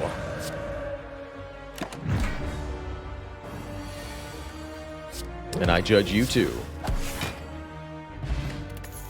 With my hand, that is. Oh, hey, a Tantrum. Tantrum, talk to the hand. Seems good.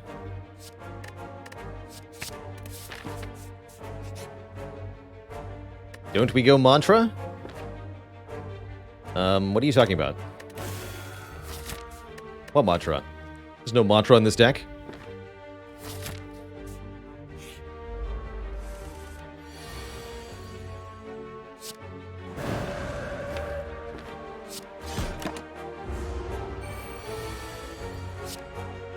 Judged.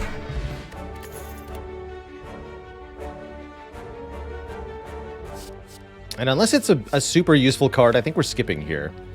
We already have the basic roles fulfilled. Usually you want to add common attacks and defends to your deck, because they're better than your starting strikes and defends, but with all of our cards transformed into other cards from this character, these cards are no longer better than the average card in the deck, and therefore there's no real reason to take them, unless they allow us to accomplish something new. And I wouldn't say they do.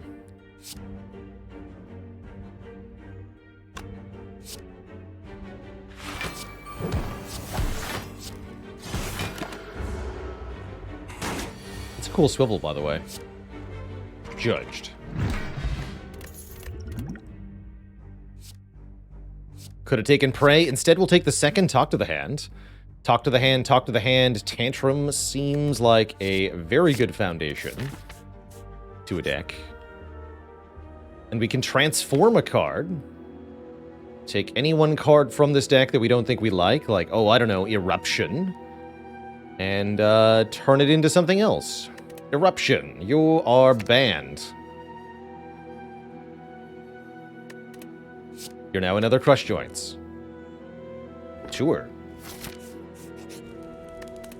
This weave is a little weak at the moment, too. That's true. Really enjoying judging things. I'm going to upgrade Judgment. 10 more health we can judge enemies at. The power. It's actually quite good for the 3 Sentries fight in particular. Although sometimes it doesn't work out.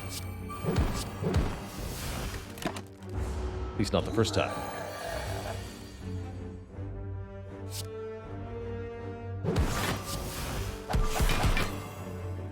Bonk. But then... oh, no judgment. Truly a shame.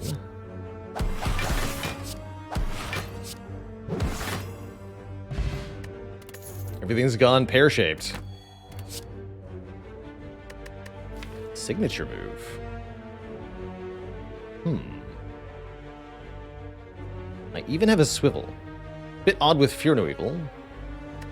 Can slap pretty hard though. I don't think so, ultimately, but you could almost include this with one or more attack removes. Indignation also kind of interesting, although with double Crush Joints, one wonders. We'll skip it all.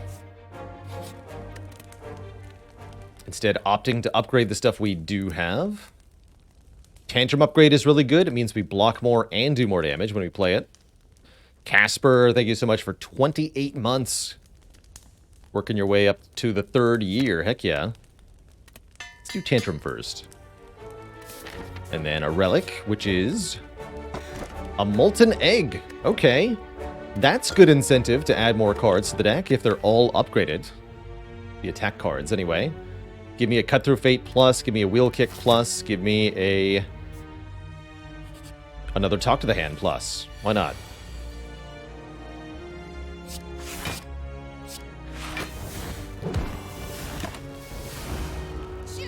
Sure. Judged. Ooh, and an Entropic Brew. Cute. What's the worst Pandora's Swap I've gotten? Ooh. can't remember...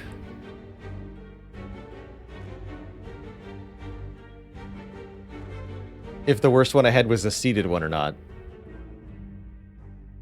We've seen a couple of seeded Pandora's boxes that are literally impossible to win the first fight. Those are pretty cool. Where you get, like, 7 barricades or something.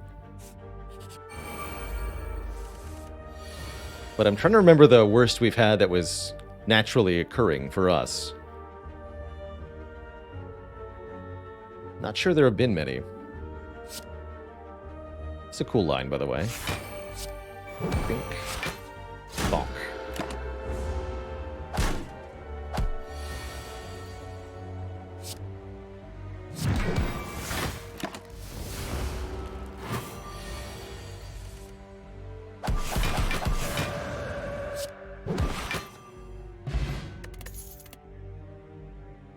Did I try all Storm Defect? That sounds amazing.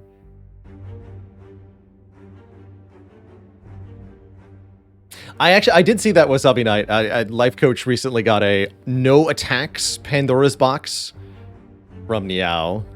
So just Eruption going into the first fight. And it was extremely easy from there.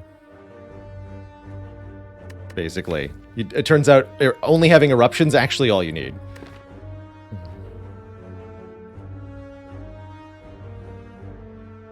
Wilhelm says, somebody got a 7 Juggernaut box and won with it. That's even more impressive, that you could get out of the first fights easily. That's cool. That's cool. I don't think I'm taking that flurry, by the way. Let's just accumulate Blanc. Perfect.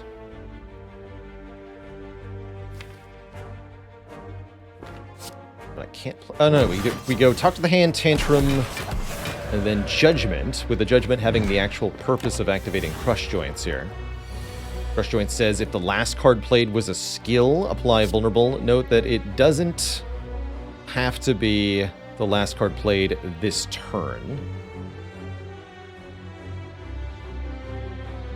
And I'm going to go Fear No Evil, Tantrum again. You heard me.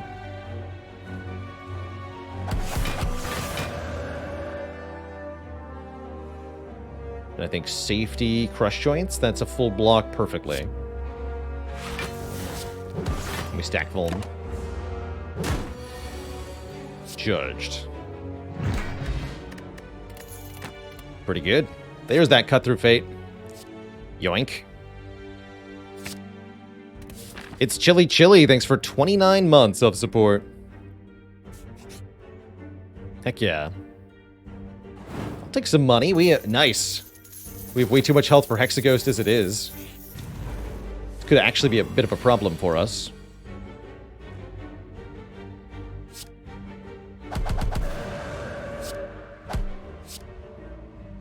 So we don't need to apply Vulnerable if we do this much damage, huh? Jeez.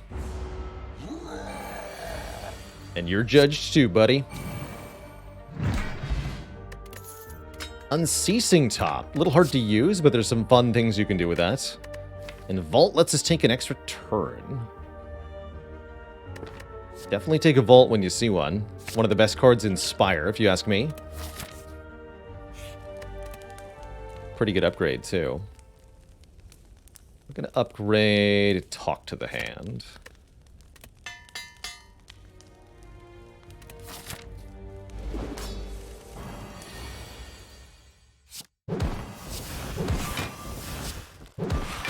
So 5 block per strike on the boss. Attacks for 6 times 6. It's a lot. Although not a lot if you Tantrum and then leave Wrath.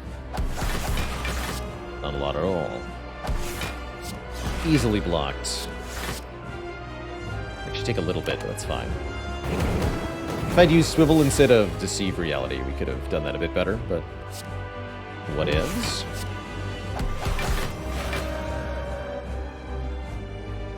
Here we can cut through Fate, play Tantrum again, or I can play Vault. Play Vault here and get new turn.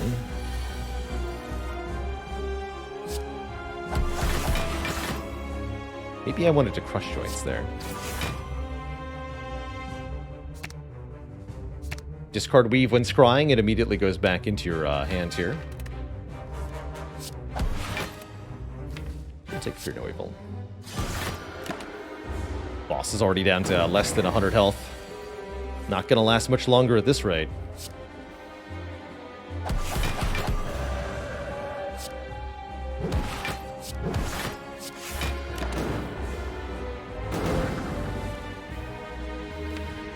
It's time to get judged.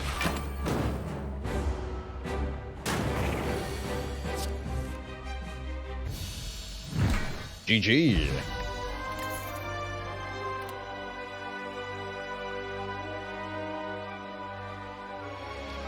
GG. Yeah, Act 1 getting absolutely embarrassed by a deck with no strikes or defense in it. Pretty typical for Pandora's Box, but we got a extra good one that really showcased true power. Do I want another Vault? Or a Scrawl? Scrawl is universally quite useful. We could also take a Wish here. That could let us get more money. Currently gold not found. Seemingly no money here. So getting some more would be nice to afford constant stuff. I find Wish at 3 cost is rather difficult to afford while also killing the enemies, though. You almost always have to make some kind of compromise to actually get this in play. Why is Vault so good? Because the extra turn is just so powerful. The card is attempted to be balanced via cost. 3 cost, 3 energy, but you get a whole new turn, and that new turn gives you 3 more energy. So it's kind of a 0 cost card. And that's assuming you don't have an energy relic. If you have any amount of additional energy per turn, then Vault is going to give you more of that and just be an energy generator, not an energy cost. There's also the card draw. And then from there, you can also start to stack per turn effects. Any power or relic that says, at the start of your turn, do something, is very good with Vault. So the more of those you have, the better Vault becomes. I'm going to go Double Vault. Double Vault is OP. And Pyramid is back from our last run. Poor Defect couldn't cut it with Meteor Strike. Double Vault is going to be weird with Pyramid, actually. But this makes Judgment amazing, as it will never fail to judge. We can kill every single enemy with Judgment if I take Runic Pyramid. I'm sold. I am sold. Yeah, EMP in chat says, Magic the Gathering taught me how powerful extra turns are. They're really game-breaking. There's just too much you can do with an extra turn.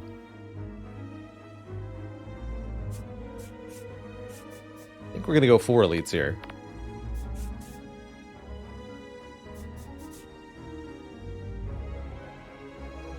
Is there such a thing as too much Talk to the Hand? There is such a thing as over-reliance on Talk to the Hand. If Talk to the Hand is your only way to block, then Donu and Deka are going to kill you. And Spear and Shield are also going to kill you. So you need to have answer, and Bronze Automaton might also kill you. You need to have answers to enemies with artifact layers. Otherwise, your Talk to the Hand plan is not going to work. It can also be ineffective in fights with too many enemies.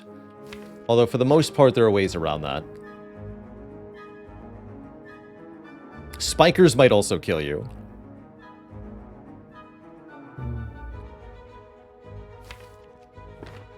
I don't even need to, do any damage here. We're just waiting for Judgment. Get judged, you stinky nerd. Blah. Consecrate plus, Empty Fist plus. Consecrate's pretty good with Double Talk to the Hand, actually. I like that card. It's also cool with Unceasing Top. With Runic Pyramid... Wait, no. Runic Pyramid Unceasing Top is not a thing. Or is it? Squints angrily. Oh, it is a thing. Hold on. What if I did something really dumb?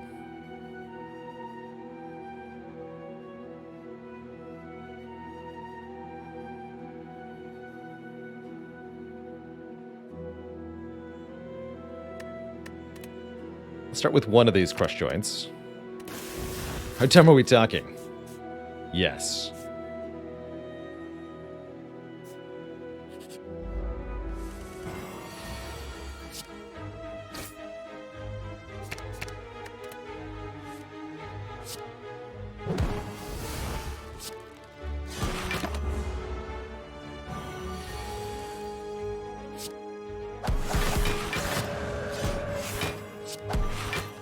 Blah. Oh. Neat.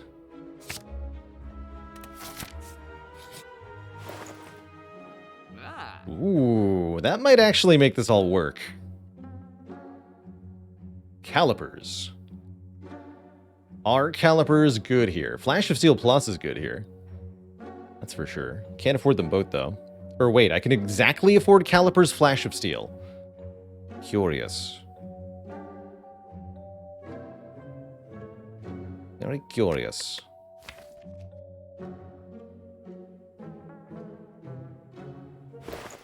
Not exact? No, you're right. I have 1 gold left. That must mean it's wrong.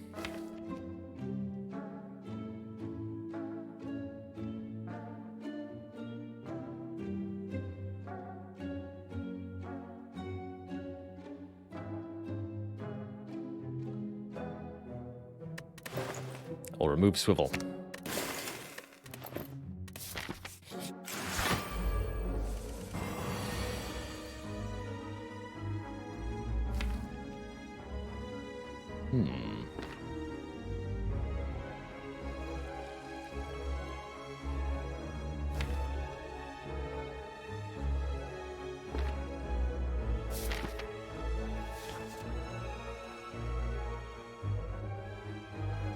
Blocking for 12 takes quite a bit. I guess we can cut through fate first, huh?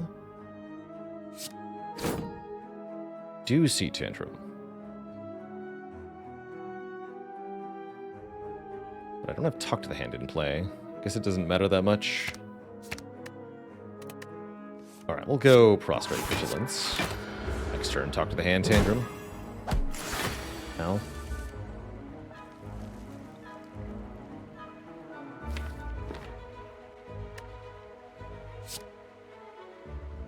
Double Talk to the Hand, Tantrum.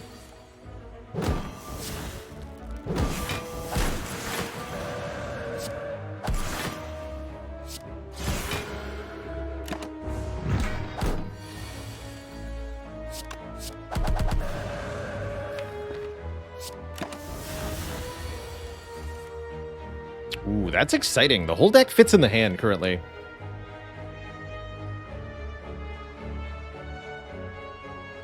And these are all the non-exhausting cards we have? Yes, there are 10 of them.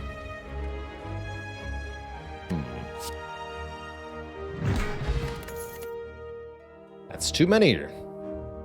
I can't spell good. Thanks for 9 months of support. Got the Eternal One achievement last night by eating a delicious donut. Saving the best for last. Well done. Tasty. Very tasty.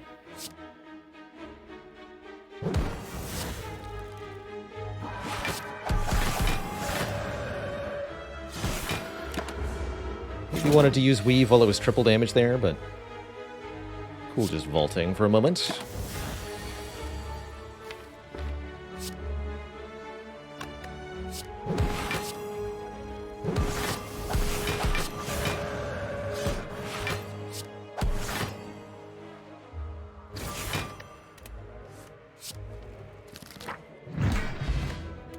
That wasn't hard. Keep skipping cards. I'll take a Dupe Pot over a Gambler's Brew. Is that correct? Gambler's Brew seems pretty strong when we have so few cards in the first place. Alright, what are you? Alright, I'll use that instead. Okay. Jam, thanks for the 2 gifted subs. Welcome to the Cozy Sub Club, folks. Welcome, welcome. We judge that book by more than just its cover. We judge it by its contents. Which were very sharp.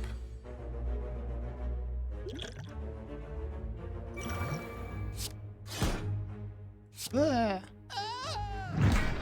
We should have played Talk to the Hand first, probably.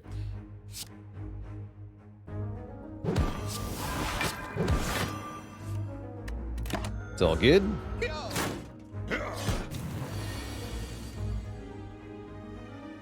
We can just regen potion via vaulting, which activates the regen. Easy. Easy peasy.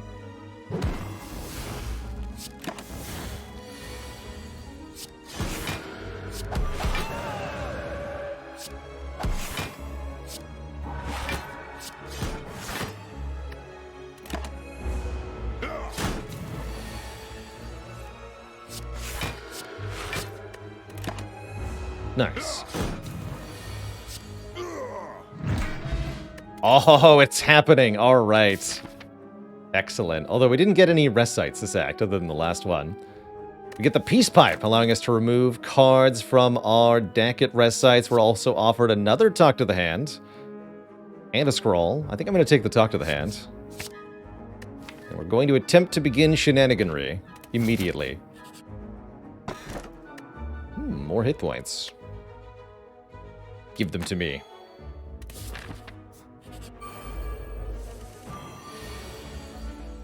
Another book. Another day, another book.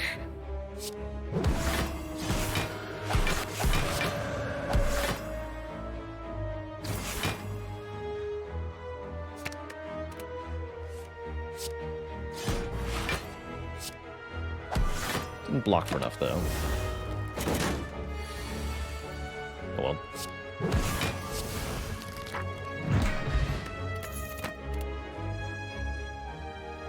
Why take HP when infinite? Because we're not turn 1 infinite. That's why. Also, we're not even close to infinite yet. So we have to get there. Oh, we get a removal of this event. Oh my goodness, it's super happening. So the idea is we remove everything with an energy cost. I guess we're going to do Deceive Reality next. And we're going to try to get the Unceasing top to be our glorious powerhouse here.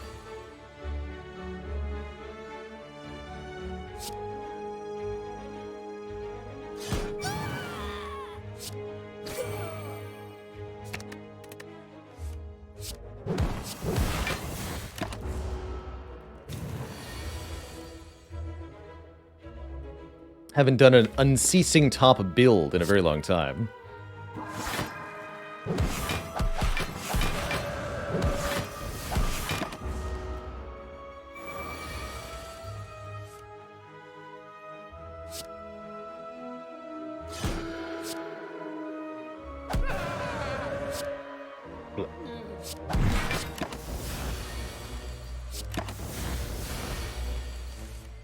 Even the Ascender's Bane is no real problem, because we can exhaust it with Vault.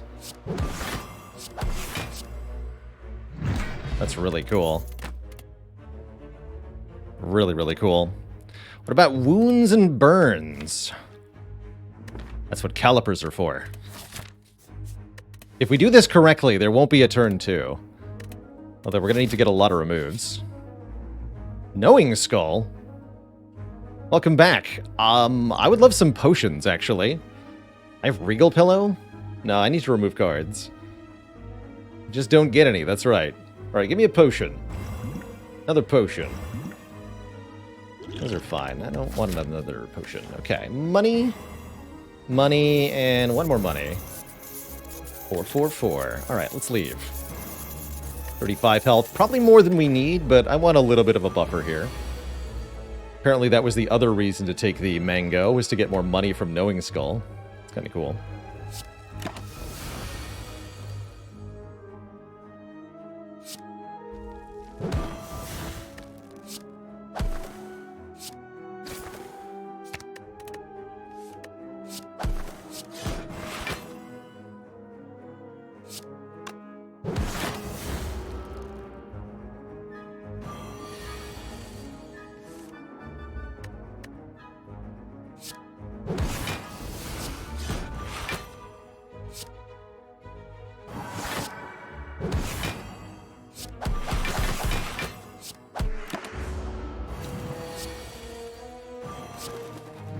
Judged.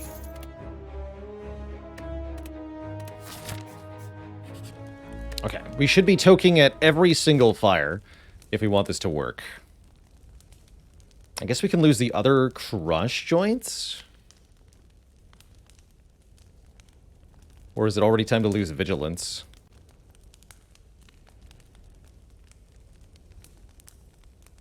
Guess I'll lose vigilance next.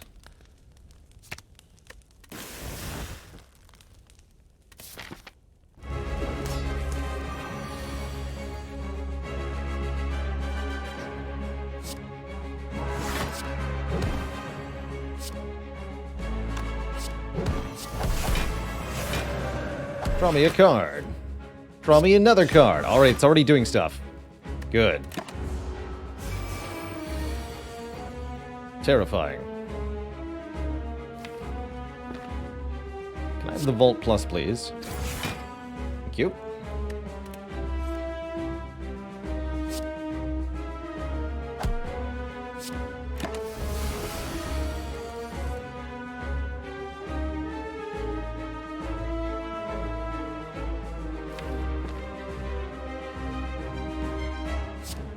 Kill you. Let's Fear No Evil, Tantrum. Guess maybe it's not, huh?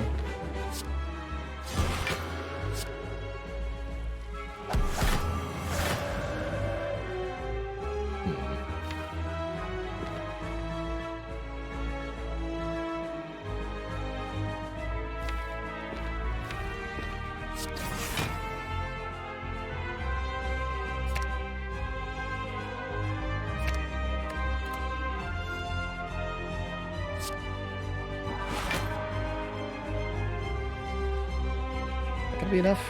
Block for another 15. Incoming damage is 56. Yeah, we'll be alive. Seems like a good time for a skill pod, though. What do you got? Protect helps. Protect definitely helps. Okay, that feels less terrifying. You.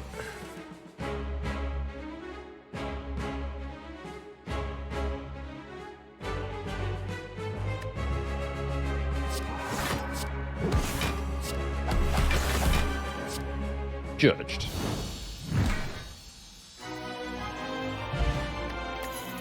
Excellent fight.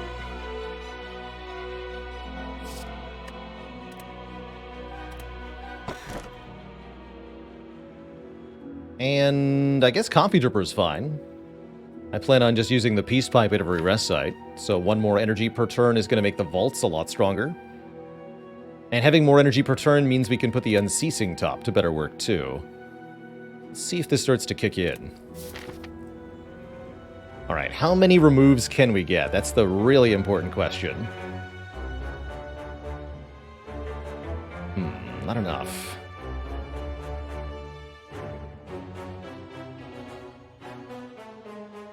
See, 1, 2, 3, 3 to recall to. Surely I could do better than 3. Damn. Guess not. I would prefer to go this way, probably. Although, events are a thing.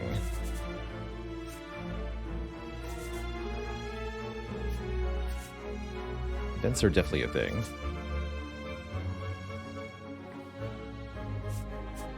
That's a shame. There's no path that hits more than 3 fires by my count.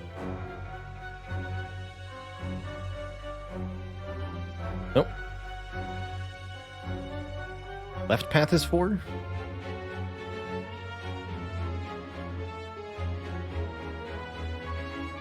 I don't see 4.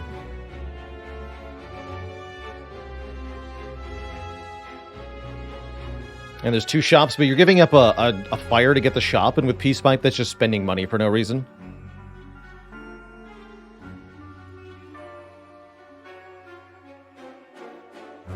Yeah.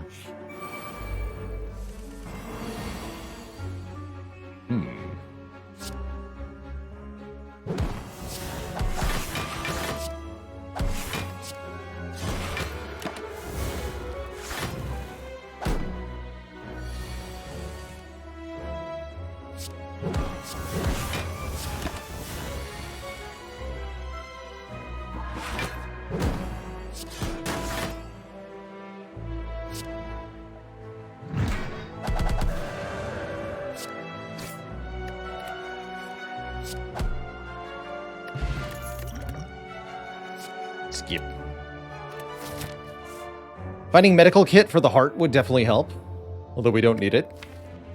It would simply help.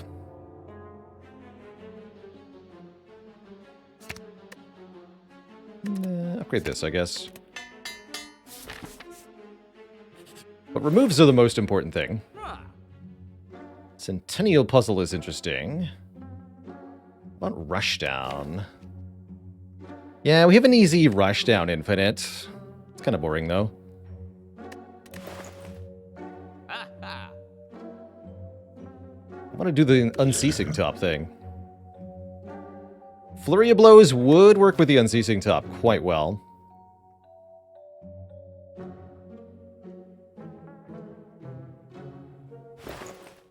I'll take a flurry here. On sale and upgraded, and we're going to remove a card. Crush joints, goodbye.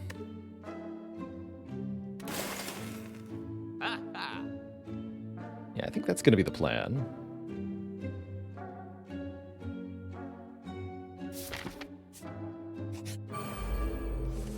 But yeah, we can easily use Rushdown to go infinite there.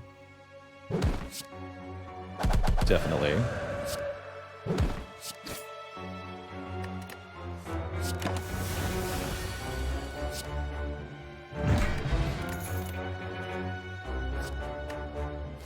How many talk to the hands is too many? Did we establish this number yet? I'm going to find out. We have to get through Donu Deka, so I'm going to take another one.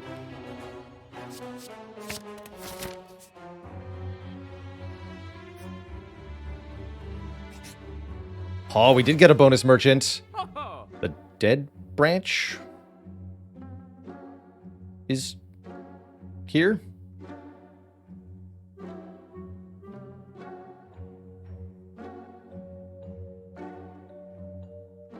How many actual cards are left? It's just Judgment, Fear No Evil, Tantrum, Cut Through Fate, right? Oh shit. We're close. We're so close. This is great. Toke.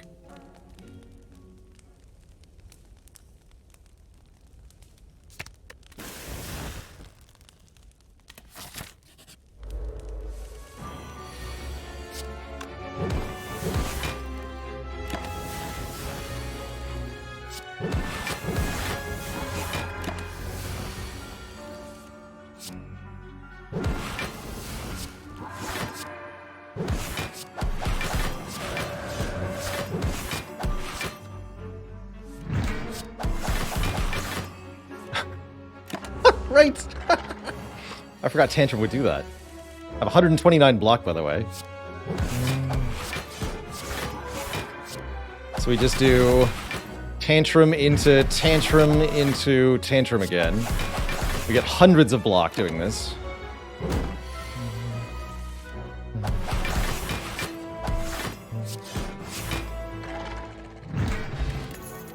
Excellent. This is what I wanted.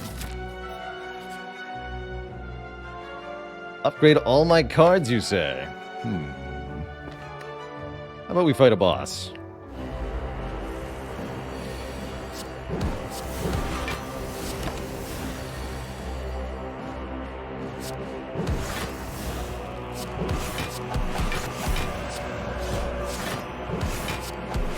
You can't split yet. In fact, you can't split ever. I don't think GoldenEye actually does anything. You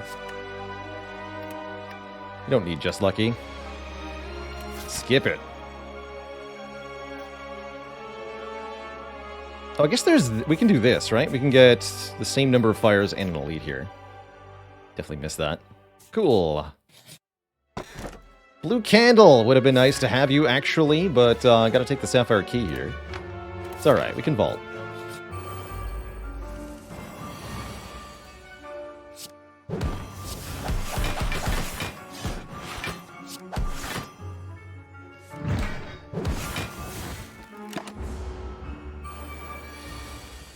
This is great.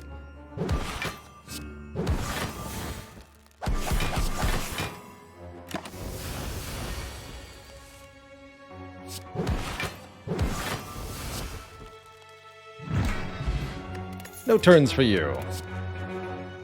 Ragnarok, cute. Definitely don't need a weak potion where we're going. But I'll fight these nerds for another rare relic. You can't stop me with your stinky burns. Especially if you don't get any burns to begin with.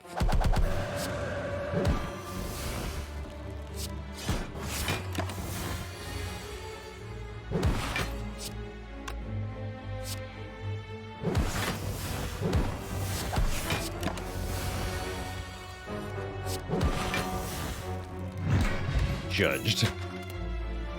This is going really well. I like it. Receive 2 madness.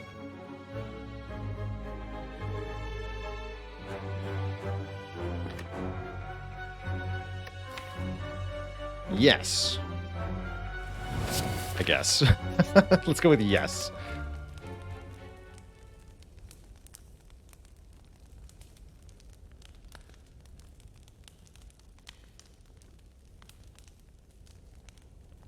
So are we doing a Judgment Infinite?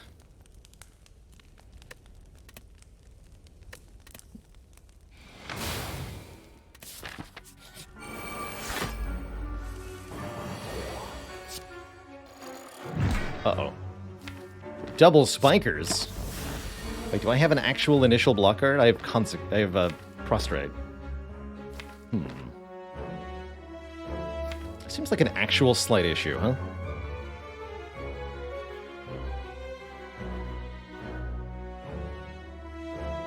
Interesting.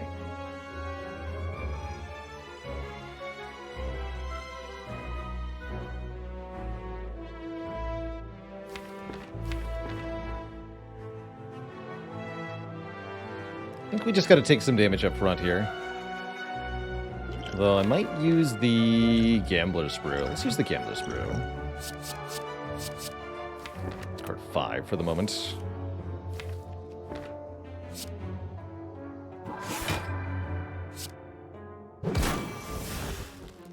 Sacrifices must be made.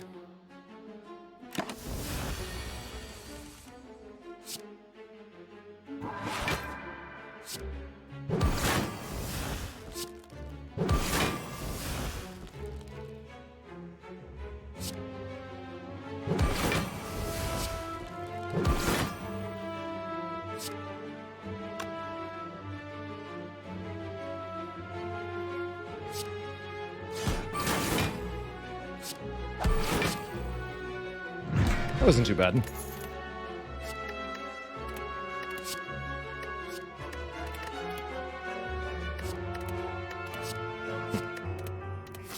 Pressure points, anyone?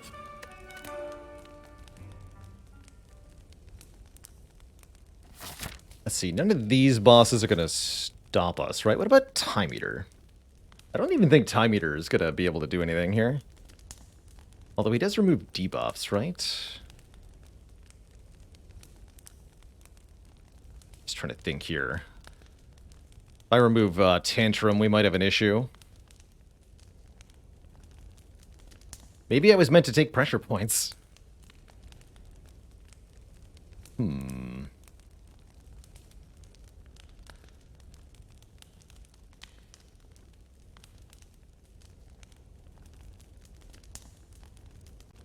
guess we can also remove Judgment to keep the dream meme alive. Sure. That's the easiest way to do this. Definitely. Figured there'd be at least one disappointed shatter out there. Too bad.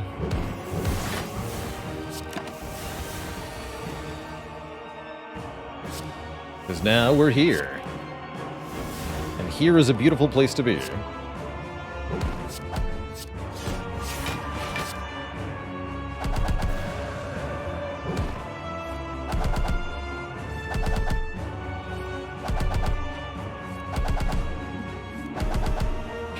Actually, that's pretty great.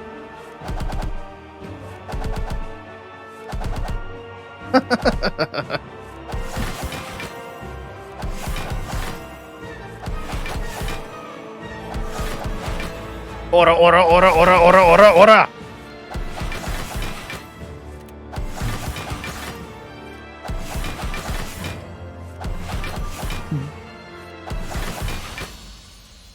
Get punched. Alright, who's next? The Awakened Nerd. Good. Let the punching begin. Wait a minute. Interesting. So there is an order that doesn't work. Fascinating.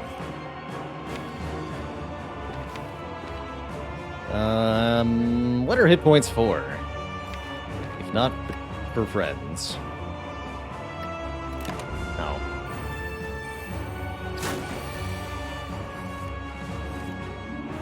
Interesting dilemma there.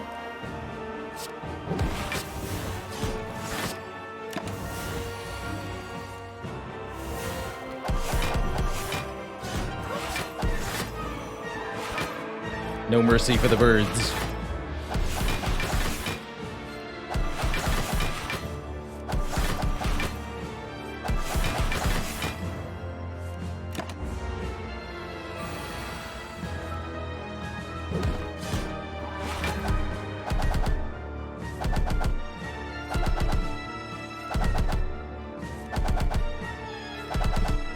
This proves that I'm evil? No, no, this proves that I'm evil.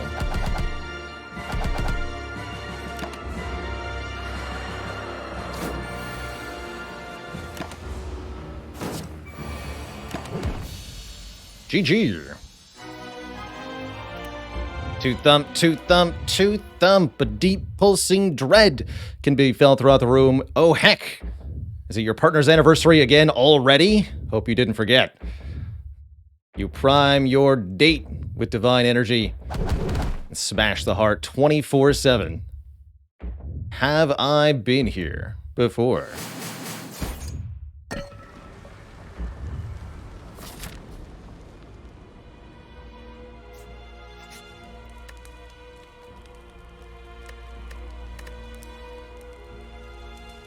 Hey there, Tivruski. Tivruski says, what about giving the same seed to two very good Spire players and seeing how their decisions are different? This is an idea that comes up semi-regularly, and the fundamental problem with it is that Spire runs diverge too heavily. If you take different paths on the map, then the card rewards you get offered are going to be different, and that starts to change everything. You get totally different decks. Very quickly in Act 1, and then you really can't compare the two runs anymore, because even though you're getting the same relics, you're not having other same experiences.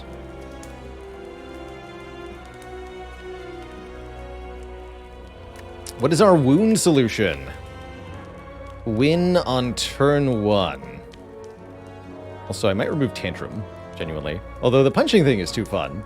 I guess we can do the punching thing. It means the prostrate's no good. Actually going to remove one of these Talk to the Hands, since we learned they can foil us.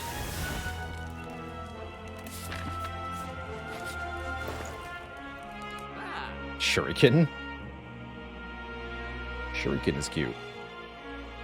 We can remove yet another card here. We can remove a second Talk to the Hands. Really don't need that many, I guess. We can also remove one of the Madnesses. We only want one.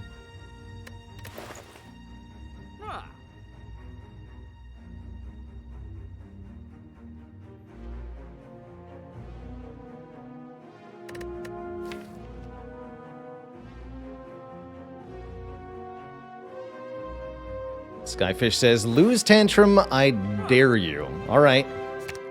I'll take that dare. I can just buy a new one if I wanted, but I'm not going to do that either. I'll take a Fear Pot, actually.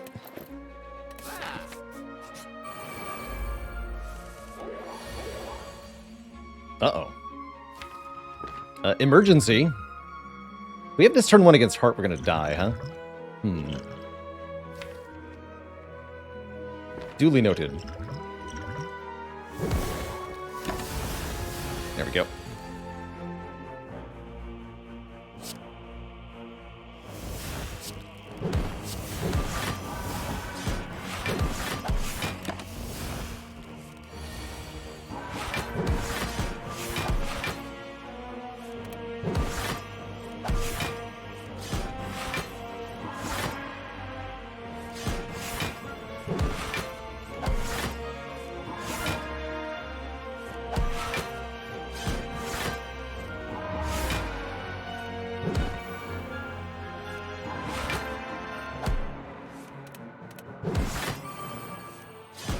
Blah.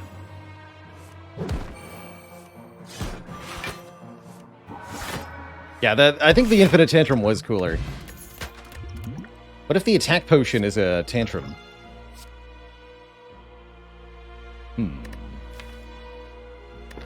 What if the attack potion is a tantrum?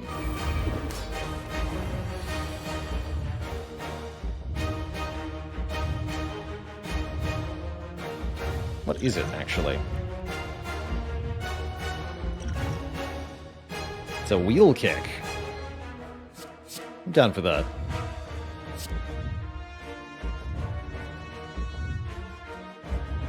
Conclude.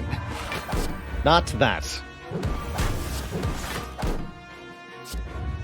Do not take conclude. It would be ridiculous. Okay, we're guaranteed to not whiff this. Good.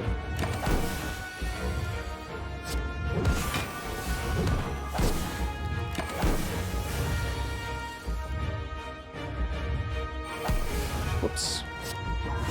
But my face, though.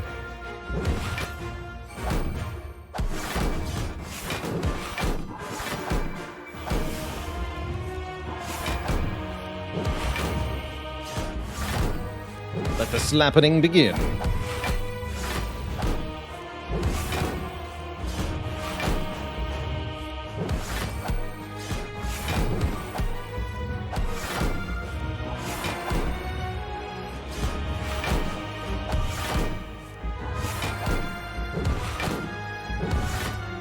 And now we have to accumulate some block, too. We're going to go for 999? Not that much. We need maybe 300. Probably do 500 to be safe.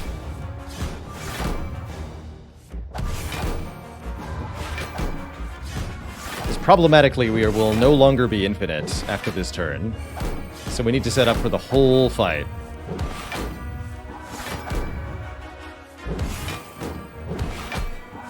And this would be the same, even with the tantrum line, is that we would not be able to keep being infinite, because it'd be a wound in our hand. There's no answer to that wound.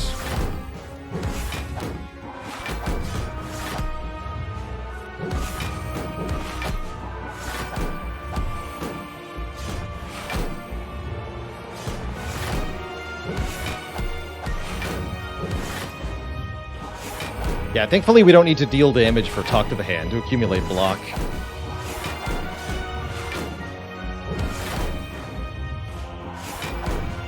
Yeah, I probably want to set up like 8 Mantra or something.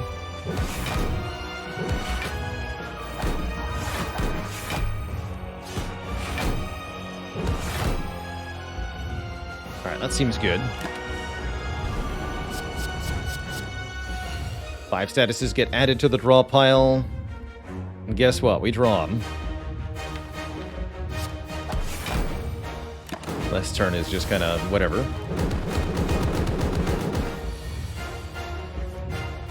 And now, we try to do as much damage as we can. Flurry first.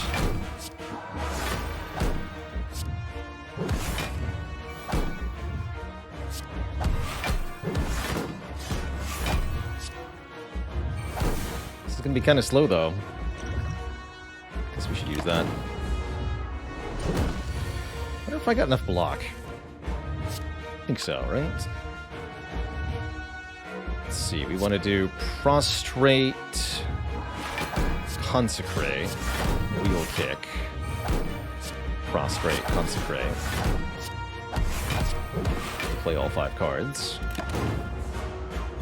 Stone Calendar's coming in this turn. No wheel kick, that hurts. Wait, why didn't I draw all the cards? Did I miscount something? Weird. Oh, because burn doesn't stay in my hand. That's what I miscounted. So yes, I should not play the weave.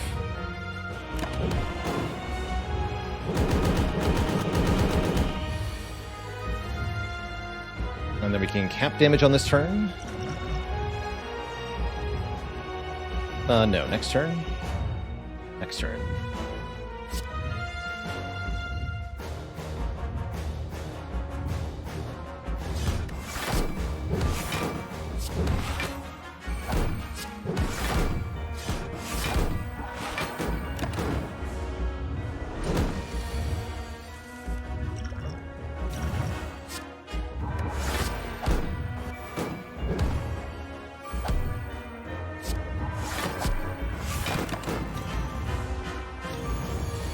Slow and steady. We did need several hundred block. That's for sure. GG.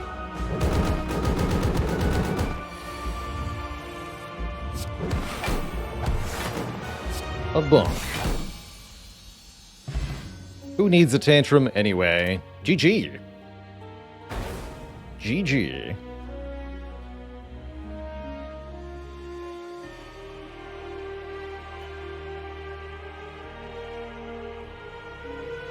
GG. Twitch chat.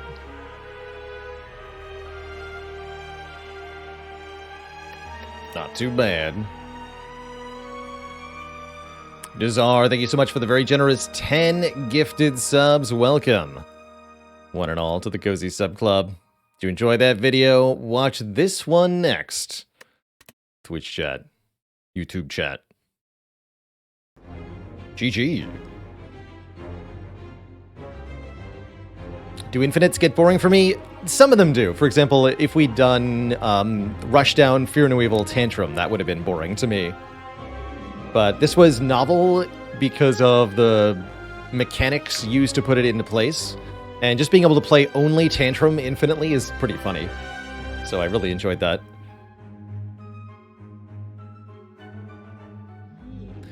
Now, what has it been done? The Spire sleeps, and so shall I. T-Man, sounds like I owe you a dad joke. I apologize.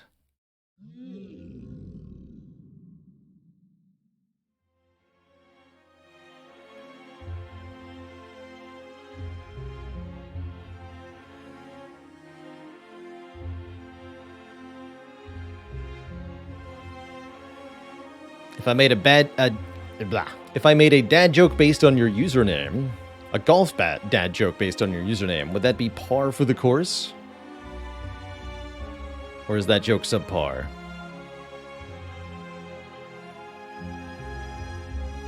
Be good, thanks for the prime sub in the 8 months of support. Joke was perfect. Oof.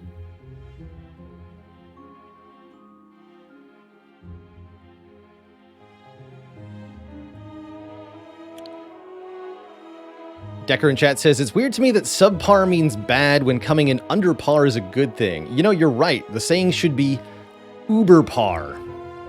Something is uber par when it is below expectations. You did worse than expected. Yes, perfect. Super par.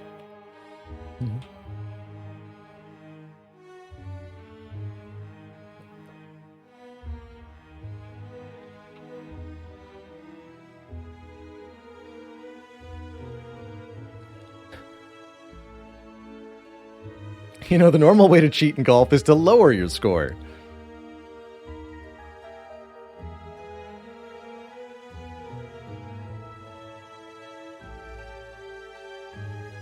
Slay the Spire. Let's go with 3 cores. Indeed, a dad joke success is measured in groans. So if I groan at your joke, it's a good dad joke and a bad regular joke.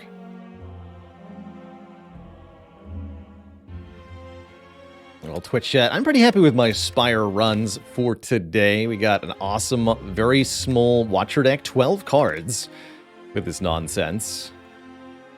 Defect couldn't cut it, but Ironclad in the other Watcher run, we did 2 successful Watchers. I'm pretty happy with that. So next up will be some Monster Train. I'm going to take us all in a journey to hell here. We've got, I think, 9 expert challenges remaining in that game. And that's what I'd like to tackle for the second half of stream here today. We'll be back at the Mastery Challenge tomorrow, trying once again to master that Heckin' Curse. Also coming up tomorrow will be Beneath Oresa, a Spire-esque deck-building roguelite with some pretty cool 3D animations. We'll have a sponsored segment for that tomorrow. Did we do the deadweight challenge yet? Yes, we managed to get Pain Train done. Now we're on to some other stuff.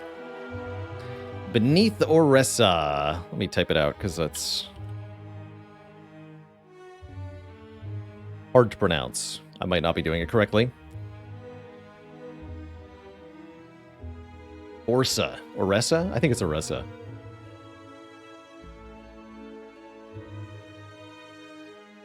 Yeah, Aaron W., the progress in the challenge really came to a grinding halt here. We got down to the last two, and now nothing. Just haven't been able to even see one of the card, let alone get two and then win. That's okay. I was hoping we'd finish the challenge by the end of September. If that's not the case, then that's all right. We'll keep at it until we get it. They're in hiding. Before we jump into another game, though, I'm going to take a quick break, refill the legs, stretch the water. Back in a few minutes Twitch chat for some Monster Train action. BRB.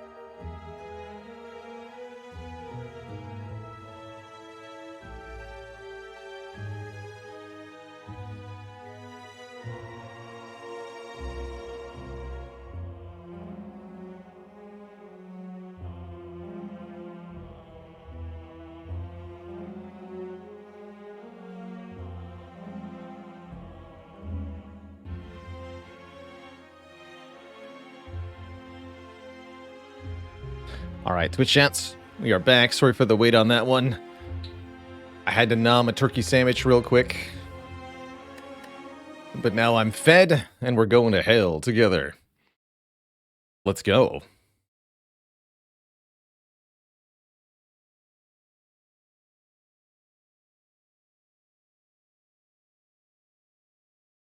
Yeah, no luck. No luck with the mastery today. Continues to be very elusive. But we'll get there. Hell. That's right. Hell. So we're currently 16 out of 25 expert challenges.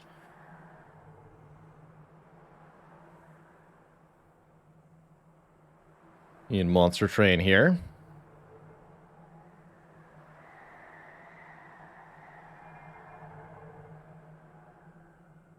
Hail, our home. So what's next on terms of challenge here? We did homework. So we did a run with room combat previews disabled. Now it's time for a steward stack. Start with 2 additional train stewards and advanced prototype. Start with sketches of salvation. Non-champion units cost more. But we summon random units from the deck onto the middle floor at the beginning of battle. Let's look at our logbook here. We're going to look at the clan combinations we haven't beaten and choose one that looks like it might be good for this.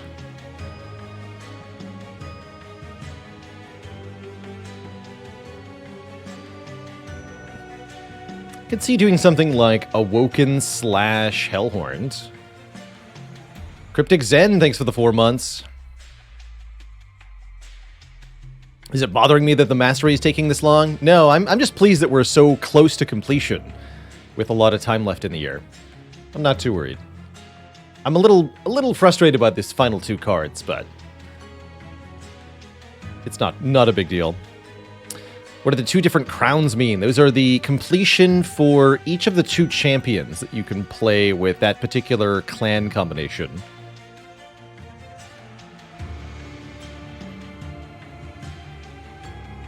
Yeah, let's try basic here. Let's try Wildenton Hellhorned. Right, we haven't won with that yet. Double check. No, we've won with Sentient Hellhorn, but not Wildenton Hellhorned. Let's see if we can make this work.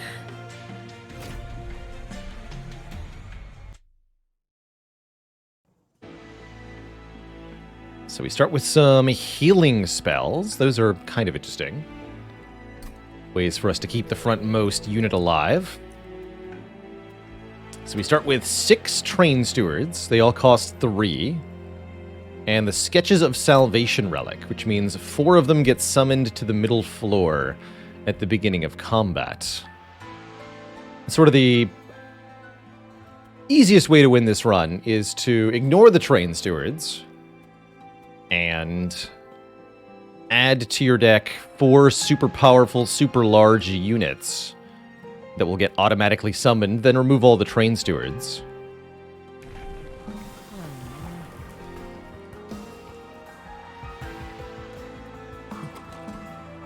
Do I want to try Quick Sweeper?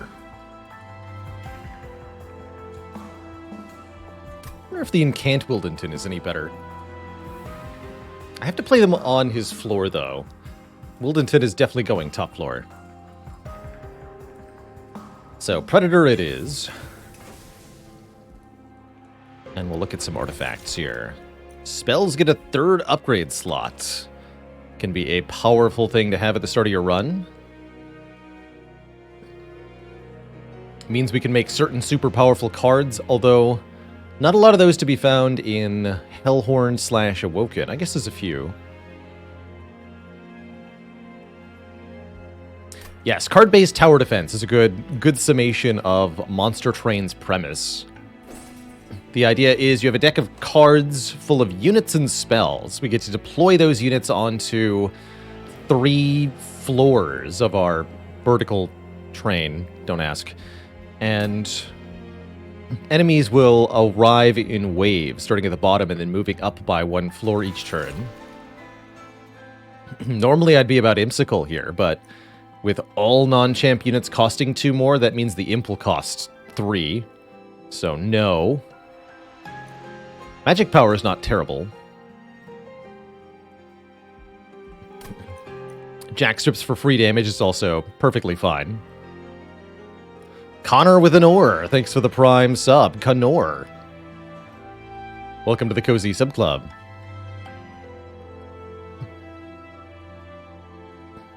Yeah, there's also a 4th floor with the pyre on it. That's the caboose of the ceiling. So it's different or something. Take jackstrips.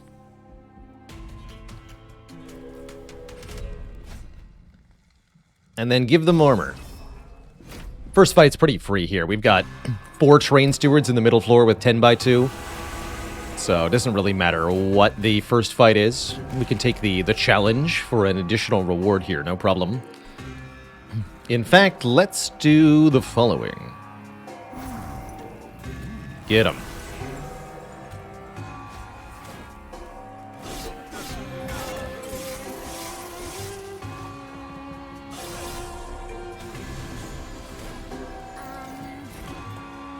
They're so heavily armored.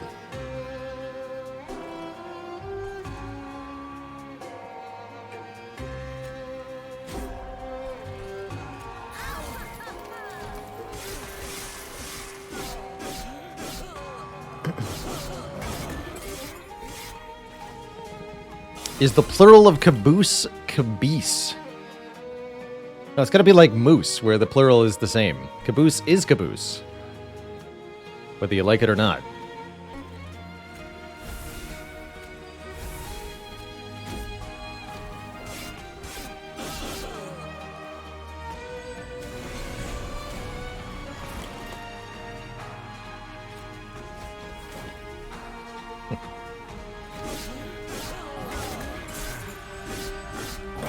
So when the boss arrives, it'll relentlessly fight our units until one side perishes. Which is actually a good thing, because if the boss could just waltz past your units and go up to the top, you'd lose pretty quick.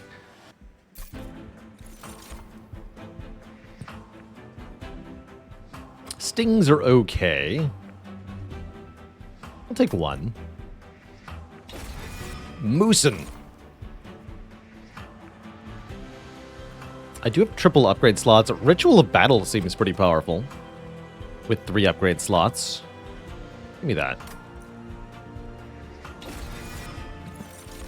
Rage causes units to deal more damage each time they attack. So my only question is, do we want Animus of Will or Husk Hermit? A multi-attacker or a sweeper? I think we want a multi-attacker. It's also Alpha Friend here.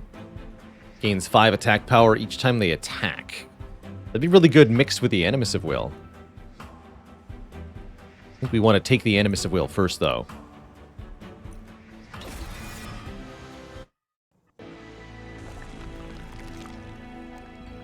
And we're going to start our journey out by going to a Merchant of Steel here.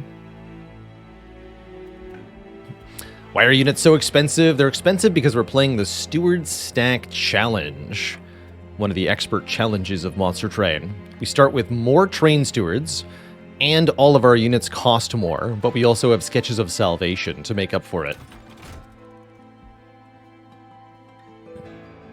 Could we infuse Alpha Fiend into a Steward? That's technically allowed. Yes, we could have done that. I really like that we get offered a multi-strike upgrade. And what are you? Ah. Interesting. Very interesting.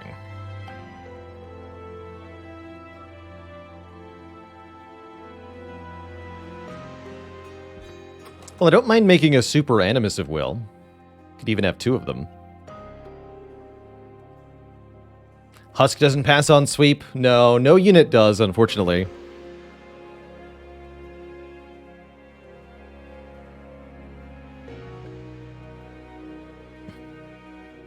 I think we take the Awoken Hollow here to make this work. I'll also grab another artifact here. I'm a sucker for this. Mark of an Exile on Weldonton is pretty cool. Make our champion hit harder. Let's do that.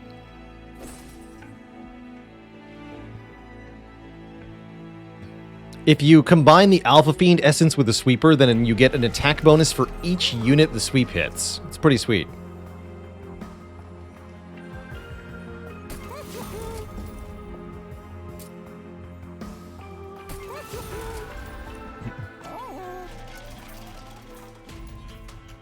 It's pretty sweep.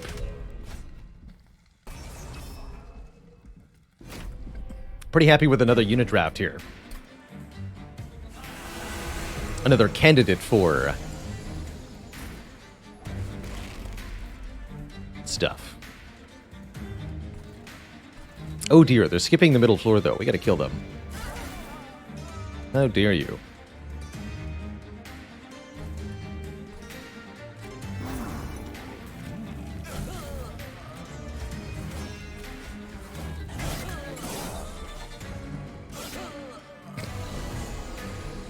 Oh yeah, they actually all died at Jack Strips. Didn't think about that.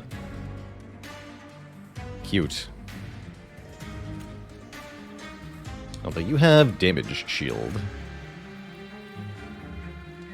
Slightly problematic.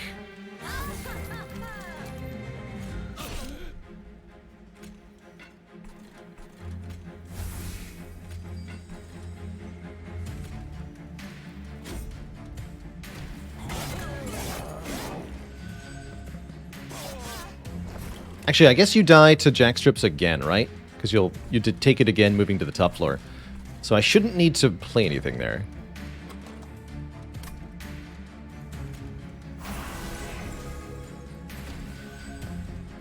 Yeah, it does work.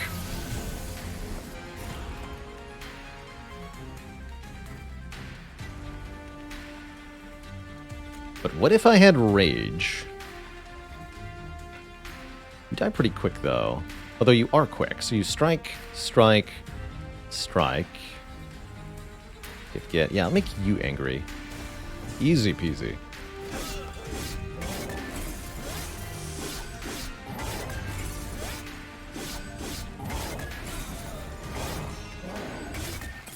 Get punched.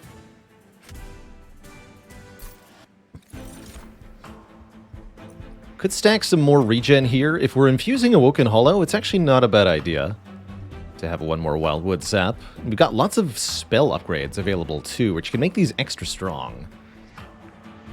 Okay, I'll take one more, actually. 3 is probably the limit, though. I don't want anything to do with imps. Vent seems unnecessary in a world with Jack Strips, too. We did get Alpha Fiend. Oh, interesting. So we can infuse Alpha Fiend into the Animus of Will with Multi-Strike 3 and give it +5 attack power per thing. But I'm actually not sure that's all that good.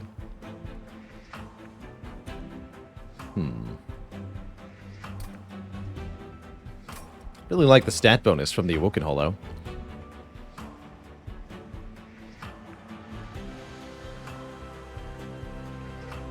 I'm going to infuse the Awoken Hollow and then duplicate, I think is what we're going to do.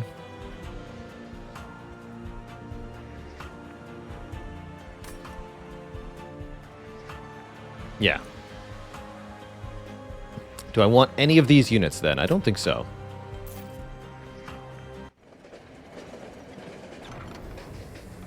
Get to choose a divine artifact, a one-time bonus. Can also skip these for 25 gold. But heck, make the steward units super powered. I haven't had divine advanced prototype and regular advanced prototype at the same time in quite a long time. And that is going to be hilariously busted for one combat. Just watch the power of the stewards here.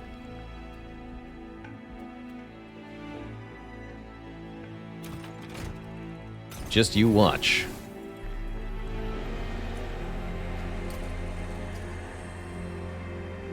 $20 times 4, damage shield 6.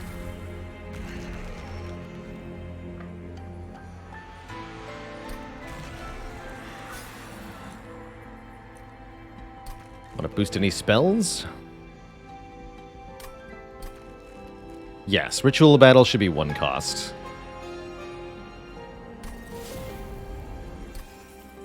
Definitely.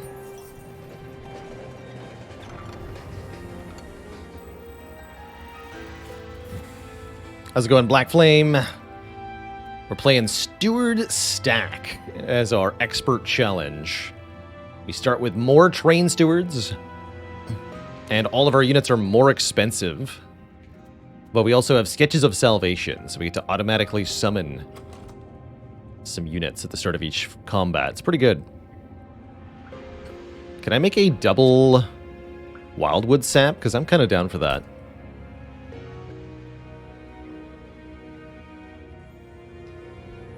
Actually, I think I could do Awake Wildwood Sap. Ooh, I like that even more. For 2 cost. You know now, you are not alone.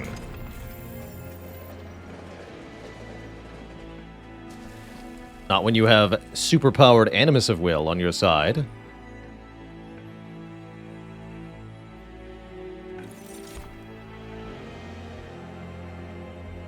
We have 85 shards now as we go into Daedalus here, but fear not, the Super Stewards have this one.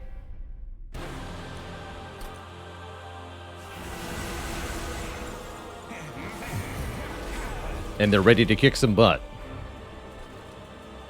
They most assuredly are.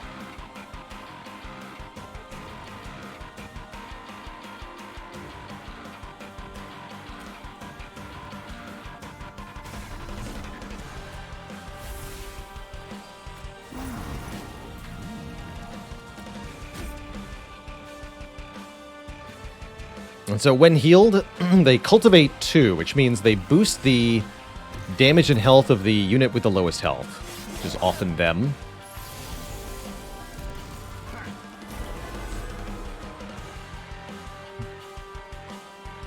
Interesting.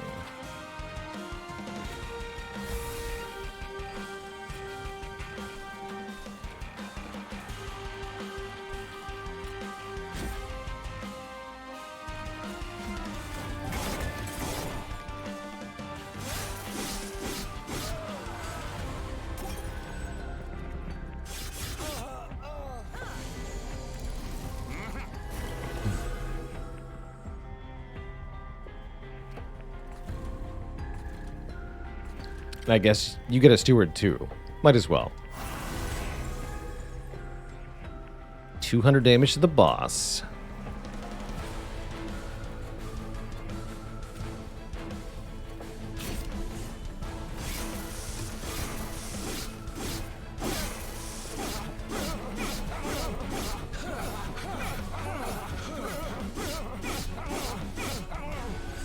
Wow.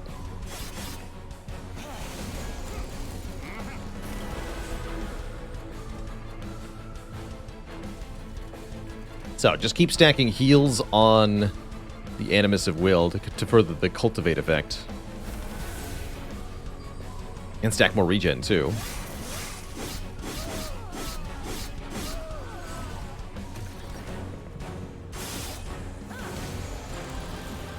Isn't this track such a banger? Such a good time.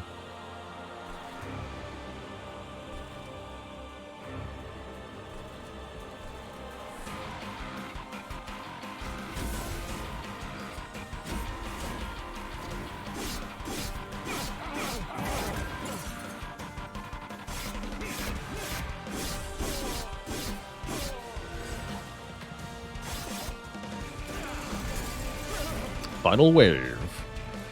Fight.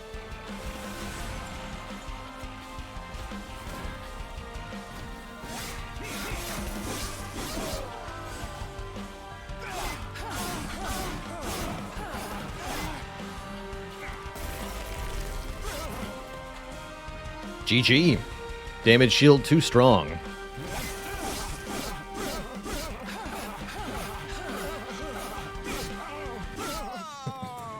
Last stop.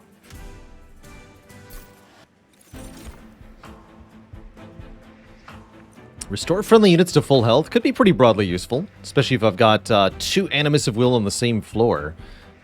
that activate rejuvenate effects or cultivate effects. Sure. I'll take that. Demon Fiend, very big, expensive unit with very high stats. Seems like a perfect addition to the battle line. Get in here. Did that train steward say last stop? It sure did. Yeah, it sure did. What do we want here? More energy, more card draw? I think it's more card draw for now. Can always make the spells free. And we definitely want to remove cards here. Definitely. Although I also wouldn't mind looking at the Hellhorn banner unit to maybe get something else or combine something with the Demon Fiend. But I'd rather upgrade the Demon Fiend in the first place, I suppose. With multi-strike. Heck yeah. What a big boy. Just make him huge and tanky. Love it. No further additions required. And we're going to start to remove these train stewards. They have mostly served their purposes now. We want the sketches of salvation to start to put stuff in play properly. Any desire to spell chain anything? No. Cool. We'll be heading to a lot of Merchant of Magic from here. This one for sure.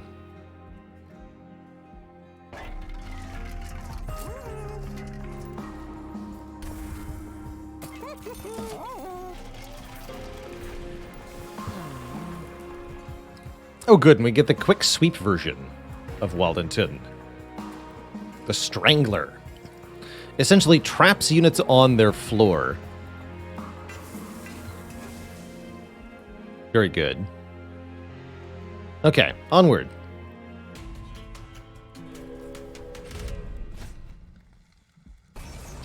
And to that end, I'm not afraid of Heaven's Seal, because we have the Strangler version of Waldington. We can do some good stuff.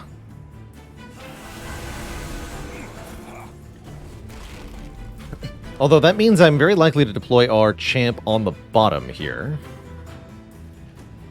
Which is questionable.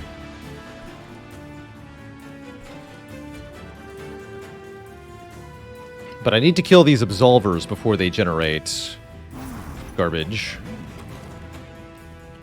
There is one more steward. If I ritual a battle, you'll do 45 damage outright. That's pretty sweet. I like it.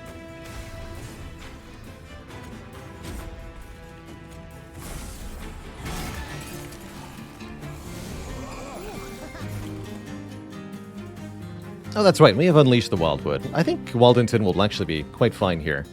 Capable of soloing much of this for a little while, anyway. Let's give him a body blocker.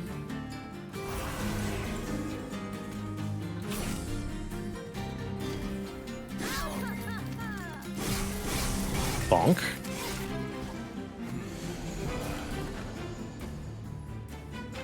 And again, everything is trapped on the bottom floor until Wildington is killed.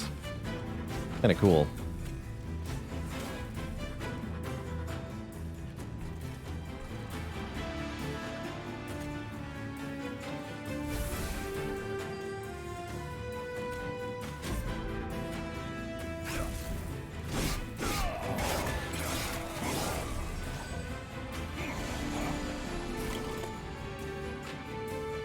Works a little too well, quite frankly.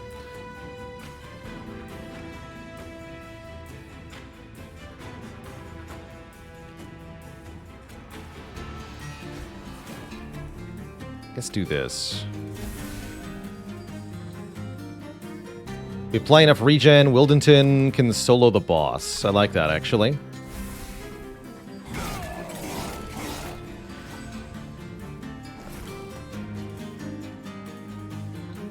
Rage would help too.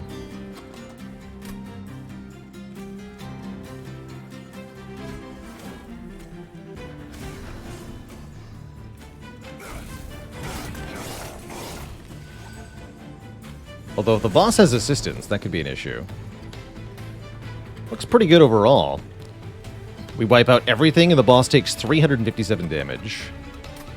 That's even without drawing the... This 5 regen would probably turn it into an outright win against the boss. Pretty nuts.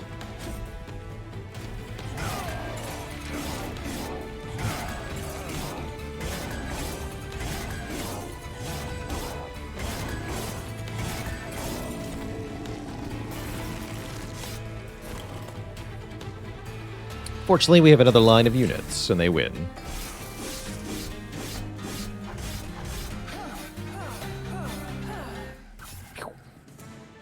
Dead. We get Ashes of the Fallen. Summon abilities trigger a second time.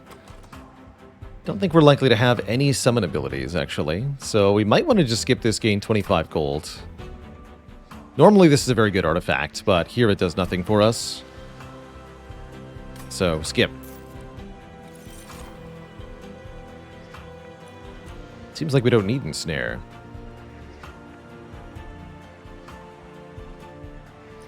Oh, that's an interesting infusion. Huh. That would activate the Animus of Wills, but I'm not sure it's worth the shards. But I could do it right away. It's kind of cool, actually. Sure. I'll do all cool things, and I'll definitely take an Inferno here. Good for spamming on the bottom floor.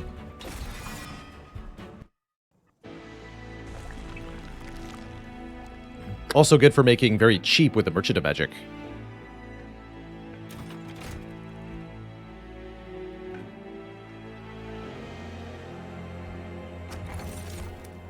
No Rage Decay or more armor. Mostly getting durability through healing. Let's take no Rage Decay.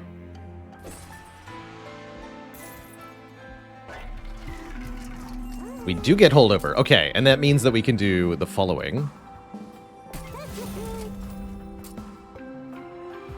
This seems pretty good.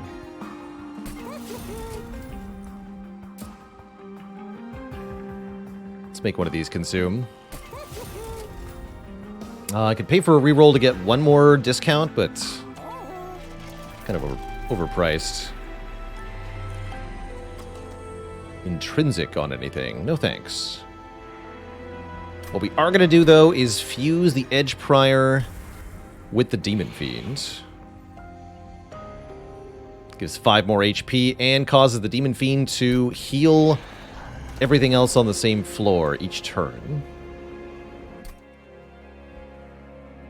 And yeah, we probably want to remove one more Steward, actually. I'm going to go Merchant of Steel next to get another double remove. So let's pay for that purge. These Stewards have got to go. Alright, I feel very good now. I think we're going to be crushing it. I'll take the challenge. Give me more money. My units are quick anyway, so there's not much to lose here.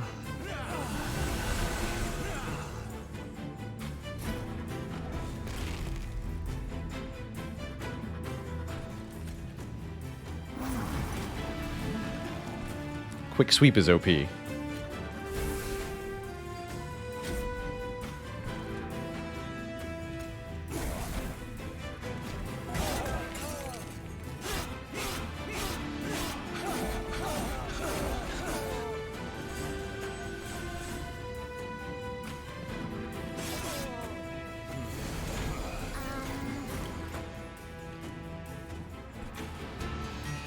Rip. Not even the armor could save her? Seems so. Nasty.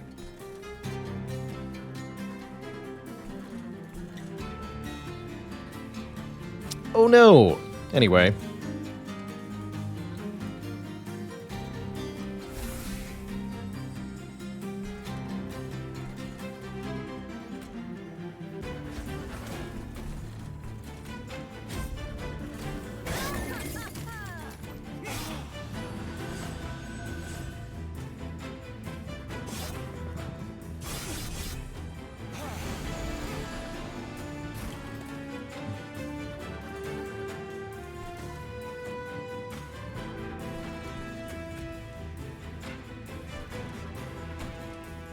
think we start Ritual battling this one.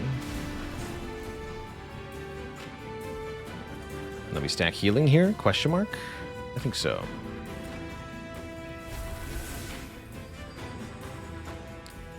Please buff yourself.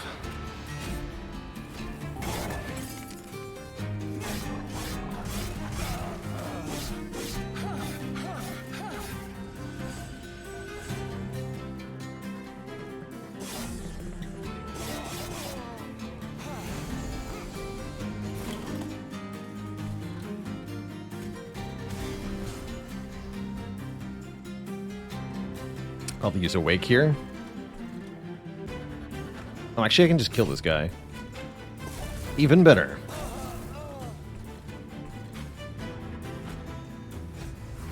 Here, you need some healing too.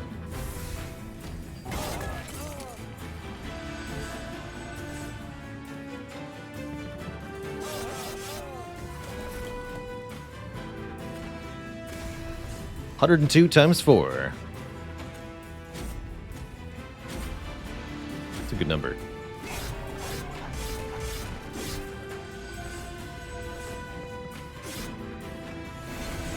Is the sweep boss, though. So you need to be able to tank a hit or two. Or else. Looks like you're mostly fine, though.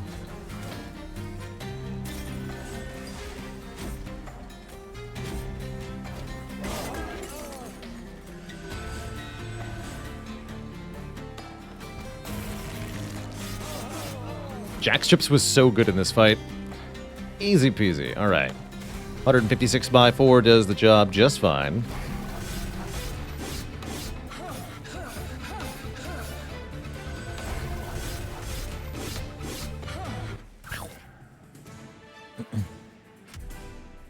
GG. Restore a friendly unit to full health, swap health into damage. Very, very powerful with rage, specifically, because you turn your rage damage into health, but then you also keep the rage damage, basically. Definitely take this.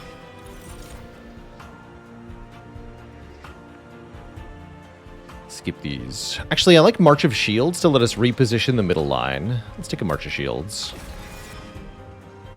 Yeah, rage counts for that, and it works in a weird way, too. It's pretty nuts. Do I have any upgrade slots left? No. Rage 7's a good upgrade now, though. It's kind of funny. What are you? What are you? The Historian. Are you honest, aggressive, or stealthy? I'm feeling honest today, sir. One-time gain gold. We don't have much time left to spend money, so stealthy's not going to work. Boosting the pyre. Nothing's going to get to the pyre. Wildenton makes sure of that. So sure, a one-time gold gain. Thank you. And the stewards are gone. That means we'll actually just have 3 units in the middle. We'll plan on duplicating... I guess we can duplicate one more Animus of Will. Or I could dupe the Demon Fiend. Huh, actually, I kind of like double Demon Fiend, double Animus of Will. Fun food for thought.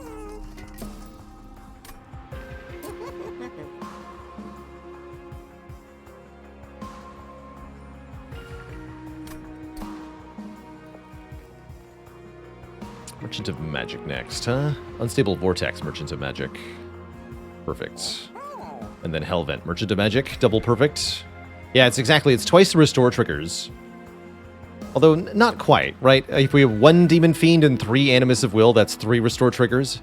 If we have 2 Demon Fiend and 2 Animus of Will, that's 4 restore triggers. 2 Animus, healing twice each. But it'll get the Animus individually higher health quickly, so I think I do like double Demon Fiend.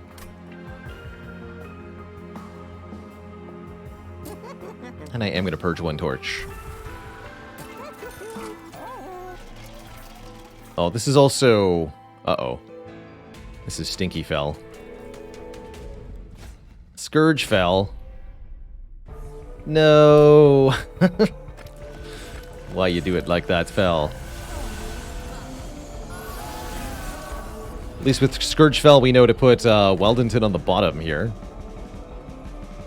What if I just take 5 so I can get 120 gold? You know, I kind of like that, actually.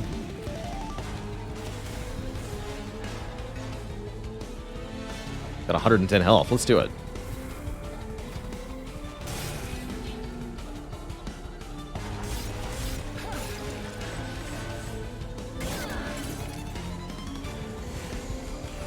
Also, Wildington is going to solo this entire battle. Pro tip. Including Fel, I believe.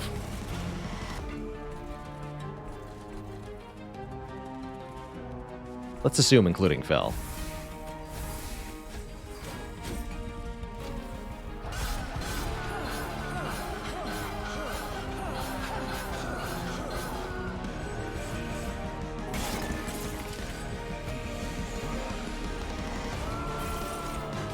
Oh.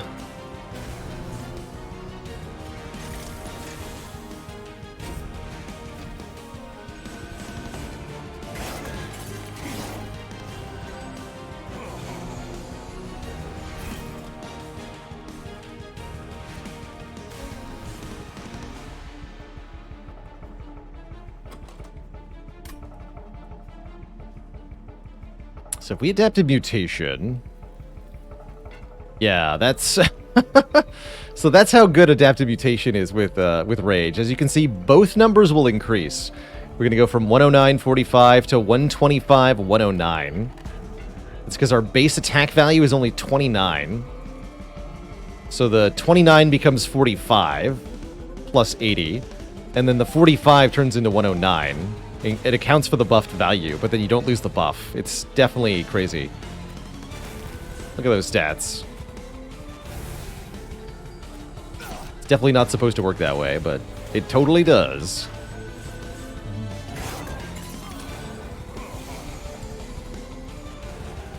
That's right, and we can, if you remove, adaptive mutation normally consumes, so you can only play it one time.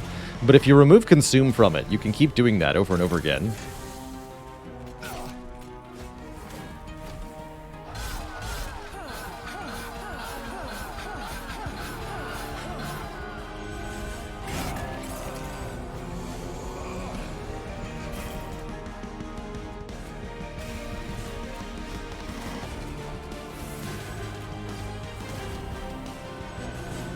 We're totally going to draw both Ultimate Penance at the same time.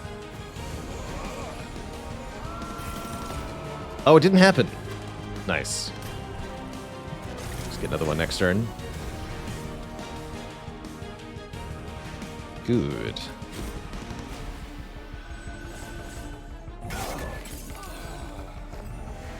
Final wave. Wow, Fel does 22 by 2. That is a ton. Not quite beating Fel. I bet if I play Nexus Spike, we do, though. From the extra regen. Don't want to take the damage, though, so we'll play Ultimate Penance. Root Seeds do 836 to Fel. Just with our champ here.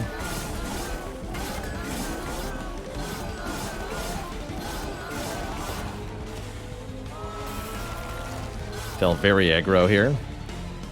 And that's a GG.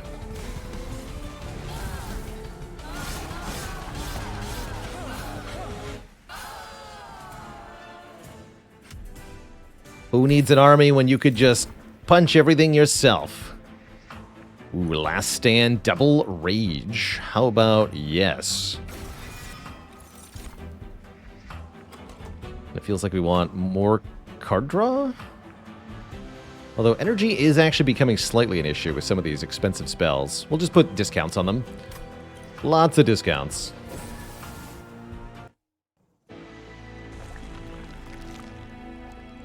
Who needs to invest in energy when you can just make your spells cheaper? Although double stack is here. That's pretty good, too. Do we have a -2 cost in the temple? No, we have Spell Chain. Could do some hilarious regen things. We have Apex Imp at home.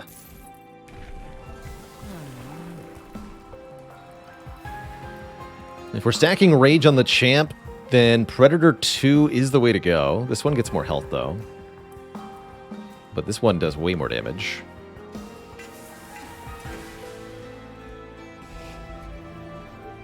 Way more damage.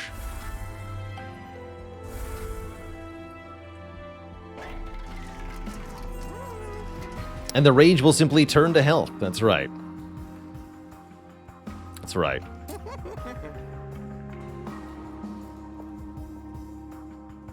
Wait, this can be made double stack? No. Tell me that doesn't work the way I want it to. Ludicrous.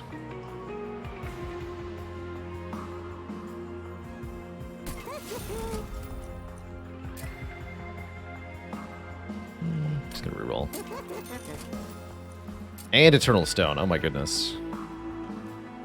Well, is it Last Stand or Adaptive Mutation? It's gotta be Last Stand.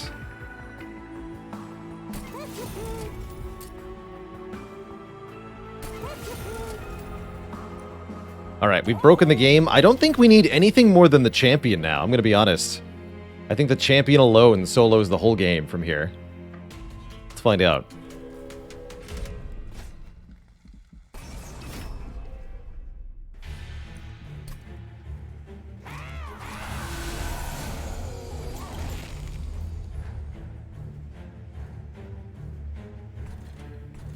That means I'm gonna let these die, it looks like. Seems fine to me.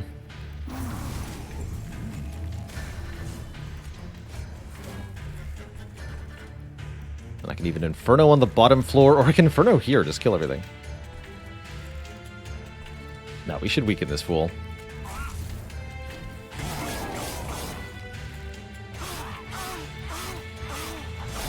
Wouldn't mutation be exponential there? Yeah, so is rage doubling, exactly. Doubling things is exponential too.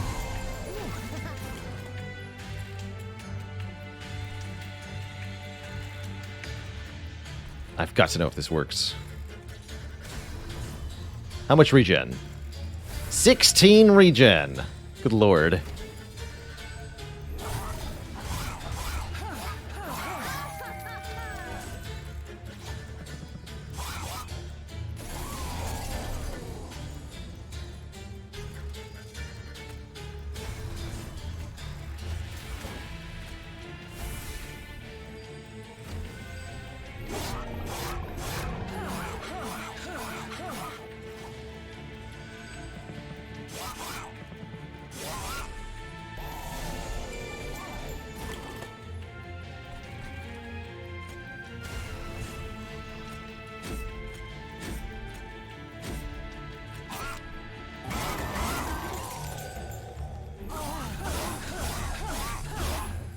Oh, you're alive.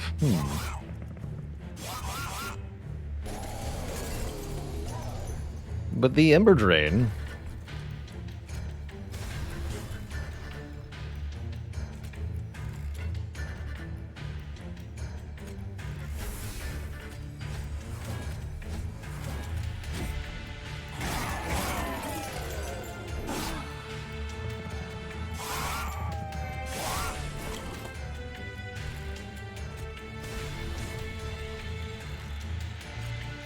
$153 health. Let's go.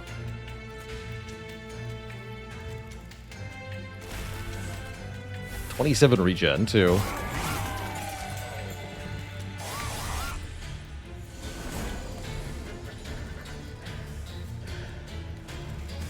And then... the power.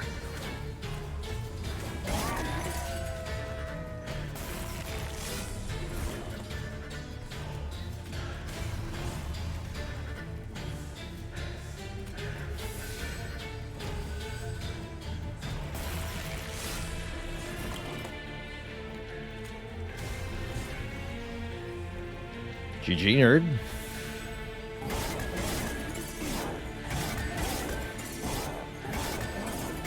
Mega punched.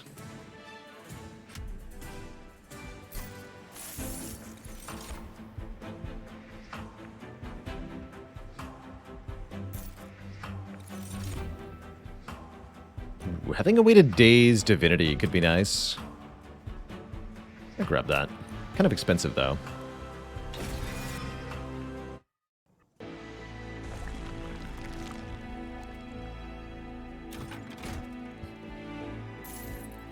And we're still going to duplicate one of our units, even though we don't actually need the non-Wildenton units. I do want to have them. We're going to send our champion to the middle, make the whole row fast. Oh, that's a great point, actually. If we ascend the champ, hot nonsense will ensue. You could take Volatile Gauge. That's cute.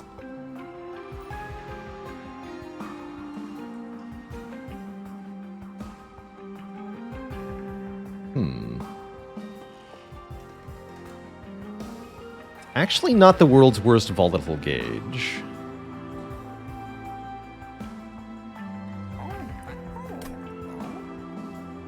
We get 10 draw per turn.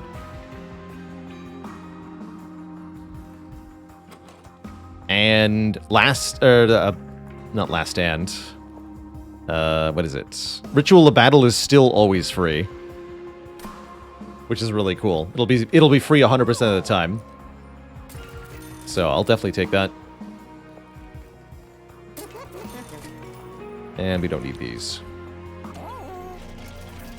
In Monster Train, this effect, the cost is rolled randomly first, and then price reductions apply. So, for example, this last stand, we'll just roll 1, 2, or 3. And this one rolls 1, 2, or 3, and then you subtract 3. So it's always free. Kind of cool. Oh, we can also remove Consume off Adaptive Mutation, by the way. It's both of them. Get both of them. Levtron, thanks for the Prime sub and the 4 months. Thank you, thank you. Holy crap, we can do Holdover Adaptive Mutation. If that's not the coolest thing ever, I guess Holdover Last Stand is the coolest thing ever.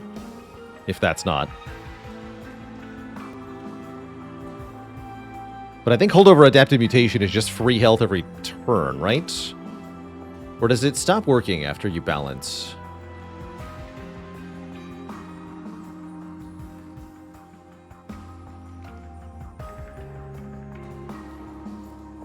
No, it's going to stop working, actually.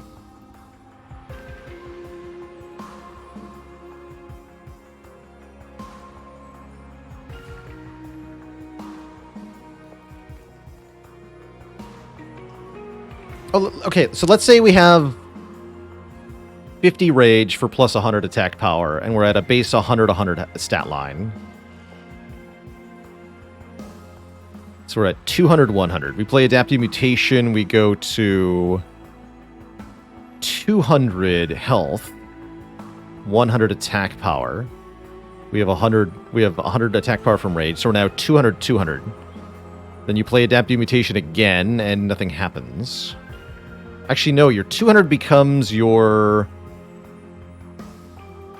That's not right. Nothing doesn't happen. It becomes 300, 200. Because you'll put the base attack power to 200, and you'll have 100 rage, or 100 from rage, so you're at 300, 200. Then you play it again, you go to 300, 300. No, you're right, it does work. Okay, let's hold over Adaptive Mutation then. It does work. I'm just crazy. We'll make Last Stand cheaper. Yeah, and we're getting more rage each turn, too. That's also correct. Still doubling you. Although we could double the holdover Adaptive Mutation. Wait a minute. I could also double the Last Stand, which is probably even better, actually. Let's double the Last Stand. Oh man, this is going to be dumb. And we could Spell Chain Nexus Spike. That's funny. Get in here. Let's go. Double zero cost rage plus 10, also potentially worthwhile. Definitely. Definitely. Oh, Seraph is making things consume? That's kind of annoying. How dare you, Seraph. Can't you see that I'm an important man with an important plan? We have to go top floor because Seraph.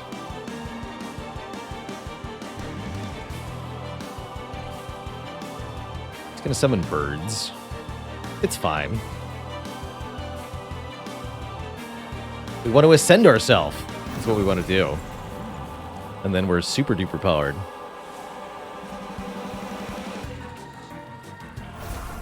Achoo. So that means we actually want to buff this Animus of Will now. Seems good.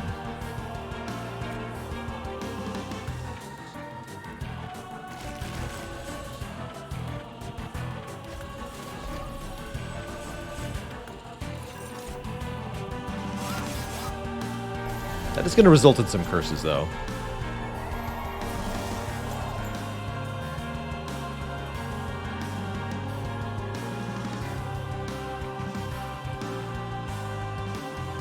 What? This rolled 3 costs? Terrible.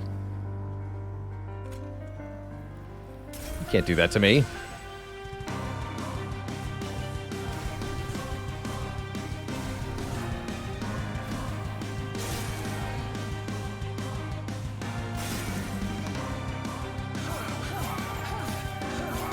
Guess we really should have prevented them from happening in the first place then, huh?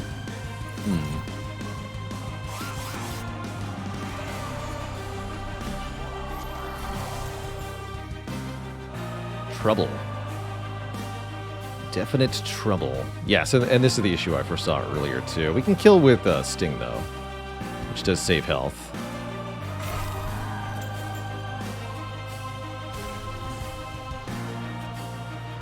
Ow!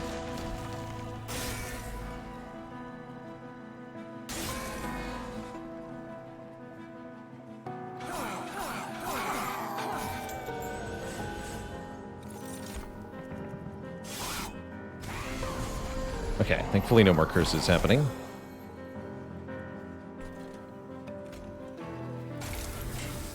Just gonna consume this? I guess so.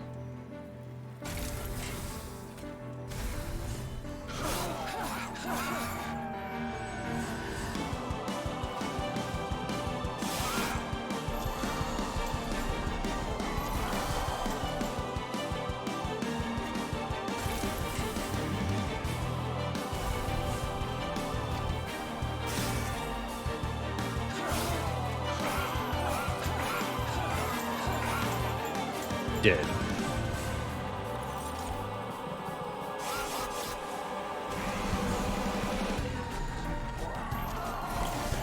Did we ascend Waldenton? We sure did. Alright, we do take 1 hit to the pyre. That's A-okay. We got plenty of health. I'm not afraid.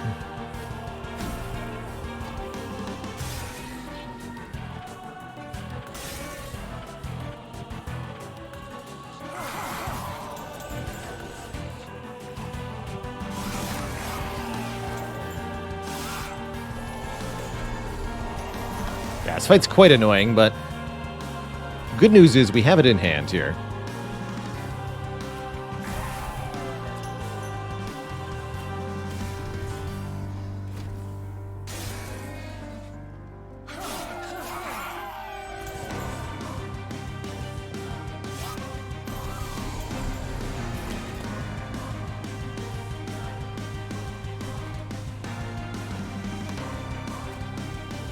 $500 hit points.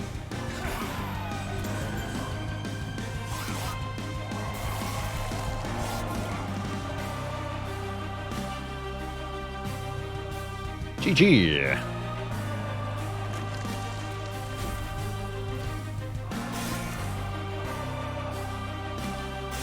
Build your own boss, that's right.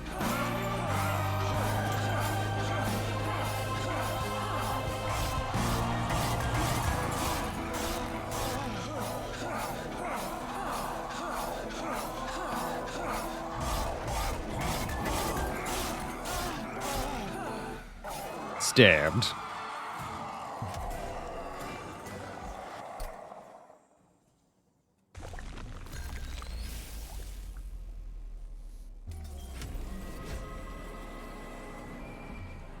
That's true. The last divinity will probably die before we can finish scaling here. I guess I'm okay with that.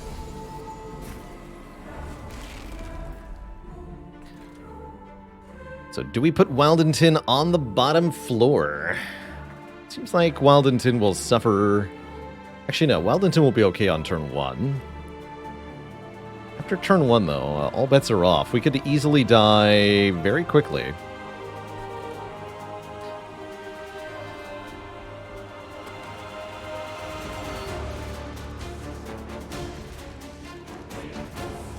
Although with Tiresome Climb, we would do quite well. The man solo up top? I think that might be the play, honestly. Takes the least amount of damage there, only 11 per turn. I say we do it. I say we do it.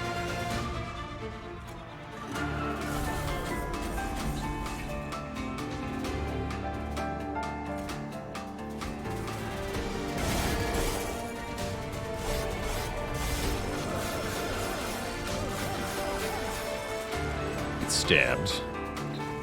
Let me solo it.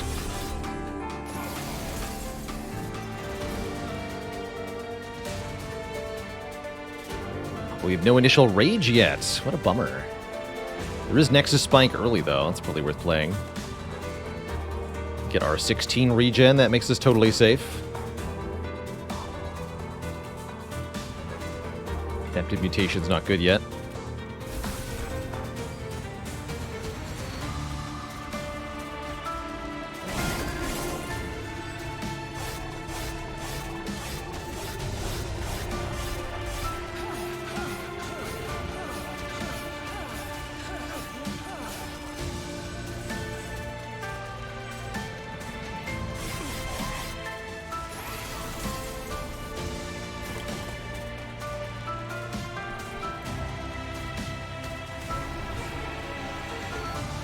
Get the second Nexus Spike, so we can add another ton of regeneration here. Or I could just play Inferno here. It's not bad. If I have the regen, I don't care what units come my way, huh? 31 regeneration.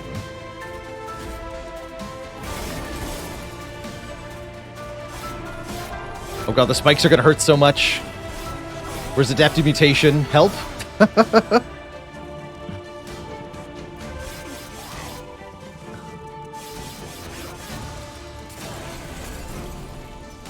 Okay, this is what we wanted to see. This is OP.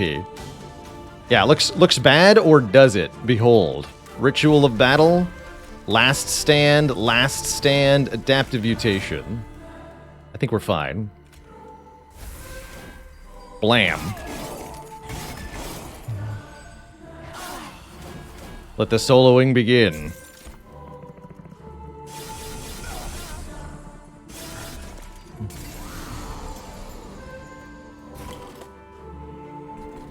And we're not even close to done.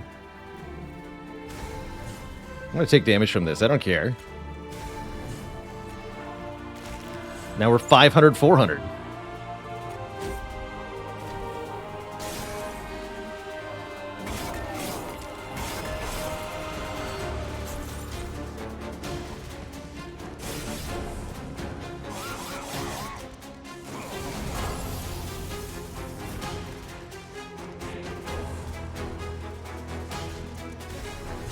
Double my rage.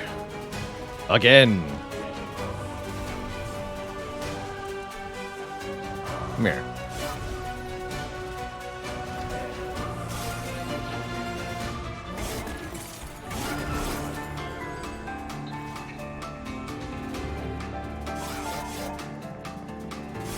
Can you ascend into the pyre room? Yes. Be careful with that. Inferno! Boop. He doesn't care. GG! Get bopped, sir. Right in the nose. Got him. Well, that certainly was strong. GG.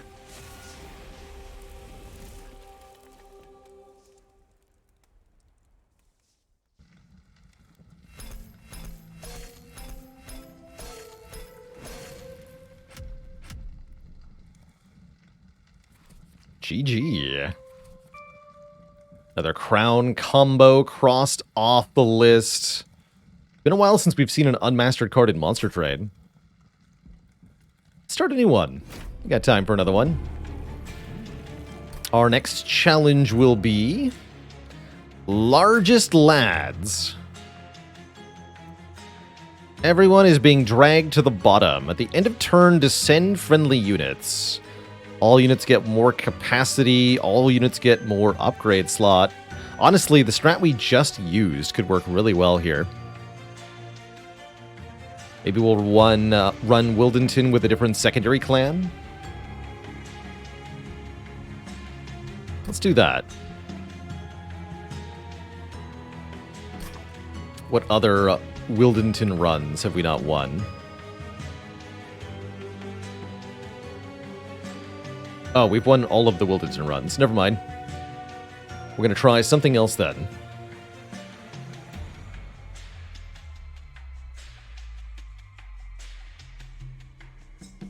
What about Umbra?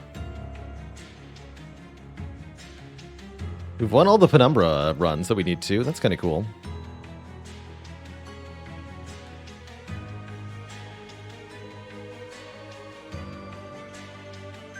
I guess Umbra wouldn't be that good because the morsels also get plus capacity.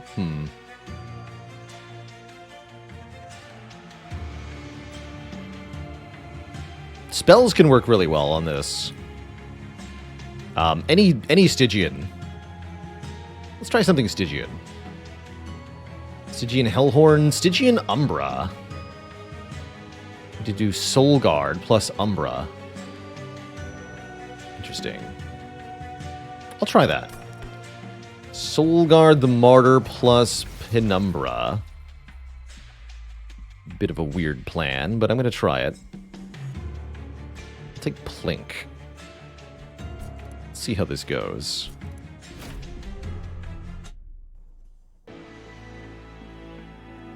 Oh yeah, we still haven't mastered Flash Freeze. Keep forgetting about that. It's a pretty good set of starting cards. I like Prismal Dust in particular. Let's see what version of Soul Guard we're getting. The phased version. Every time you play a spell on Soul Guard's floor, it gains 1 shard. Once you have 4 shards, become unphased. And become a 45-45 unit. I really don't like the Dire Channel version of this champion. I've never found it to be powerful enough.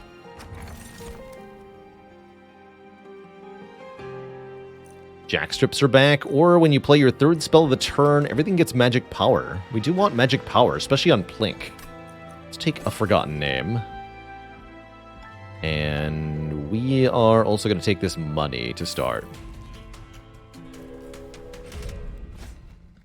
Does Phase Soul Guard still descend? What a great question. Let's find out.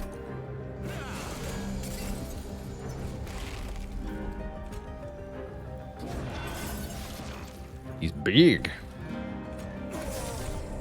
Yeah, the morsels are 2 capacity. That's kind of bad.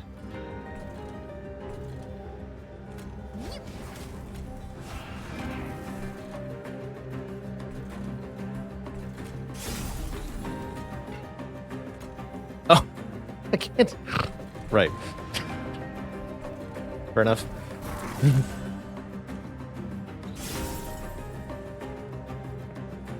Okay, does still descend.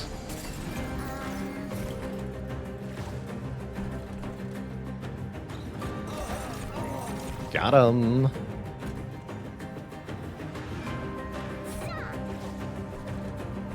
Morsels aren't as bad as you think, because we can play morsels on the floor above our units and have them descend automatically. That part's kind of cool.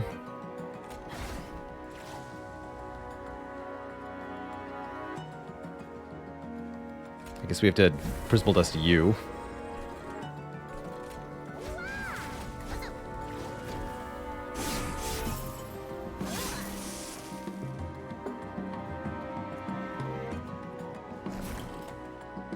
Oh, you didn't get eaten because Soul Guard can't eat things yet. Well, that just makes sense.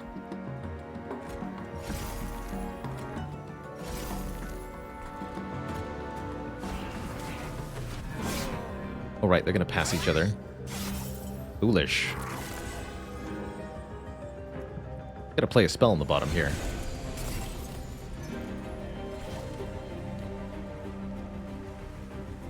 Move phased. Dead, okay. And you don't even do anything. Good.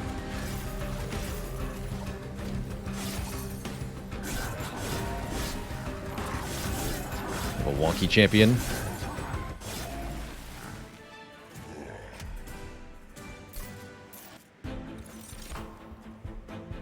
I do love me a Mollusk Mage, especially if I'm going spell builds. 10 magic power on this floor being the bottom floor, of course. Because everything is going to be on the bottom.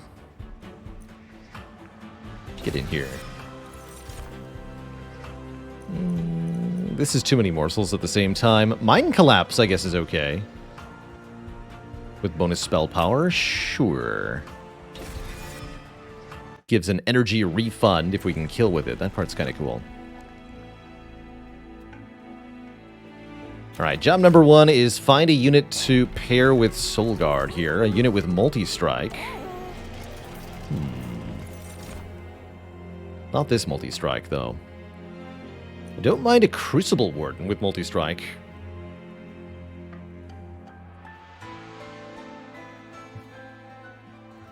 Why too many they get moved down? Well, you still have to be able to play them in the first place. If there's not enough room on the floor, on the open available floors to play all the morsels, you've made too many morsels.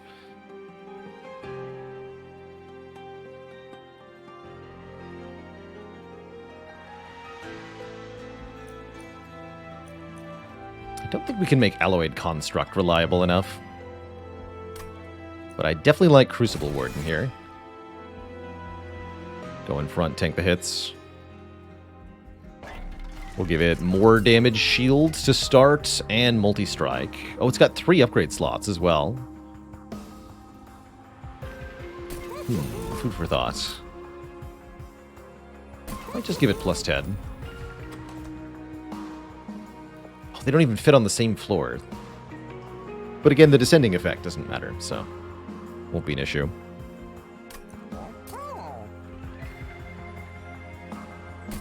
Let's do that for now. And I think I'll combine the Mollusk Mage with it so that we get early guaranteed bonus spell power. Like this. Blah, blah, blah. Indeed. My feelings on the matter exactly. Oh, all of our cards have more upgrade slots.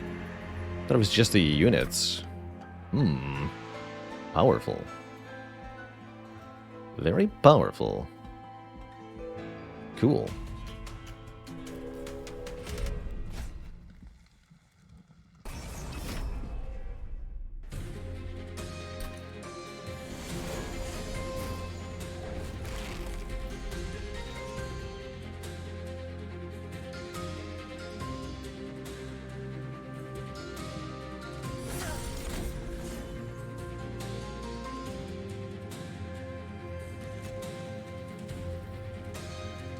Please do not dismantle my train. Jerk.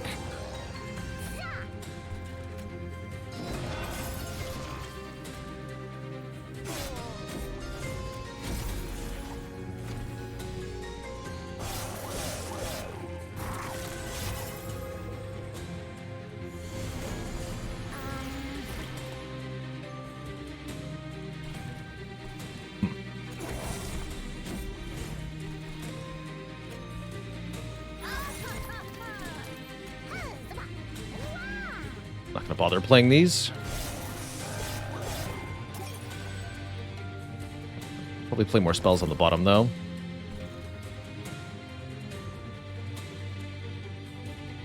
Have 5 more damage shields. There we go.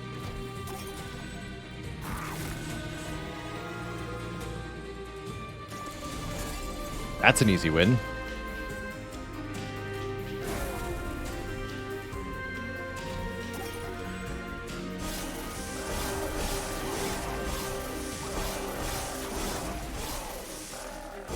Crunchy. a second Mollusk Mage, or a spell that will kill stuff with a spell power. I guess with all these plinks, the second Mollusk Mage is pretty good. I'm gonna grab one more. Spell that can also make morsels, that's kind of cool. Notably, you can use Entumber Assault on your morsels to make more morsels.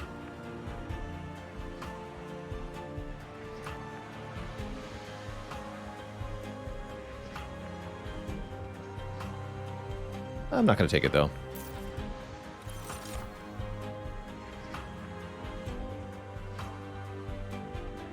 Summon morsels every turn.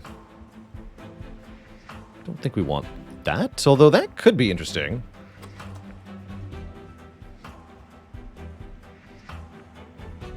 That would feed the Crucible Warden automatically. And there would be room on the floor for them.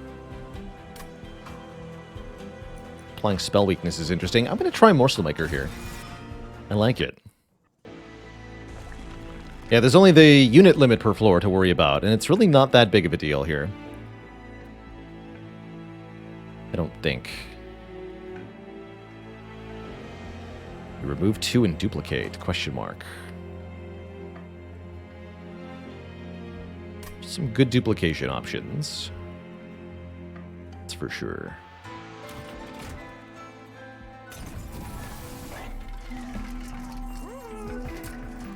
Holdover is offered. Holdover on Ice Storm could be a big deal. Holdover on Ice Storm seems awesome, actually. Let's do that. And then I want to make it piercing, probably. That's my guess.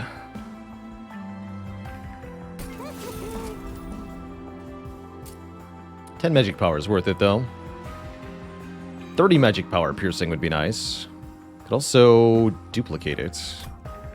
We have a temple coming up? Yeah, so we want... Yeah, we want one expensive upgrade, and then duplicate. Seems good. Paying for a reroll not going to be worth it. We don't have enough money left.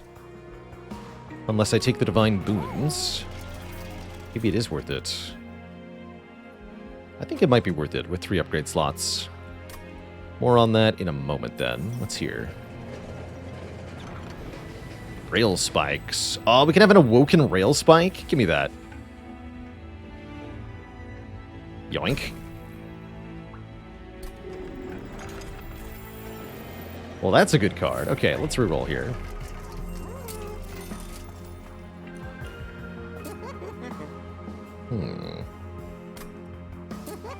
Let's add Consume to Mind Collapse.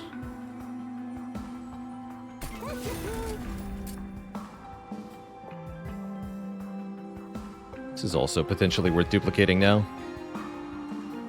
Let's -1 this first. Okay, that felt pretty good. We do have 60 shards, but I've got a holdover Ice Storm, so I'm not much afraid of anything.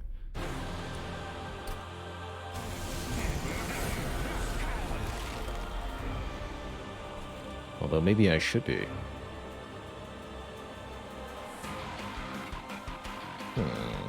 How does this work when we don't draw Crucible Warden first? I guess we can put the Morsel Maker on the top floor.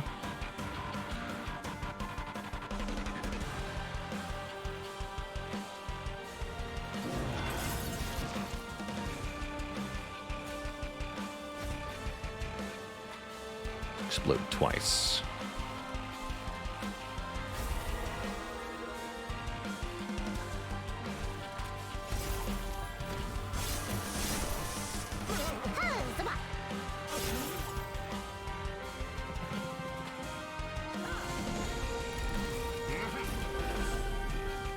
Yikes.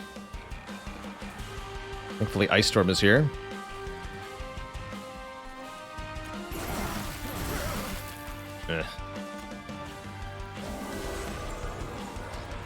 It'll do.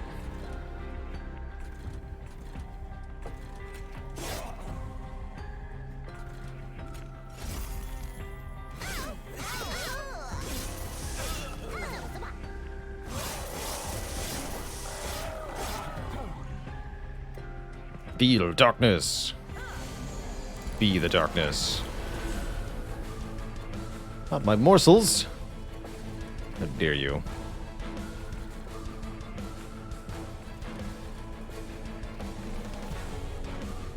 Can't kill them both. This is actually an issue now. I can kill it with Ice Storm though, yeah?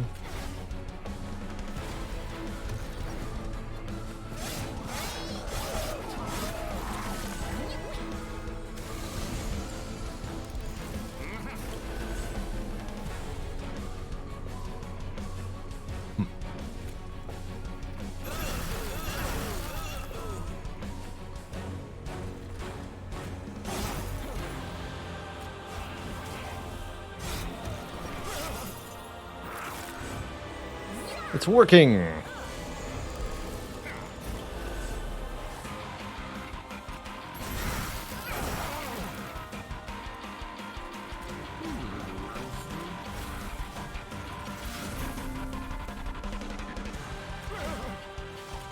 Boom.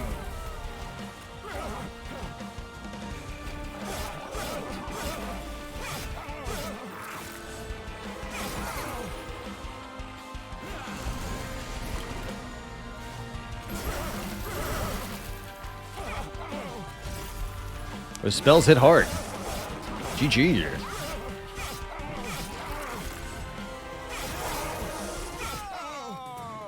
Not bad.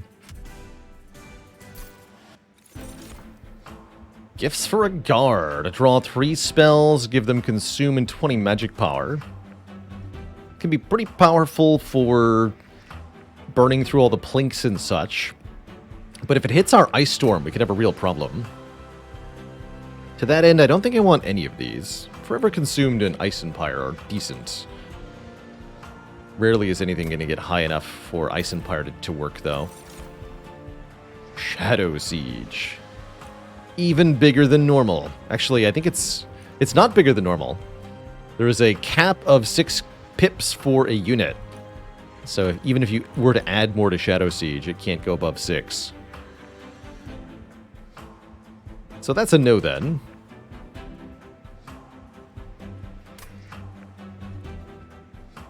Yeah, we're fine. What is Shadow Siege's essence? It gives a huge amount of bonus stats. It's like plus 50, plus 60, and 2 additional capacity. Looks like we need more card draw for now. Probably take energy after the next boss, rather than double draw up. That's right, put all the large stones on Shadow Siege. That's exactly correct. That's what you're meant to do.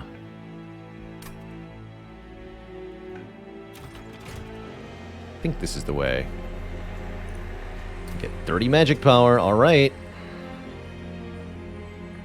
Let's just do this.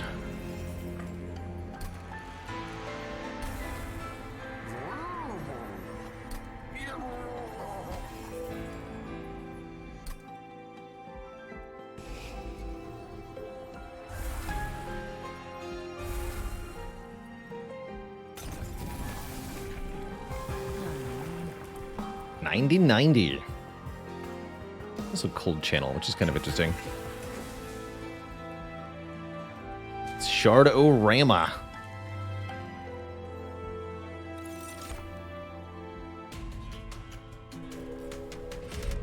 And we're just gonna kill everything with spells now.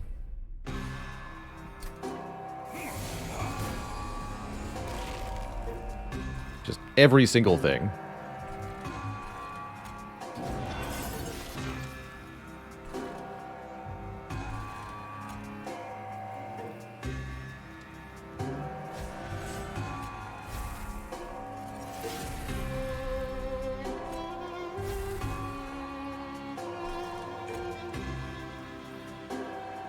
Eats through the armor. We need, what, 10 shards now? Shard count goes way up, that's for sure. Those are actually pretty bad. Although we have the Ice Storm, right? Yeah, we have Ice Storms.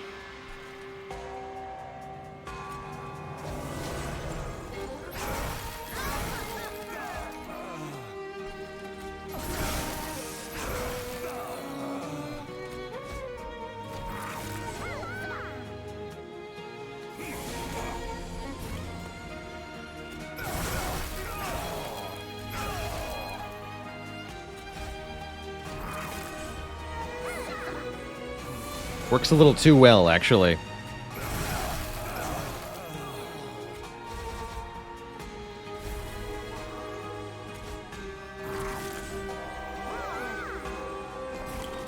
There's nothing to do.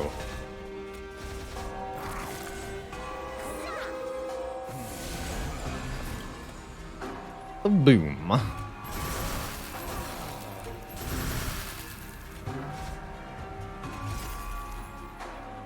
Nine by 3, by the way. Terrifying.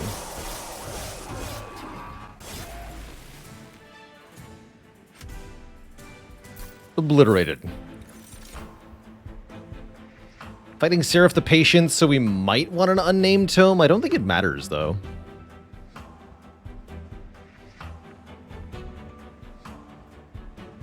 No, I don't think it matters at all.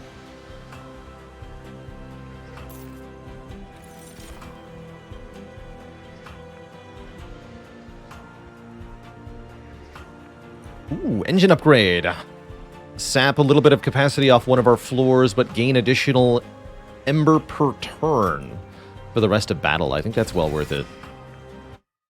I think that's exactly the sort of thing we want right now. We also want more Merchants of Magic to stack more useful upgrades on stuff like the Awoken Rail Spike and the Prismal Dust.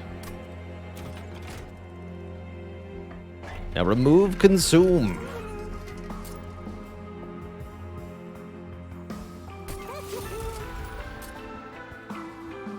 Hold on.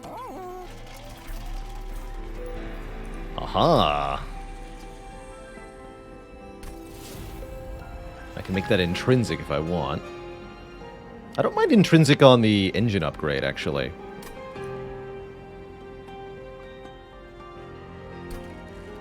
Let's do that.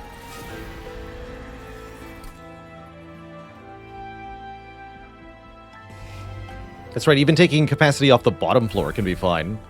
Realistically, any of the floors can give up capacity.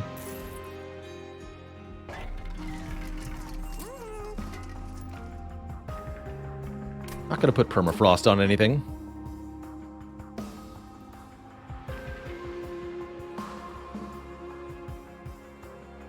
I might need this to be 0 cost. Let's just make sure. There's Remove Consume. And that's going here. On the Awoken Rail Spike. Draw X plus 2 and apply -1 cost to those cards. Whatever those cards might be. There's definitely Hell Vents left, so yes, we could, I guess, go infinite with that. That's pretty hilarious. I like that.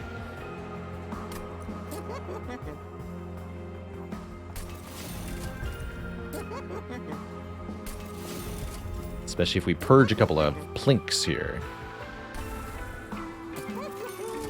So can we make a proper Monster Train infinite with this run? Looks like probably yes.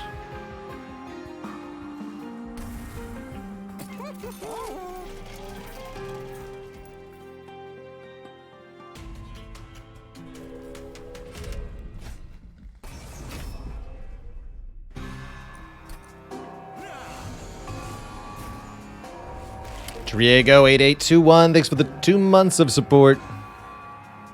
Glad you're stopping by. Oh, we totally needed the cost reduction on engine upgrade for specifically this situation. Good work. Also, yikes, looks like.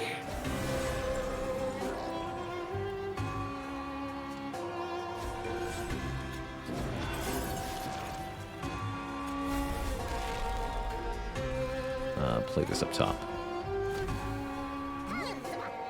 It might be dead next turn.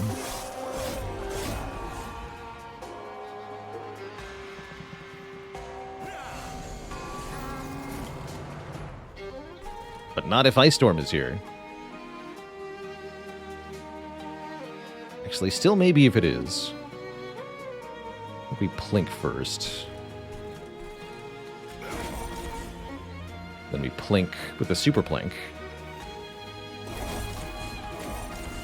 Then this will kill.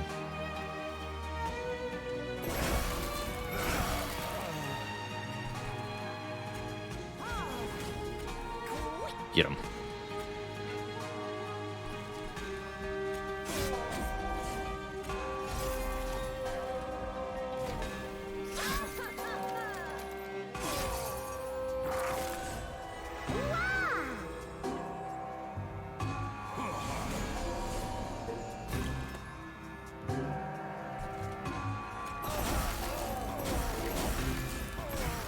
Devastating.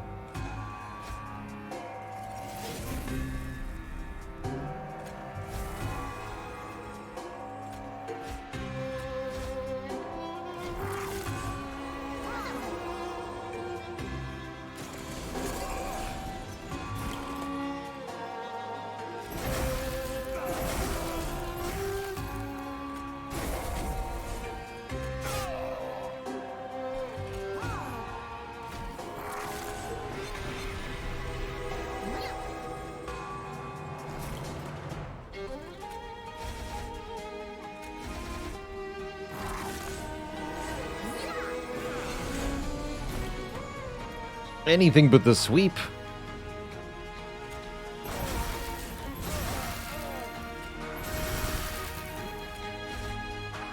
Draw 4. 25 damage. It's crazy.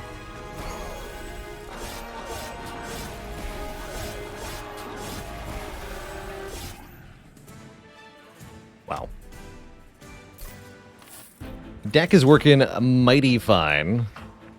Do we want to consider an Urchin Spines to apply spell weakness to do even more damage? Feels like we're just wanting to get as many cards removed as possible. That way we can try to do an infinite combo. Let's do that instead.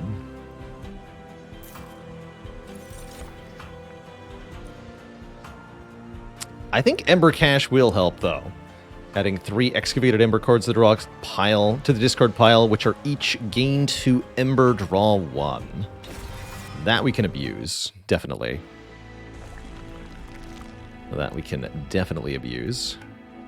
Gonna go Herzl's Horde, Concealed Caverns, Hellvent, I want to say.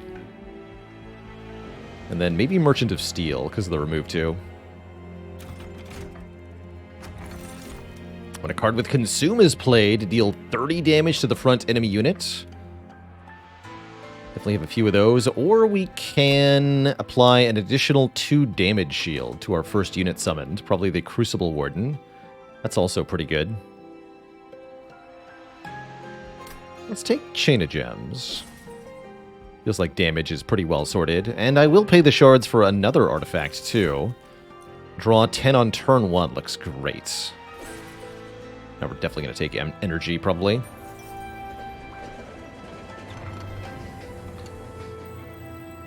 Give me an artifact. I've got Pyre Health. Improve Firebox to go with the Lost Luggage. Draw 10, gain 7 energy on turn 1. Amazing. And now we break the game. By which I mean Arcus summons a Dark Shard that counters us and we lose. What do we got here? Apply Daze to your units. Okay, that's no biggie. No biggie at all. I guess you go in the middle then. Damage shield 5.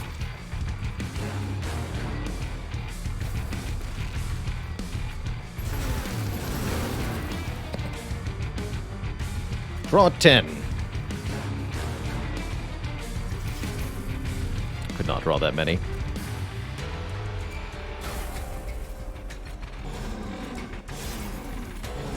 Draw 4 more.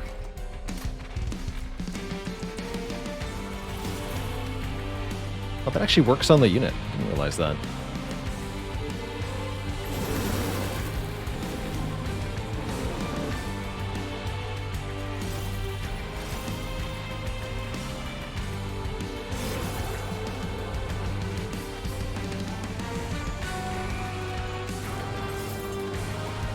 Nice try, nerd.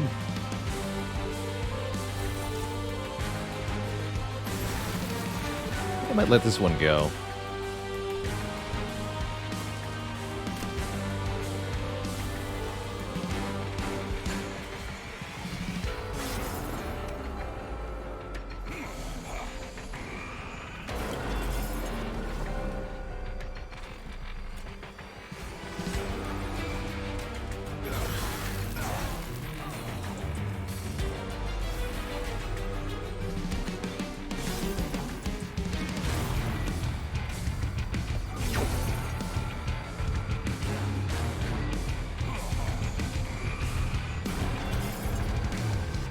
When one of your units dies. Okay, well that's not going to happen.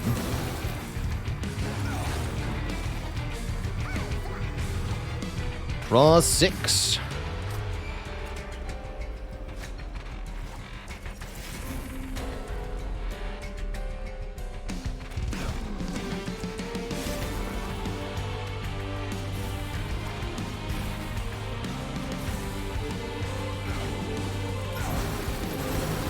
Draw 7.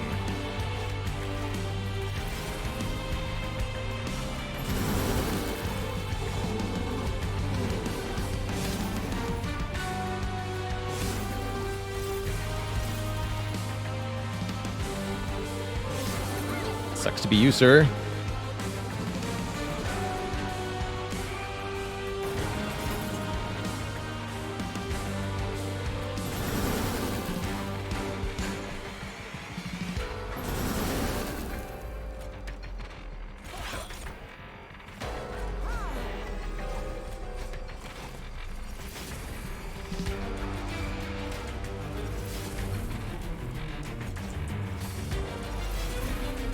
Nice.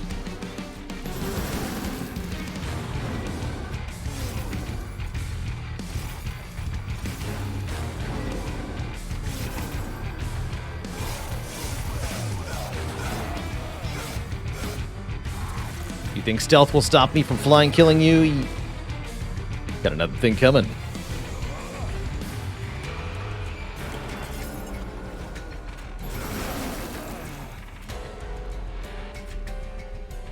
Blink him. That's right. GG. Trample, multi-strike. Kind of whatever. None of this helps, really. We're doing mostly damage with spells. I think we do want to take more Ember, especially since we have these Awoken Rail Spikes, so Ember is draw anyway, right? Take Ember.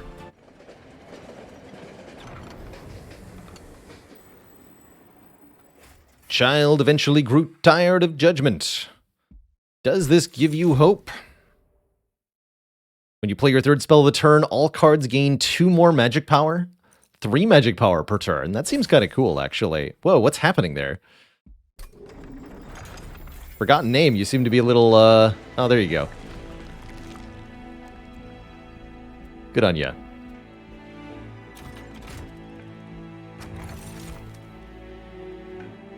Draw 1 more each turn and return 1 card to the top of the draw pile for Awoken Rail Spike to hit. That's kind of cool, actually. We can combo whatever we want to.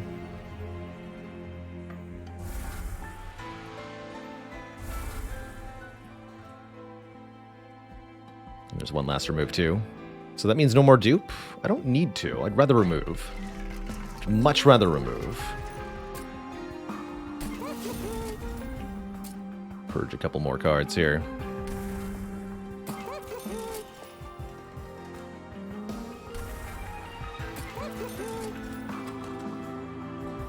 So how many real cards do we have? 1, 2, 3, 4, 5, 6, 7, 8, 9. Just 9. Oh, we're pretty much there then. And we're going to remove several more. Excellent. Yeah, Consume Seraph would definitely present a problem here. Thankfully not so.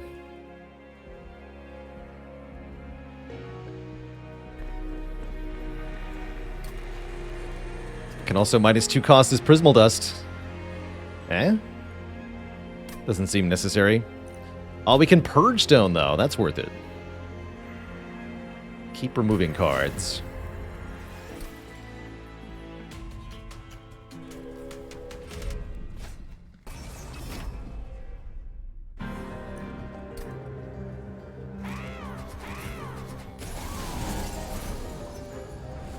Get him. All right, please return this nerd, I guess.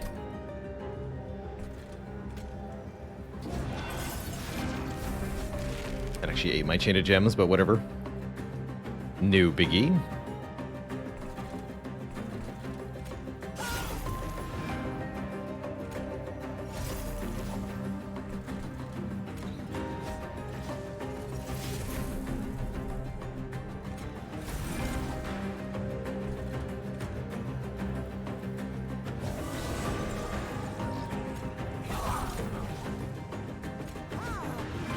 Rip.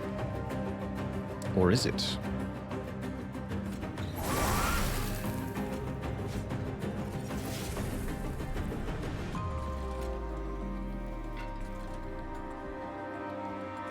These fools need to die.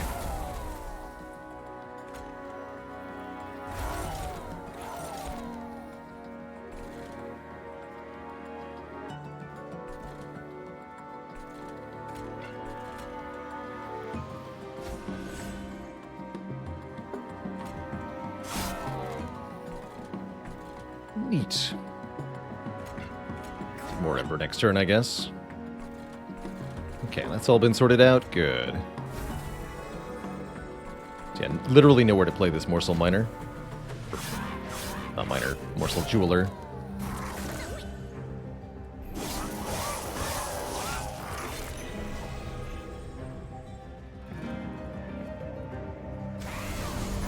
Caw.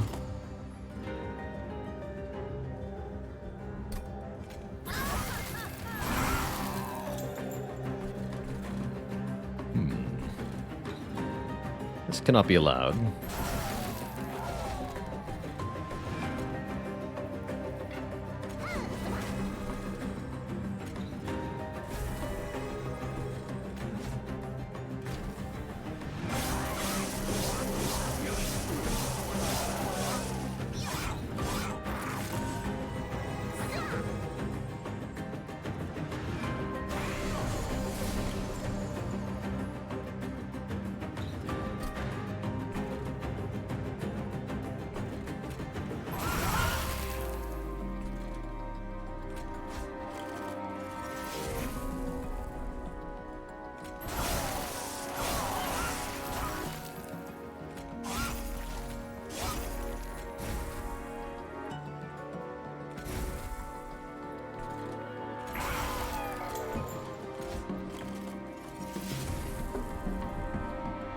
Oh, we're so close.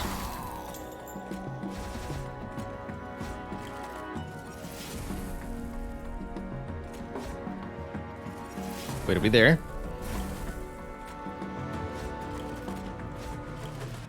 Yes! The power!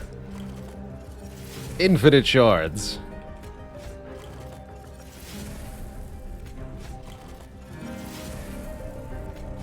Perfect. Not that the shards actually do anything, mind you. But that's not the point, dang it. Point is we break the game.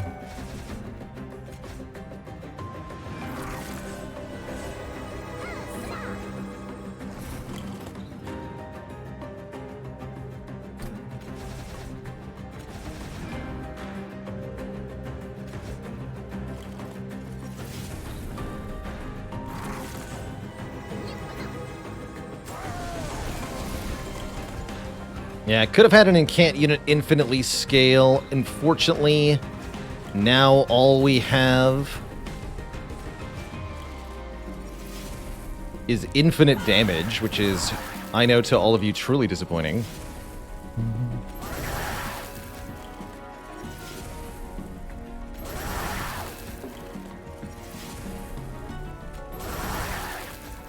Rip.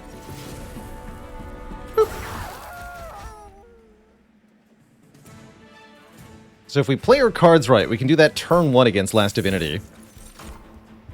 And that's the hope here. Also against Seraph, too. Turn 1.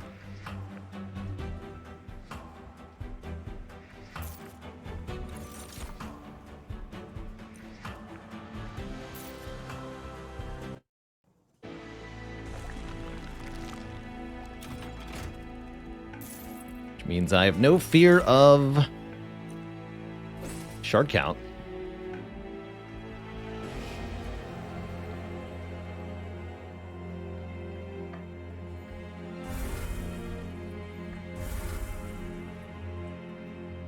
What do the units do again? Great question. Oh god. The first Hell Pact. These are now X plus 5. Okay, well that's dumb. That's dumb in the good way.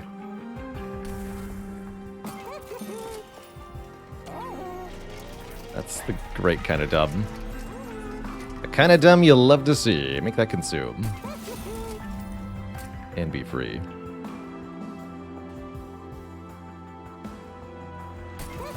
Doesn't really matter, I guess. You're double stack. 2 times X plus 5. Good talk. Gorge Artifact actually was useful, you're right. That's true.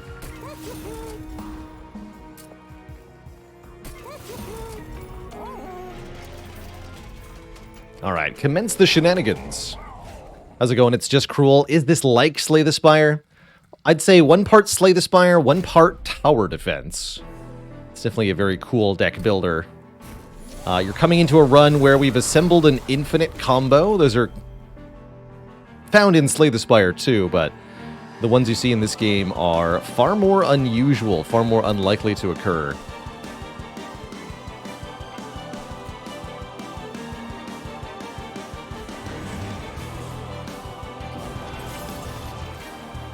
So to be having an infinite here is pretty insane.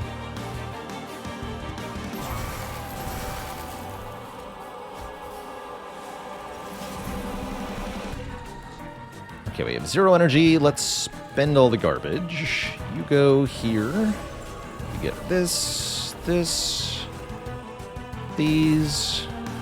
this. Draw cards.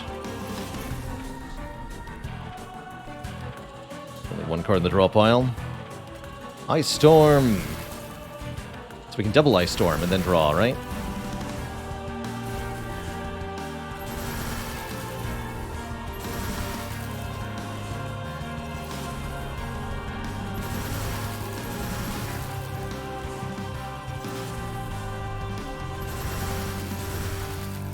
That's ludicrous. You're not supposed to be able to do this in this game. Guess these also consume. So now these are the only cards left? Perfect.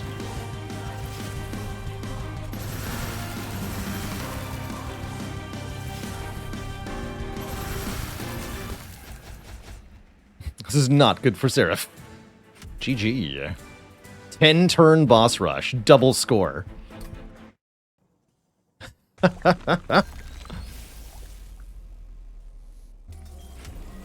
And this fool meets the same fate.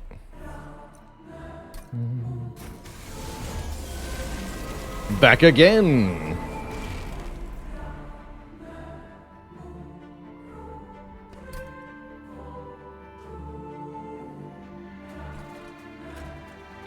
I'm on the bottom. For fun, you see.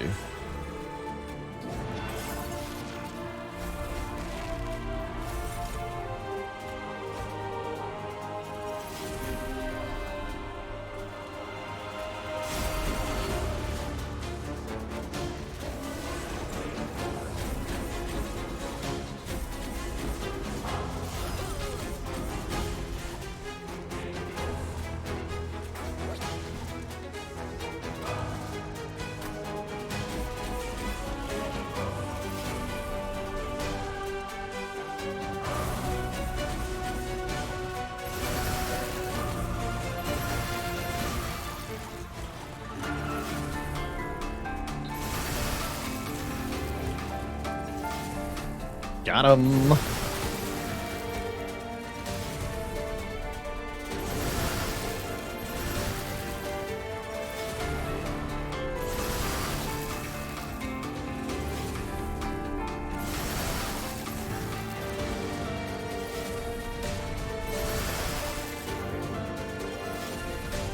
This is not the end.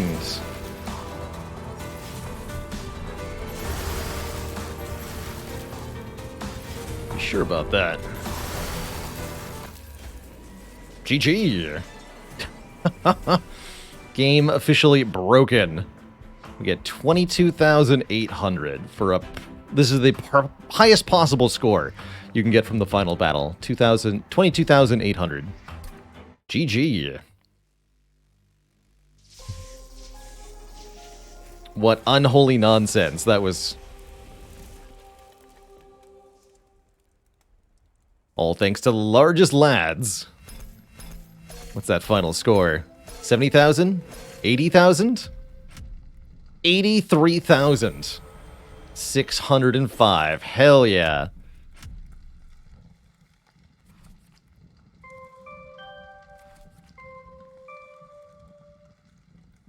that our highest score? No, we had an 86,660 run. Too perfect. 666. Apparently, Zizification is the only person who has outdone us. With 92,000. I didn't even know you could break 90k. Pretty nuts. Carissa with 84,700. Well done. Well done. We doubled our previous best score with this guy. That was pretty absurd. Absurd. What a run. GG. And we even got the ice card mastered. So what's still left to do in Stygian Clan? What card have we missed? I know I can filter by unmastered. Missed it. Oh, Offering Monument. Holy crap. How have you missed that? I guess we just haven't seen it yet. This is also a unit you can create infinite combos with, as it's one of the few immediate draw sources in the game. And that's pulling just from people on my friends list, Miskatonic Blue, so that's not like global. Although I think I can check global, right? Maybe not. Guess not. Either way, GG. Some awesome Monster Train runs, some awesome Spire runs. That Twitch chat is where things are going to wind down for today and end our stream. We will be back at it tomorrow with another attempt at the Spire Mastery Challenge. One of these days, we're going to get there. And also tomorrow, we're going to have another sponsored segment. We're checking out the 1.0 release of deck-building roguelite Beneath Oresa, which is very similar to Slay the Spire mechanically. Probably one of the most similar to Spire games we've seen in a while. Finally exiting early access. Pretty excited to see what it's got. So that's the plan for tomorrow. Then on Saturday this week, we're going to be playing RimWorld for the first time.